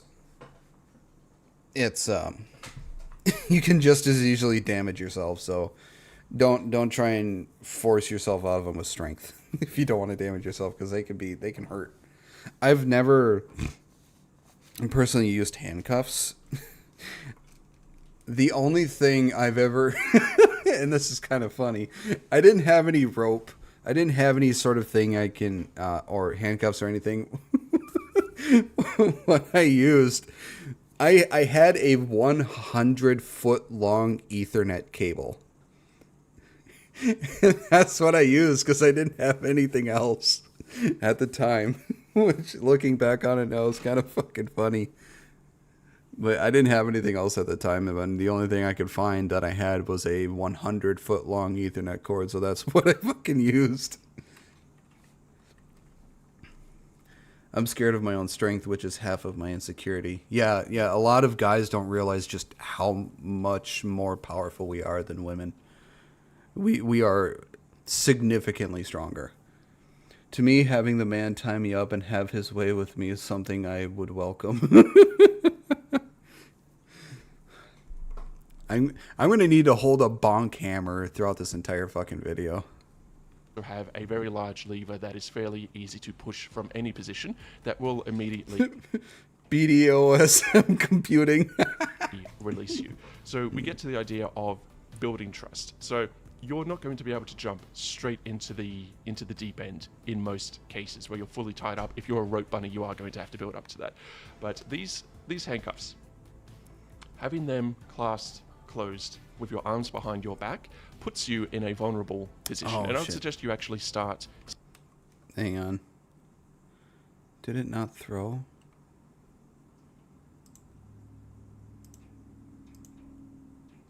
It didn't. Okay, hang on.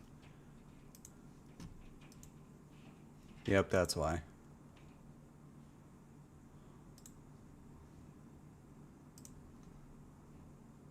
There we go.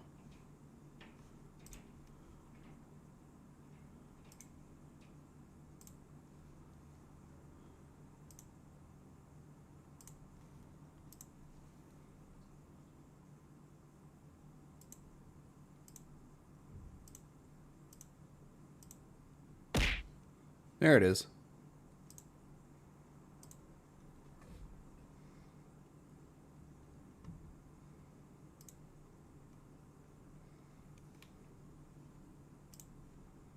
Standing or sitting down in a seated position rather than lying down. So you get used to the idea that your partner is going to have power over you, or you're going to have power over your partner.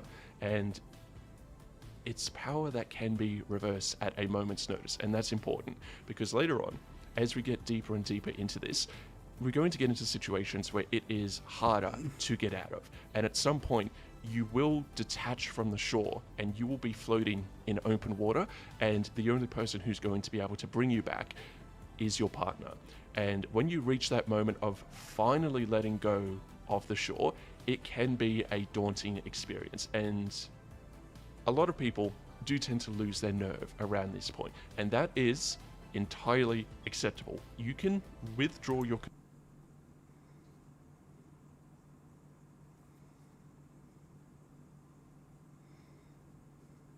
Yeah, I didn't get it. This stream reminds me of childhood when at midnight there were naked ladies on... Oh my god.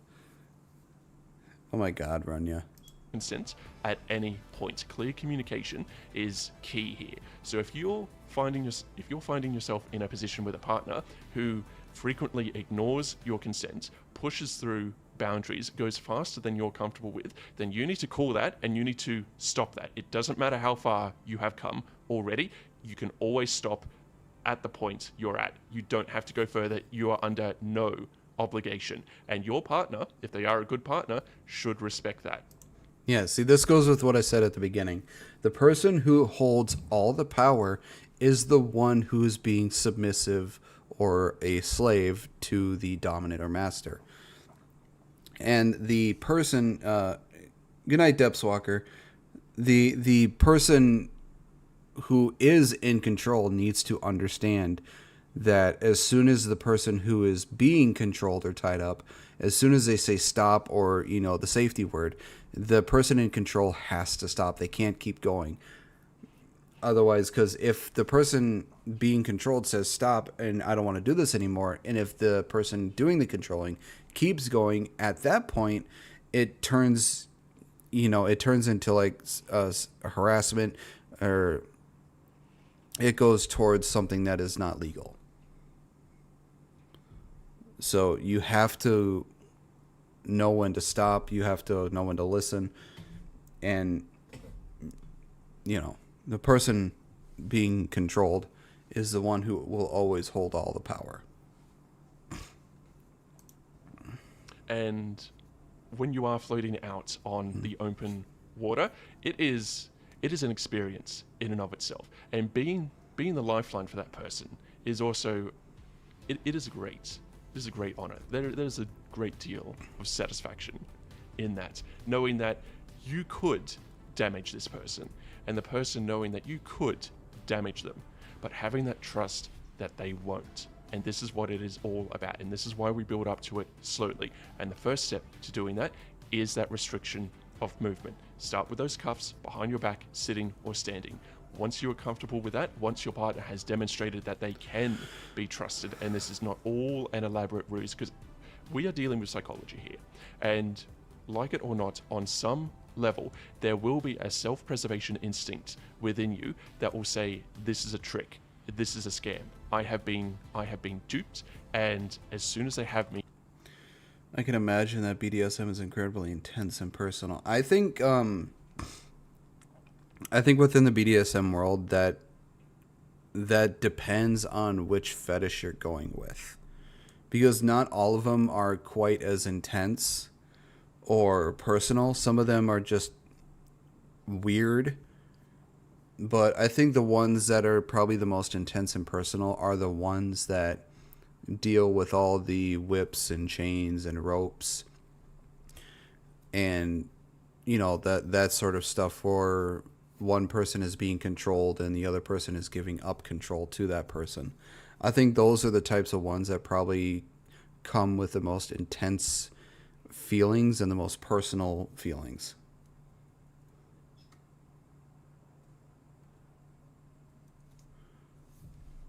And they're the ones that also require the most trust and understanding. Mainly because you are giving up control of your entire body to that person, and trusting that person will know what to do, what not to do, to keep you safe and not harm you. compromising position, it is all going to go bad for me. And that is the instinct that we are trying to overcome, because until you do that, you're not going to be able to truly let yourself go and truly enjoy yourself. And that enjoyment is what we are after here today. Enjoyment whilst maintaining that safety. Okay? Now, once we have restricted movement, let's move on to choking, because this is, in my opinion, we're getting into some editorializing here, but this is the next logical step, because once your movement is restricted, okay, fairly easy to get out of, but you're not in an immediate microsecond danger. But if your partner has their hand around your throat, especially if they are larger and stronger than you. Yeah, I think one of the things when it comes to BDSM, this is probably one of the things that people tend to get scared of the most, because you don't know if the person who is choking you knows just how much strength or power they're putting into it. So you're scared that they might crush your throat or they might hurt you in a way that's permanently damaging. So I think this is the one thing a lot of people have a lot of trouble getting to or getting past. Then your body starts to hit panic mode, or at some level, there is an instinct. There is an instinct there, a survival instinct that kicks in that tells you should not be in this situation. And this is where we start to get into those heightened emotions and those heightened feelings and that giddiness, that flight or flight response that is so, I'm going to use the term delectable, but insert whichever word you like here. Just know it is an experience, and I want you to imagine your partner looking down at you with their hands around your throat and the compromising position you are going to be in, and the thrill. Yeah.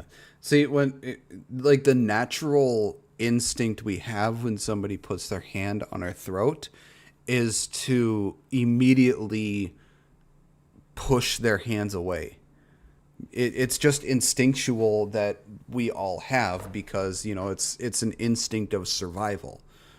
So it takes a lot for somebody to push down that instinctual reaction and to fully trust the person to know how much power to put into those hands that are around your neck to make sure that they don't hurt you or bring any sort of damage to you in any way. So it's a very, one of the most difficult things to do is basically to try and overcome that instinct and to try and fully trust the person. Hopefully they know what they're doing. That's how it was for me. I'm asthmatic, so having my throat blocked in any manner is what made me the most nervous. Yeah, and sometimes when it comes to the choking thing, it's not them putting any pressure on your neck. It's, for some people, it's just the feeling of the person having their hands around their throat without putting any sort of strength or power into squeezing. So for some, it's, like I said, for some it's just that feeling of having the person's hands around the throat. And for others, it's the feeling of having their airway restricted that gives them a sort of euphoria. That comes with that. Now, there's two primary methods for choking, or two primary goals for choking. Now, the vast majority of the BDSM community will tell you about the restriction of blood flow. And so that's what we're going to go over first. But in my experience, there is a second method, and I fully understand why the BDSM community does not bring that forward as the first thing, because it is a little more dangerous and you do need to know what you're doing. But I will tell you about that, not only so that you can recognize when you're doing things wrong, but so that you do know there are extra steps, and the rabbit hole goes very deep once you start looking into this. So I want you to take your non-dominant hand for me, if you're right. Oh yeah, There is a method for the choking thing, but like you said, it is a very dangerous method, because if you don't precisely control it or precisely do it in a certain way, it will kill you.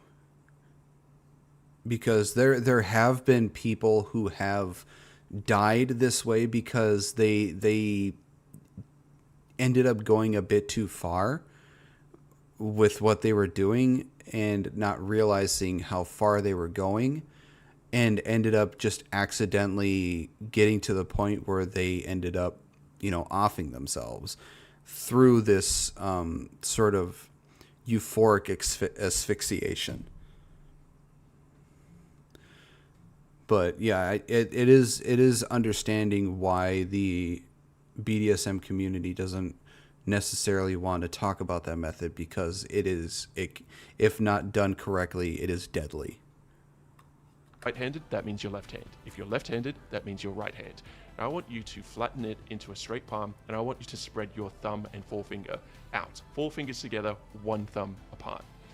Now I want you to press that gently about the middle of your neck, about halfway up your neck, I should say, around your windpipe.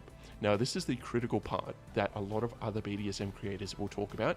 Our goal, at least initially, is not to restrict someone's airflow. That is not what we are trying to do, and that is one of the worst misconceptions that Hollywood gives. What we are doing instead is we are going to press very gently on the sides of the neck where you have a pair of arteries that deliver blood to the brain.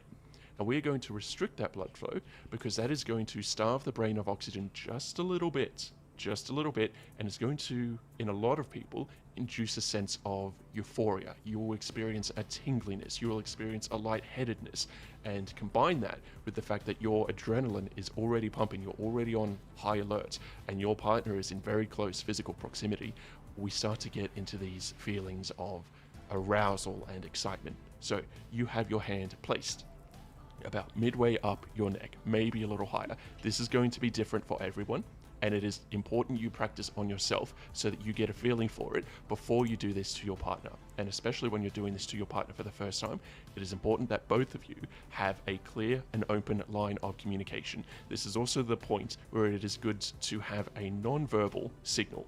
Now, if you're struggling to come up with them in the moment, just make it a simple wave of the hand. It doesn't need to be complicated. You don't need to overthink it.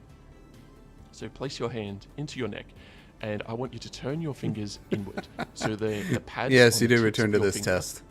are facing towards your neck. He's basically just talking about BDSM for beginners. Now, with your fingers about halfway down your, well, depth-wise, halfway down your neck, I want you to start pressing in very, very slowly and very, very lightly. Now, if you're doing this right, it might be a little uncomfortable if you've never had it done to you before, but it should not. The thing is, this is sort of a topic that I tend to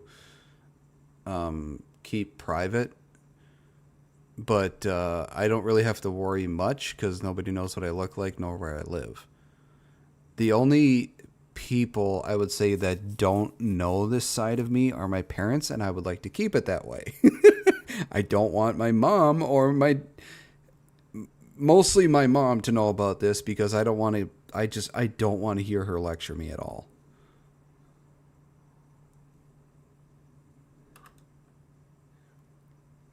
Hurt. If you're experiencing any pain, stop immediately. You might be pressing onto one of your lymph nodes. There's a lot of sensitive things in your neck, which is partly why it's such an androgynous zone, because it is a very vulnerable part of our bodies, and it is something that you do need a high level of trust to give to, in order to give your partner access to that. So press your fingers in very lightly, and as you do that, you'll start to feel your own pulse. You'll start to feel some pressure in your head. You'll obviously feel pressure in your neck, but the harder you press, slowly, the pulse will become stronger.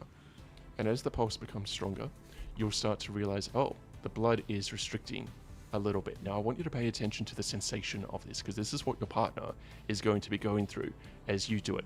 I know you're going to be excited in the moment, and sometimes it can be difficult to remain in your right mind, but this is important so you don't hurt your partner, and so you do build that trust. So you're pressing into your neck, you're restricting your blood, and keep that going for just a few Have a good day, Rania. seconds. Thank you for being If you here. start to feel lightheaded, back off a little bit. If it starts to feel too much, back off a little bit. You don't have to get this right on the first try. And now your pulse should be pounding against your fingers. It should be pounding in your head. You should be able to feel it clearly in your neck. And if you can't, adjust your position slightly. What you don't want to do is use the side of your fingers or use the bone or the joint of your fingers. You want to use the softest parts of your hand in order to do this so that you don't damage anything. This is the first method. Now, I want you to imagine doing this or having this done to you in the throes of passion. And this is where we're going to...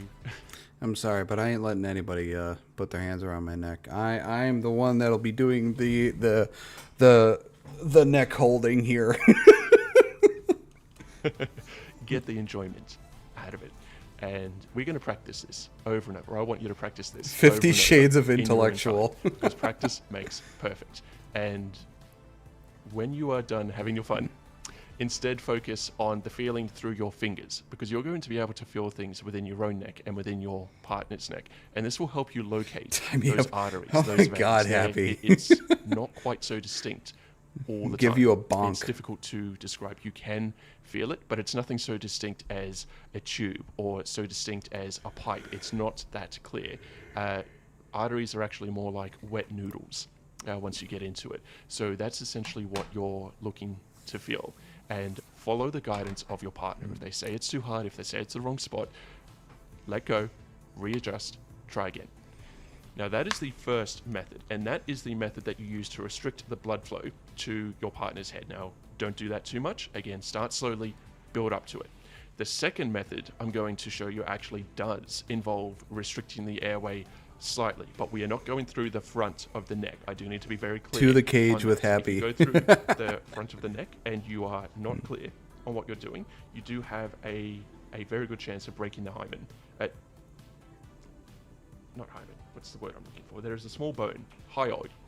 That's the word I'm looking for. the hyoid There's a small bone. bone that protects the front of your neck, and if you press too hard on that, because it is a fairly delicate bone, you will break it, and that is a fairly frequent injury in this line, especially in throes of passion. So this is part of the information I'm giving you that I want you to be careful of. We go through the sides of the neck, not the front. So pull your hand away completely. And I want you to do what you did before. I want you to have your palm flat, 4 fingers together, 1 thumb outstretched. Now I want you to press the crook of your hand strongly against the bottom of your chin, moderately towards the bottom of your chin. And I want you to feel along your jaw. Depending on how long your fingers are. How many of you in large your chat are hand actually faces, doing what he You might said? be able to get your fingers all the way to the back corner of your jaw, where it starts to turn upwards. If you can't reach that far back, that's okay. Don't worry. We don't need to go that far back, but it's just a good place to center yourself on. Now, I want you to move your fingers a little ways back towards the front of your neck. You should be just a little bit in front of where your jaw starts to turn upwards. And I want you to press inwards, as before with the soft parts of your hand, of your fingers. But simultaneously, I want you to press upwards. And you should feel there is a fairly large amount of resistance there. You should feel something within the neck. And I want you to squeeze on that just a little, a very, very small Not doing it amount. currently, already And as you're experienced. breathing, you should feel that even a small amount of pressure dramatically increases the difficulty of breathing. And some people really enjoy that. They like to feel that they are in danger without actually being in danger. So it's okay if you don't enjoy it. It's okay if your partner doesn't enjoy it. This is one of those advanced techniques that I don't want you to start with. I want you to build up to this. And if you are in the BDSM community, leave a comment with your thoughts as well, because I want you to help me explain this to the newbies. You might be able to explain this in a way that will help further clarify things. But when you are restricting the airway, you do need to be conscious that, well, you want to keep your partner What do you conscious. want, little girl? And asphyxiation is one of those things that you don't want to mess around too much with. You should ideally be doing a lot of your own research before attempting all of this. This is just a very high level overview, but it gives you an idea of what you don't want to be doing when you are trying to restrict the arteries as opposed to the airflow. Because when you have this difficulty in breathing, you're not pressing down on the airway, you're not pressing down on the artery, you're pressing down on the airway. So that's something to look out for, so that you know you're doing it wrong, you know to back off, you know to reset, both as someone who is doing this to their partner and as someone having this done to you. So let's recenter now. I've given you 2 different methods that you can try on yourself. But really, the most important thing that I can tell you beyond the consent is the aftercare, because when we do get into these playgrounds, let's say, it can be very confronting, and we live our lives very defensively. You can make an excuse that it's because of the environment, it's because of society, it's because of this, that, or the other, but ultimately it's irrelevant what causes it. The truth is we do live very defensively, and so being able to surrender like that can be very confronting, and especially when you're new, it can be very upsetting. And so it is extremely important to have a partner that when all is said and done, It can be very frightening, but it can also be very, very euphoric. But for most people, it's quite terrifying to fully give up any sort of control to someone. So it takes forever. It takes a lot. when you've both had your jollies and they are satisfied, that they still step over that line and make sure you are okay. Proper aftercare will bring you back to a sense of normalcy. You might have just been degraded. You might have just surrendered. You might have given up your autonomy entirely. And now it is time to get that autonomy back from your partner. And this is going to look different to everyone. Some people like to be belittled. They like to be mistreated. Some people like to be told what to do. They like to have someone take charge. Some people like to regain that sense of power for themselves. But a good partner is going to learn what affirmations you want. And when you are the one doing this to a partner, you need to understand your partner is not generic human X. They have a name, they have a life, they have wants and dreams and desires. And if you're the kind of person that can be trusted, they might just look to you to fulfill a lot of them. You need to understand that this is a person you hold great affection for. And it's not about the anatomy. It's not about the pleasure. It's about... But I have an interest in, as part of exploring sex with a partner, when I get lucky enough to find one that is willing to put up with me, as I am of the belief that you explore every inch of my partner and find what we like.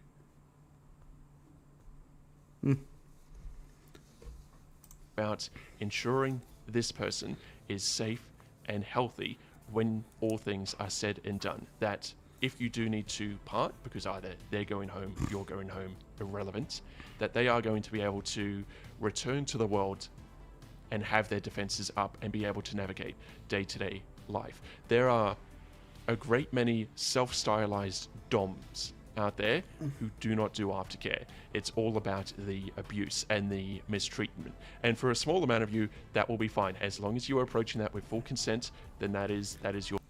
Yeah, there are plenty of people who just do not care about aftercare, both being the dominant and the submissive. There are people who just don't care about it. They just want the consent and just the nasty playtime. They just want that. They don't care about the aftercare. They just want to get their rocks off and then just part ways, and that's it. And they can do aftercare on themselves or whatever else they want to do. But I think most of the people would like the aftercare than those that don't. choice. But the vast majority, or let me use an anecdote here. Of all the stories that I've heard from this community, the most damaging ones come from DOMs who do not fully understand their position, both of power and their responsibilities for their charge, for their sub. So if you are a sub or you're doing some sub play, it is extremely important that your DOM will do that for you, because it can be very mentally damaging when they don't. And any good DOM will do this. Any good DOM can be that dominant force. They can take charge. They can order you around. They can give you everything you want whilst also looking after you. The moment you say no, they drop it and they go, "Are you okay? What can I do? What do you need from me? Let's stop. Let's talk. Forget about everything else that was going on. What do you need from me?" That is what a good DOM will do. So if you have a DOM that does not do that, you need to seriously consider whether you continue that relationship, because it will just leave damage them. you. Maybe not today, maybe not tomorrow, but in the long run. Yeah, and sadly there are some people who have what's known as Stockholm Syndrome, and they just keep going back to them because they never learn.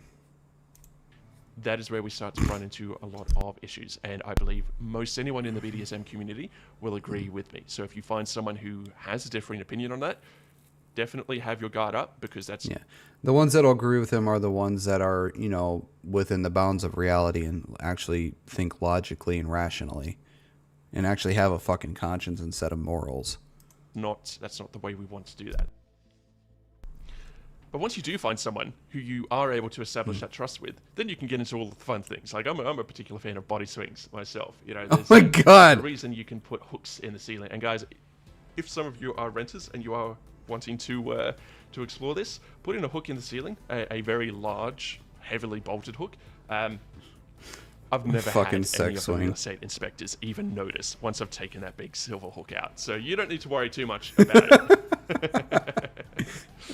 Okay, but with that, guys, I can hear you asking, okay, Lord Intellectual, are you a dom? Are you a sub? Are you a switch? Well, I'll answer that in a moment. You've been good. You've listened through this video. I'll keep you in But suspense. before I answer that, do allow me to do all of the typical YouTuber things. Like, subscribe, especially if this video is very likely to be age restricted. And you're also going to be asking, well, okay, Lord Intellectual, you typically make political content. Why are you making this video now? Well, this is something I have extensive experience in, so this video was always going to be made regardless. I think he probably made this video because of all the pictures that have been going up of him and Ember and that him being stepped on and all that stuff. I think that's the reason why he decided to make this. But let's just say it's recently come to my attention that a certain object of my affection may have an interest in this topic, so it got pushed up the priority list. Yep, Ember. And ultimately, it's serendipity. Today just seemed like a good way to do it. They also might need some help controlling a whip, apparently. But ultimately, if it is to be explored, then I want them and all of you to do so safely. So thank you for that. So now, you've all been good. I should watch Ember's reaction to this because that's probably going to be fucking funny. You've watched this far into the video, so as promised, the answer to the question you're burning to know, no. I am not a dom, nor am I a sub, nor am I a switch. I am what's called a master. Now, what is a master, Lord Intellectual? Well, you'll just have to hope I realize I release another video in this series. Okay. Thank you so much for watching along. Let's finish up there. And if you walk away from this video, I do want to reiterate, imagine that surrender. Both surrendering your own autonomy and having that autonomy surrendered to you. And things will start to become clear. Thank you so much, guys, and enjoy the rest of your day.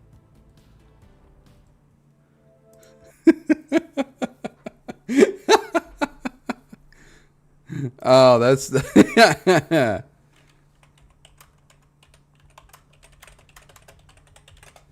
oh, that's fucking funny. For those who don't know, in BDSM, a master is an extreme, lifestyle-oriented iteration of a dominant who typically holds long-term or 24/7 authority over a submissive.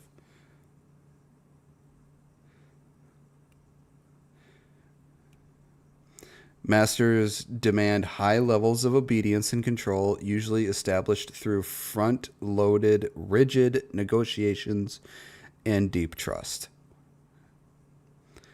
That explanation is for those who wanted to know what a master is.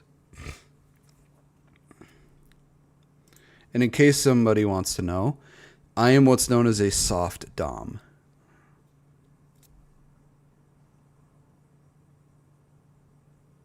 I'll put myself back over here.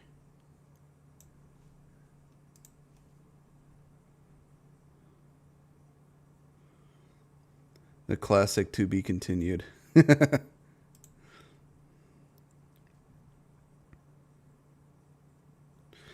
In his video about Ember's reaction, he really did riz her up.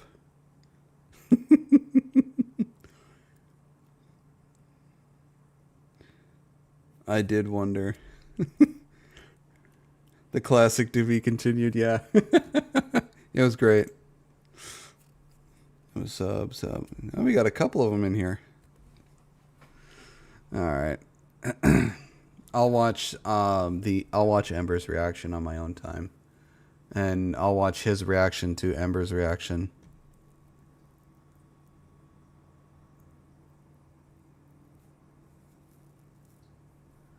You know, and all sorts of stuff.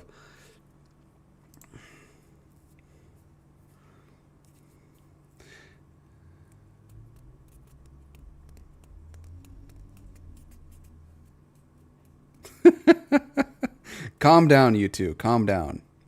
and pour some cold water over your heads. I'll be right back. I'm going to get another drink and I'm going to use the bathroom. I really needed to use the bathroom like halfway through that video.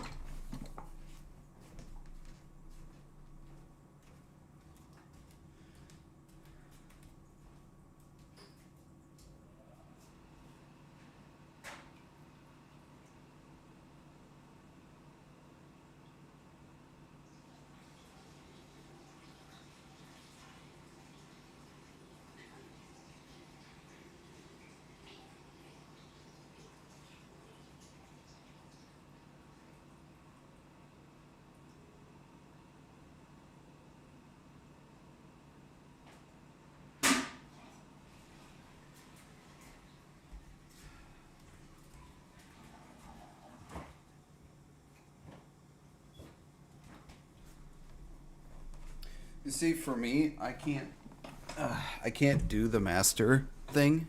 I can't be a master, mainly because I don't want certain family members knowing about this side of me. So I can't do the master thing because I can't do the 24/7 thing because I don't want certain family members knowing about it. So I could be a master, but I just don't want my family members knowing about it. So I would do the master thing in private and somewhat in public, but not full on in public because no family members need knowing.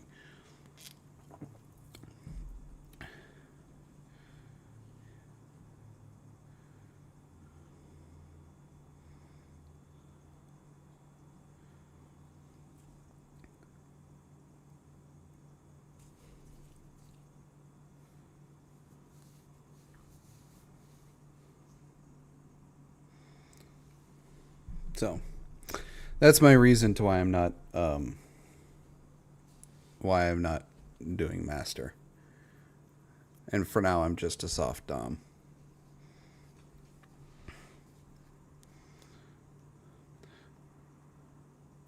I think I would class myself as a switch because of my personality.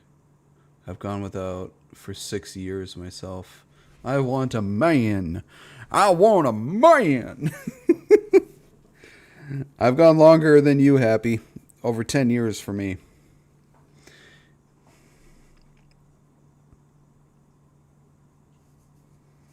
Keen seeing how many times he and Eustace can react to each other's reactions and reacting to it. It may make a bridge to another universe if it keeps going. It's reacception.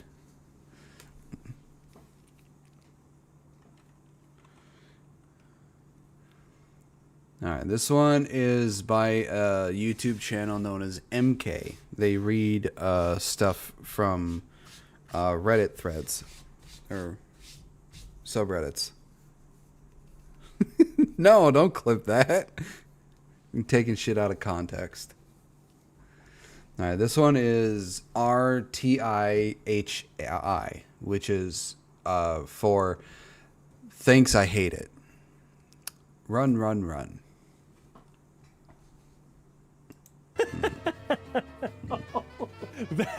That's amazing. Someone clearly forgot their cue or didn't truly. Oh, no, he does this with plenty of other wrestlers. He will purposely do this because he feels like it and he finds it funny. He finds it entertaining. His in-ring name is Samoa Joe, but he purposely does this to also mess with the other wrestlers. Didn't, and they're just a jackass, dude. Absolutely beautiful photograph. The amount of times you go for your buddy, setting yourself up for a joke and you think they're gonna back you up, and then they just let you flop. Look at you like you're a psychopath. You're not getting that lady's phone number, I'm sorry. Especially not after you put the little dinosaur in her drink. Oh good, we're starting off strong. I sucked Skittles out an old man's ass for this. Stay in school, the struggle is real. Oh my god. Okay, let's... Griffin, Happy, at least you two have experienced it. I don't have experience. I just know what I am. I haven't found a woman who was crazy enough to want to gain experience with me. Think on this for just a minute. How low would we have to be for us to do this? What would it take? What? I don't care how low on my life I am. I am not sucking Skittles out of a man's ass for $20. Ain't no way I'm doing this shit. Would it take for you in desperation to do that? And furthermore, I know that there are some freaky mofos out there, but who the hell is like, I'll give you $20 if you suck Skittles out of my ass? Who on planet goddamn Earth? And I am genuinely asking, who? No, I wouldn't. That's I think you would have to be in such desperate straits to even consider doing something like this, and I don't think no, I wouldn't. I'm not doing something like this. Sounds like the type of thing that a billionaire would do because they're bored. I'm kidding. We know all the billionaires were secretly part of a certain man's club. But you get my point, right? Like, this is crazy. Man, $20 as well. Look, if you're going to pay me to do that and I am for some strange reason needing money that bad, you're giving me more than $20 for the action, okay? No arguing. You are giving me more than $20. You don't get a say in this one. I get it, because Cap is locked. Well, okay, let's take this from a more technical standpoint. Is that actually what's going on? Is Cap getting locked? Cap is in a headlock, but Cap is not locked, right? Also, for the love of God, did someone steal this one from Facebook? Did you? Come on. You don't steal stuff from Facebook to put on Reddit. It's the other way around. Reddit's oldest repostiest garbage leftovers are what you get on Facebook. Not always, of course. The other crap you get on Facebook is, of course, something that a 55-year-old racist white guy thought was funny, but that's about it. You know what I'm talking about, though, right? Where it's a guy wearing Oakleys in a weird low selfie in his pickup truck at like 2 p.m. on a Wednesday, and he'll post something like, I'm no sheep, I'm a lion. And there you go. That's the whole thing. Welcome back, That's Sinister. kind of the energy I get from this one. But at least this one, actually, this wouldn't even be current. I'm sorry. This was a while ago, dude. This ain't even current, brother. Okay. What the What? What is flying off of his head? Did the anime character punch the man's lips off? Or are they supposed to be his grills? I don't know what's happening. I don't understand. I think the car accident's really funny because it looks like the tiny K car has suffered almost no damage, whereas the Mercedes lost its entire front useless bumper assembly. And I do mean useless. Bumpers seem like absolutely pointless since cars, by and large, do not match each other's bumper heights. But I digress on that point. What happened here, and what is that car made out of, dude? Because I've always heard that K cars are not legal on American roads for the most part because they're unsafe. Or so that's what detractors of smaller cars would have you. It's kind of funny. This car is damaged, but the tiny pink pretty car isn't. That's kind of funny. How is this tiny thing not damaged while this big one is? I do have to say, hearing that my joke landed earlier has me. Well, I'm glad it has.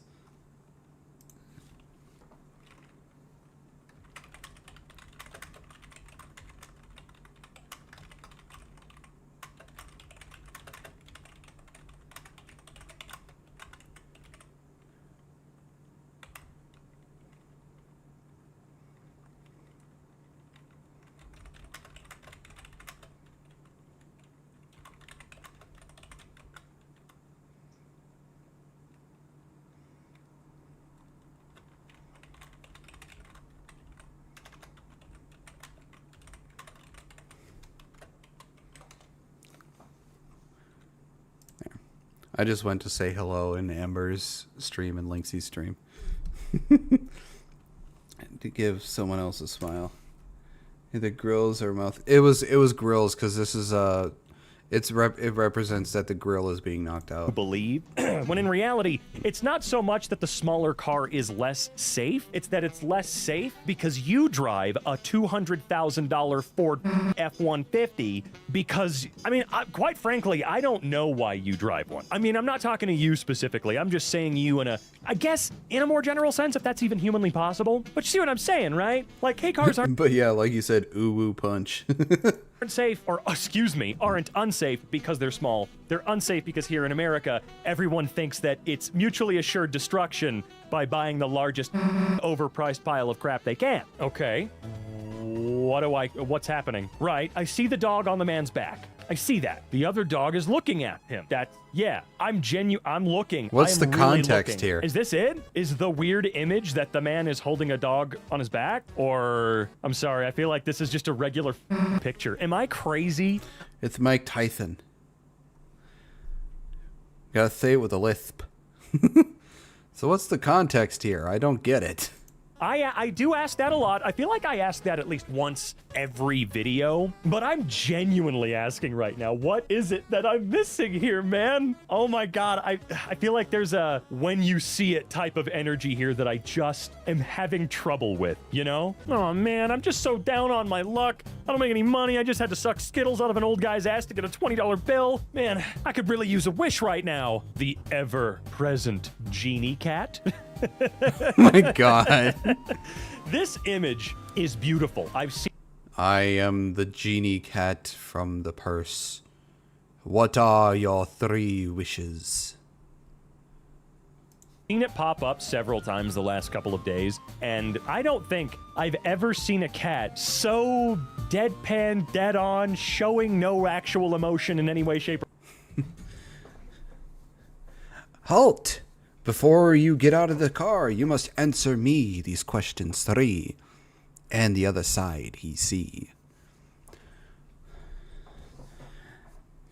Ask me the questions, cat in the bag. I am not afraid of thee. What is your quest? I seek to get out of the car. What is your name? I am Griffin Knight of the Nerd Empire. What is your favorite color? Red and black. Okay, off you go. Anybody that gets that reference, you are fucking old.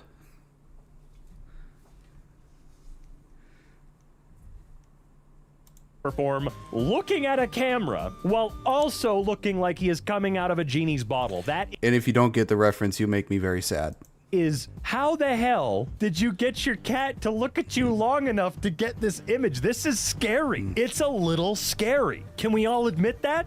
Cats are so aloof. They're not looking at you. But this is the first time I've ever seen a cat where He's feel looking like into this your cat soul. is looking directly at me. Like completely and directly at me, man. It's just not cool. See, and then what we have here is the complete opposite of the other cat image. See, this one makes me feel Yes, bad. Tess. Why? You might Great movie. I fucking love it. Fuck, I'm old then. Yes, I get it. Might be yourself asking? Well, let me tell you. Why are we putting cats to work? Cats were born and designed much like we were to loaf around, to eat, to whine, to be silly and get It attention. is meow I know that's support. what we're here for, but we're conscious and fully self-aware. We're emotional creatures. We're different in that regard, okay? So I like how it looks like the cat is trying to understand what's going on the screen. of course, we know we can't just let ourselves laze away, but the cat should not be clocking in for any 9 to 5. That's not the cat's job. Yeah, beautiful design. How much harder is it to drink?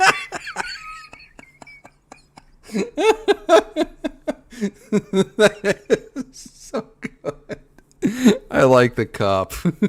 Here, let me blind myself. From the other side of the, is it supposed to be like a hedgehog? Like what is this? I'm colorblind, so I can't tell if that's a blue. I think you're supposed to drink from the part that's in between the ears and not what he's doing. Blue or a pink or a purple. I genuinely can't tell. Now, if you go into the comments and act like a little baby about me not being able to see the color, I know where your dad lives and I'm gonna marry him, okay? So just watch. I know where your dad lives. I'm gonna fuck him in the ass. watch out. And I know what you're thinking. My dad is married to my mom. Not once I enter the picture. Okay? So why don't you take your goofy-ass hedgehog mug and drink from the other end, you jerk. Okay, see, now you're making me feel bad, so I'm gonna make you feel bad for making me feel bad about my colorblindness. It's your fault. You did that. Okay. Holy Lord, lady! Why'd you steal the kid's ball? And also, what the hell are you? She's like... Oh, in Japanese, there's like a Japanese folklore thing. It's like she's supposed to represent that tall, ghostly lady or something like that. It's also in doujins. Like 9 feet tall. That's Lady Domitrescu's shit. Oh, if anyone didn't notice, there's also a skull in the background here. Hachishaku, I think. Oh, okay. I didn't know. Right there, dude. What's happening? Although I still like Lady D more. I will say we will never forget our dearest Lady D, a character that went so viral that Capcom to this day is using her actor as marketing, even though that actress is long not in the series anymore. I mean, she's in the game, duh. That's not what I mean, though. I mean, she doesn't do anything anymore right now for the other Resident Evil titles, and it's kind of crazy. Anyway, what are you? What is this from? What is the giant anime lady from? I need to know. As a matter of fact, you guys can go hunt me down on Twitter if you haven't already. She's also in hentai and doujin.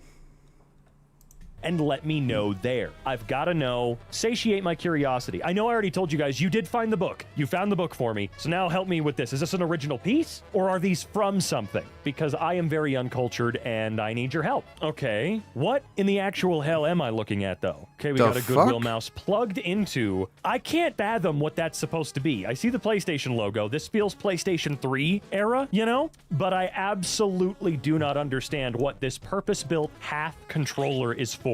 With the mouse. Is this a purpose-built assembly of some kind? Okay. I don't like this one. I don't like it Where do I know that anime girl from? I have no idea. At all. I know that, and it's just the butterfly hair accessory makes her look familiar to me. it's just a pillow, man. I don't like this. Does anybody else feel the same way? Do you guys think this is just, I get it. You put your baby on the pillow to go hee on the internet, but I just feel, it's just weird, man. It just feels strange, okay? It does. I get the joke, all right? I understand. I don't like it. That's all I'm saying, man. Look, I've become very sensitive these last 6 years, people. Okay, that's not quite what you're supposed to do at the voting booth. You know what? I would say this would be a funny prank if his pants aren't actually pulled He's either pissing in it or coming in it.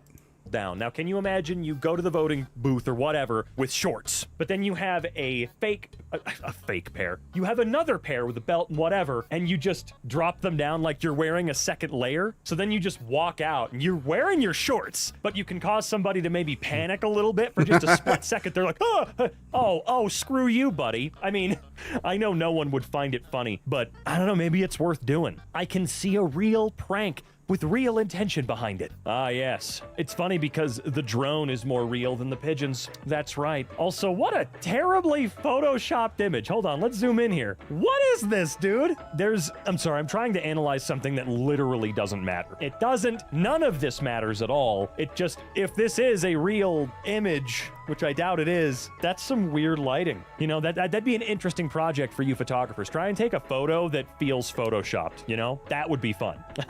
Right, because it looks like Michael Jackson? Is that why? It's because it looks like Michael Jackson, right? That's why it's... Look, I get it. As I'm sure all of you guys got it. Maybe 300,000 reposts to go. Right? Right. I feel like when you walk into a museum, or this museum, when anybody walks into this museum and sees this damn thing, they're gonna take a photo of it and post it online. They don't even have to say anything anymore. You don't have to make the joke. You just post the image without any context whatsoever, and everyone will go, hee hee. You know, they're gonna do it. We all know. We all know. All right?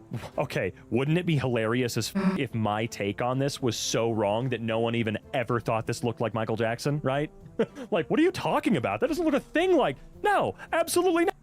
That was Sena Kashiwazaki from Haganai.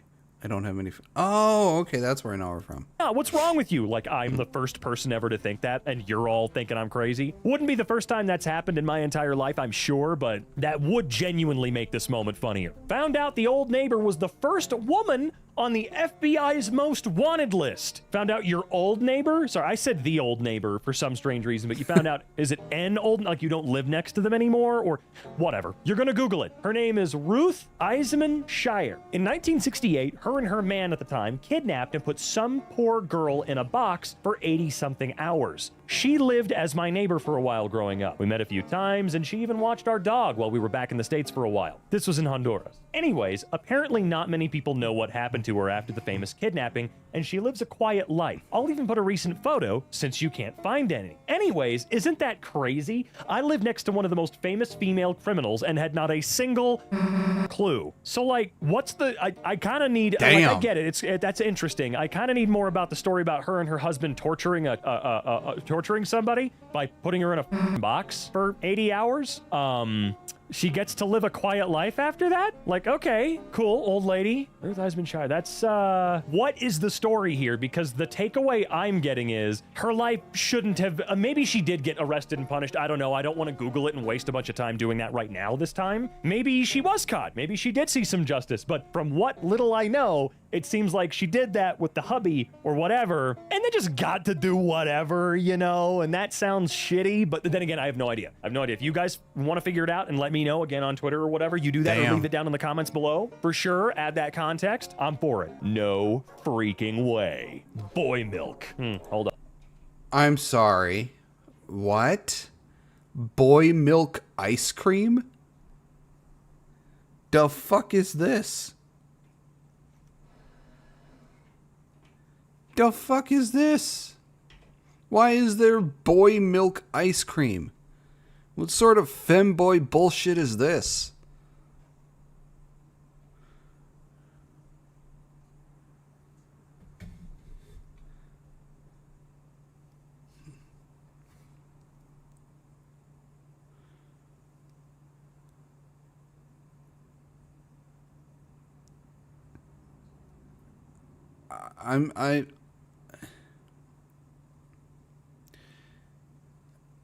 I don't know what to say. My flabbers have been gasted. I'm so sorry. I don't want any boy milk. That was water I was chugging just a second ago. I know I made it sound really real, right? It was actually vodka. Okay. How do you do this to your ear? Jesus Christ, lady, you had just annihilated your fucking earlobe. I've seen some pretty crazy piercings over the years, both online and in person. From gauges people put in their cheek for some strange reason so you can see their teeth and whatnot. Don't know how you eat with that, by the way. To gauges the size of small dinner plates in their earlobes. And I have yet to see someone's... I mean, it could be from an injury or maybe some kind of deformity or anything like that, so I don't know, and I'm not going to go off making incredibly rude comments about someone's body when I don't know what the story is. And I doubt she did this on purpose, but I've never seen anything like this before. So it is interesting to me. It looks like her ear has an umbilical cord.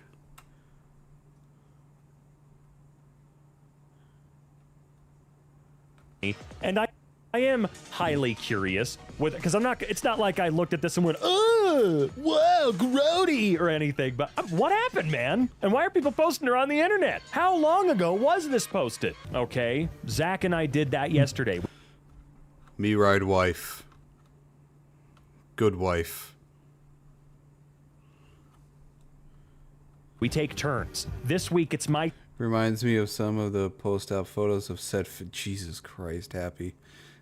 turn to ride, okay? And then next week it'll be his turn. This isn't unique. This isn't weird, okay? The only thing that's weird is that Damien never takes a turn as the elephant we ride. He never does it. He just won't. Either he rides or he doesn't at all. He just doesn't participate. And quite frankly, it's starting to throw a monkey wrench in our entire dynamic here at MK. You know, I hate it. Makes me feel silly and stupid. Like, does he really like us? Does Damien really like us? You know, you gotta wonder. Okay, you know what? Here's my task to you. You go find Damien. Open your mind. Open your mind. Open your mind. On Twitter, okay?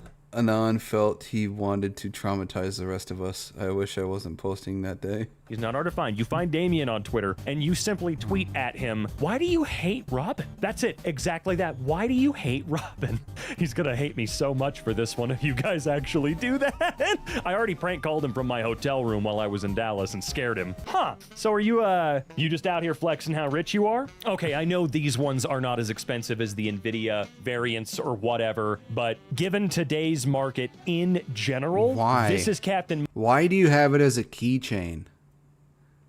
That is just so inconvenient. Moneybags just showing off here, okay? Quite frankly, I hate you. And I don't hate you because I need a graphics card, okay? My computer is still fantastic, okay? I think, what do I have? A Ryzen 5 3950X? I think that's what it is. I have a 4090 Strix. I got 64 gigabytes of RAM, DDR4, but it's still good. I have exclusively 5 terabytes of NVMe SSD space. I'm rocking it, okay? No hard drives in this bad boy. I say that and my computer's gonna break tomorrow. This isn't humble bragging, it's regular bragging, okay? I could sell this computer and live out the rest of my days in peace. Spread cheese on this broke cracker. That one would work on me, man. It would. It genuinely would. I try my best to be incredibly generous. I really, really do. Like the... Just go and get one of those whipped cream bottles of cheese and just spread it on them.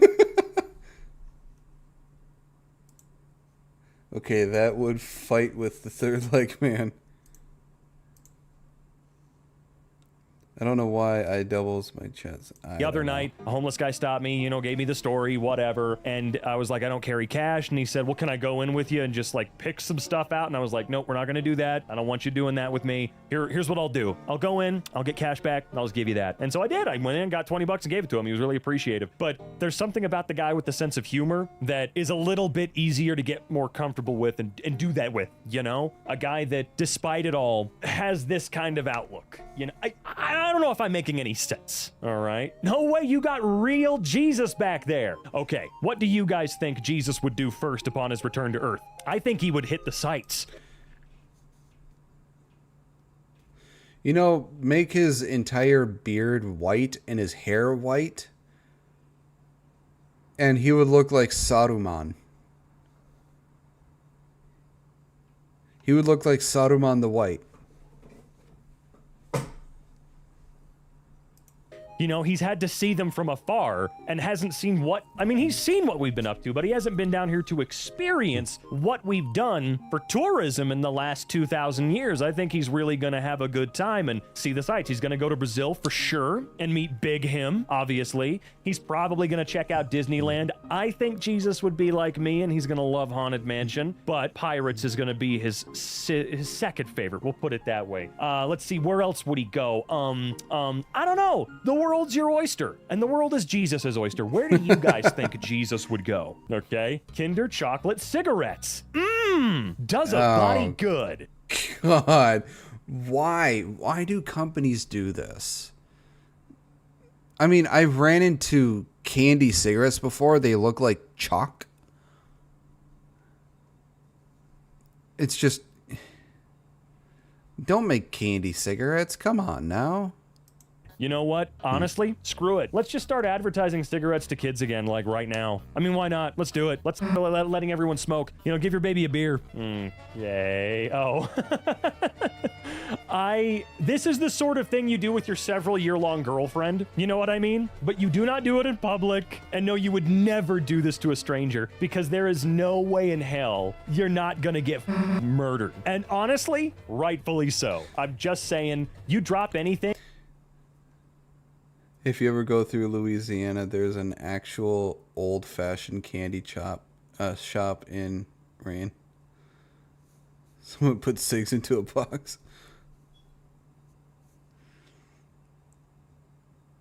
This would be funny if people had a better sense of humor.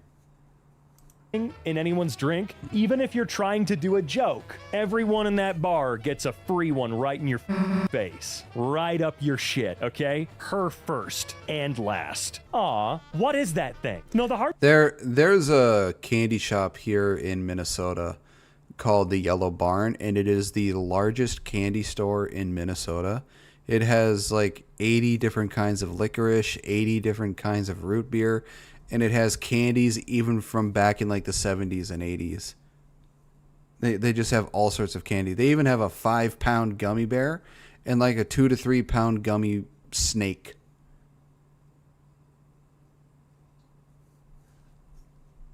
It's cute. I love it. You know, it's great to And see, especially like bunch of freshly baked pie too. just a few days after Hearts and Hooves Day. But what is that damn thing? What do...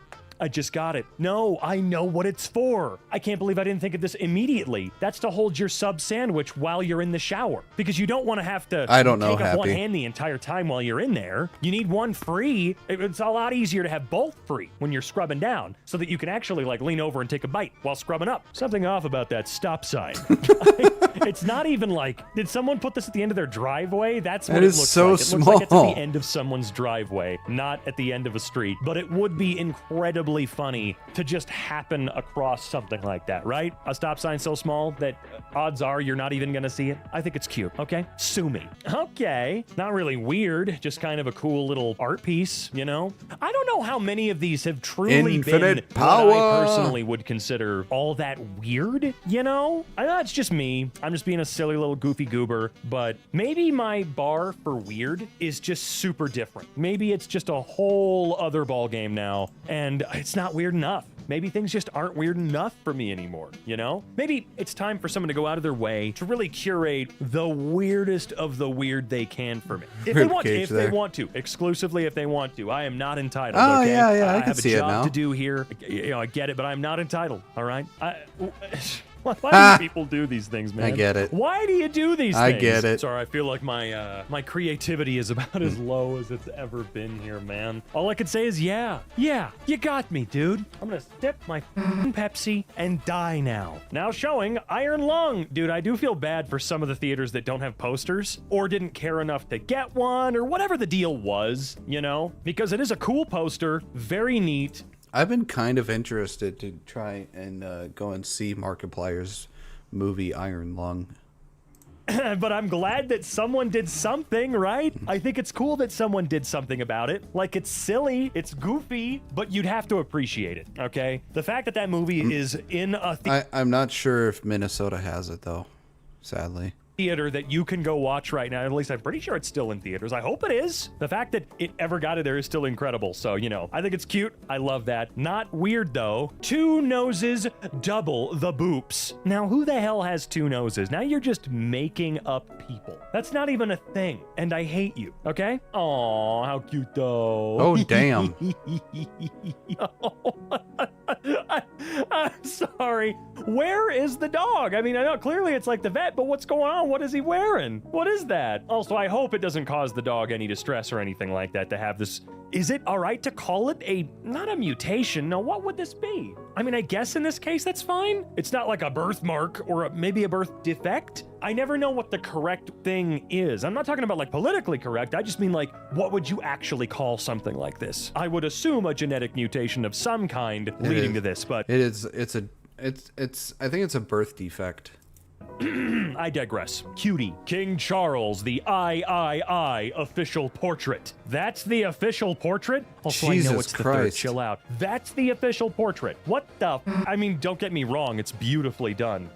If this is indeed, I'm assuming that the royal portrait is actually painted by an artist, and in that spirit, it is incredible. Like, no joke, gorgeous, incredible skill. Awesome. But it does feel a little odd, doesn't it? It's a little strange to me. It looks like a painting you'd find on the wall of a haunted house in a video game. Exactly. Yeah, This is some I can layers see of that. fear type shit right here, and I would love to know, was it the artist's choice to go with this palette? And Funny thing is, he looks like the president guy from Hot Shots Part 2. Which is kind of funny. He looks like him.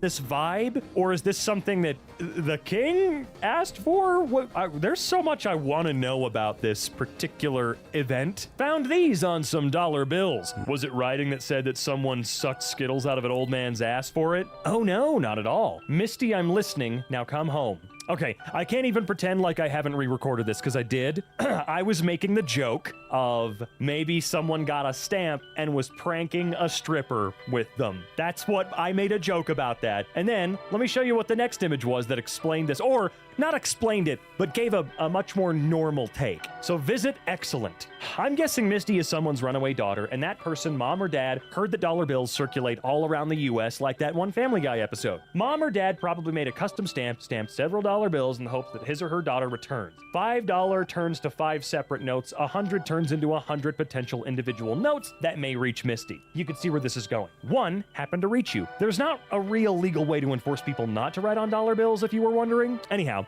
I hope Misty is safe. I do too. My joke felt in very poor taste, and I felt like redoing it after I saw this. Damn.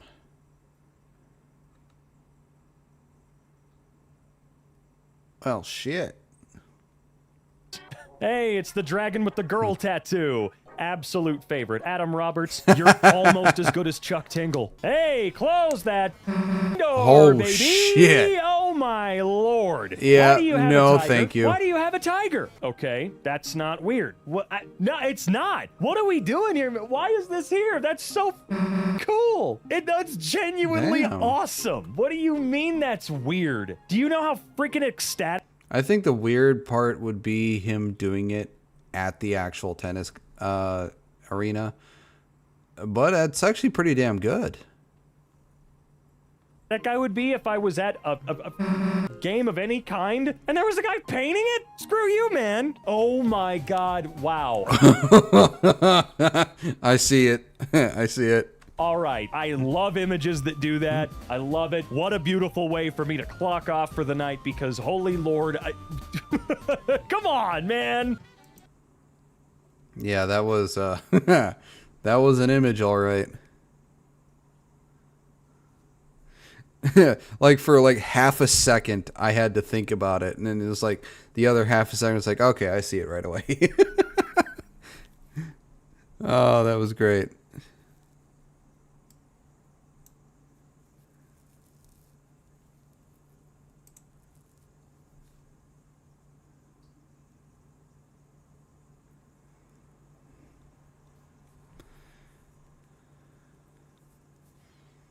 The first thing I noticed was the baby's leg in between the mom's legs.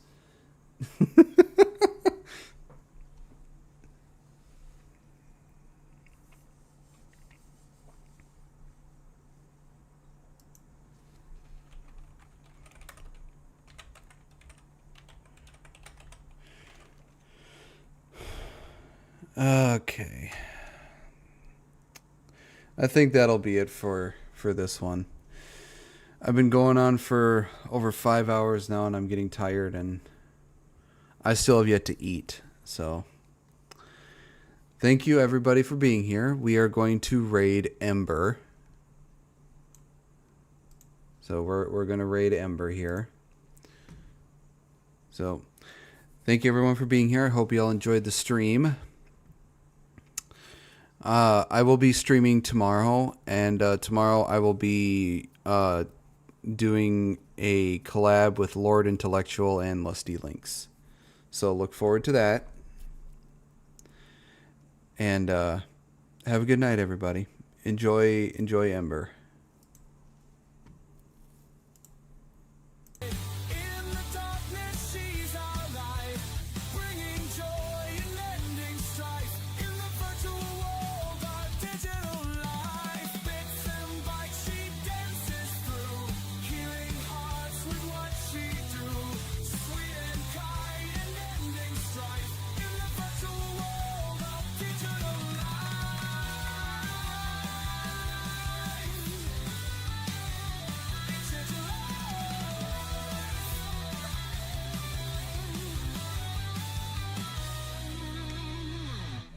Villains here, only friends.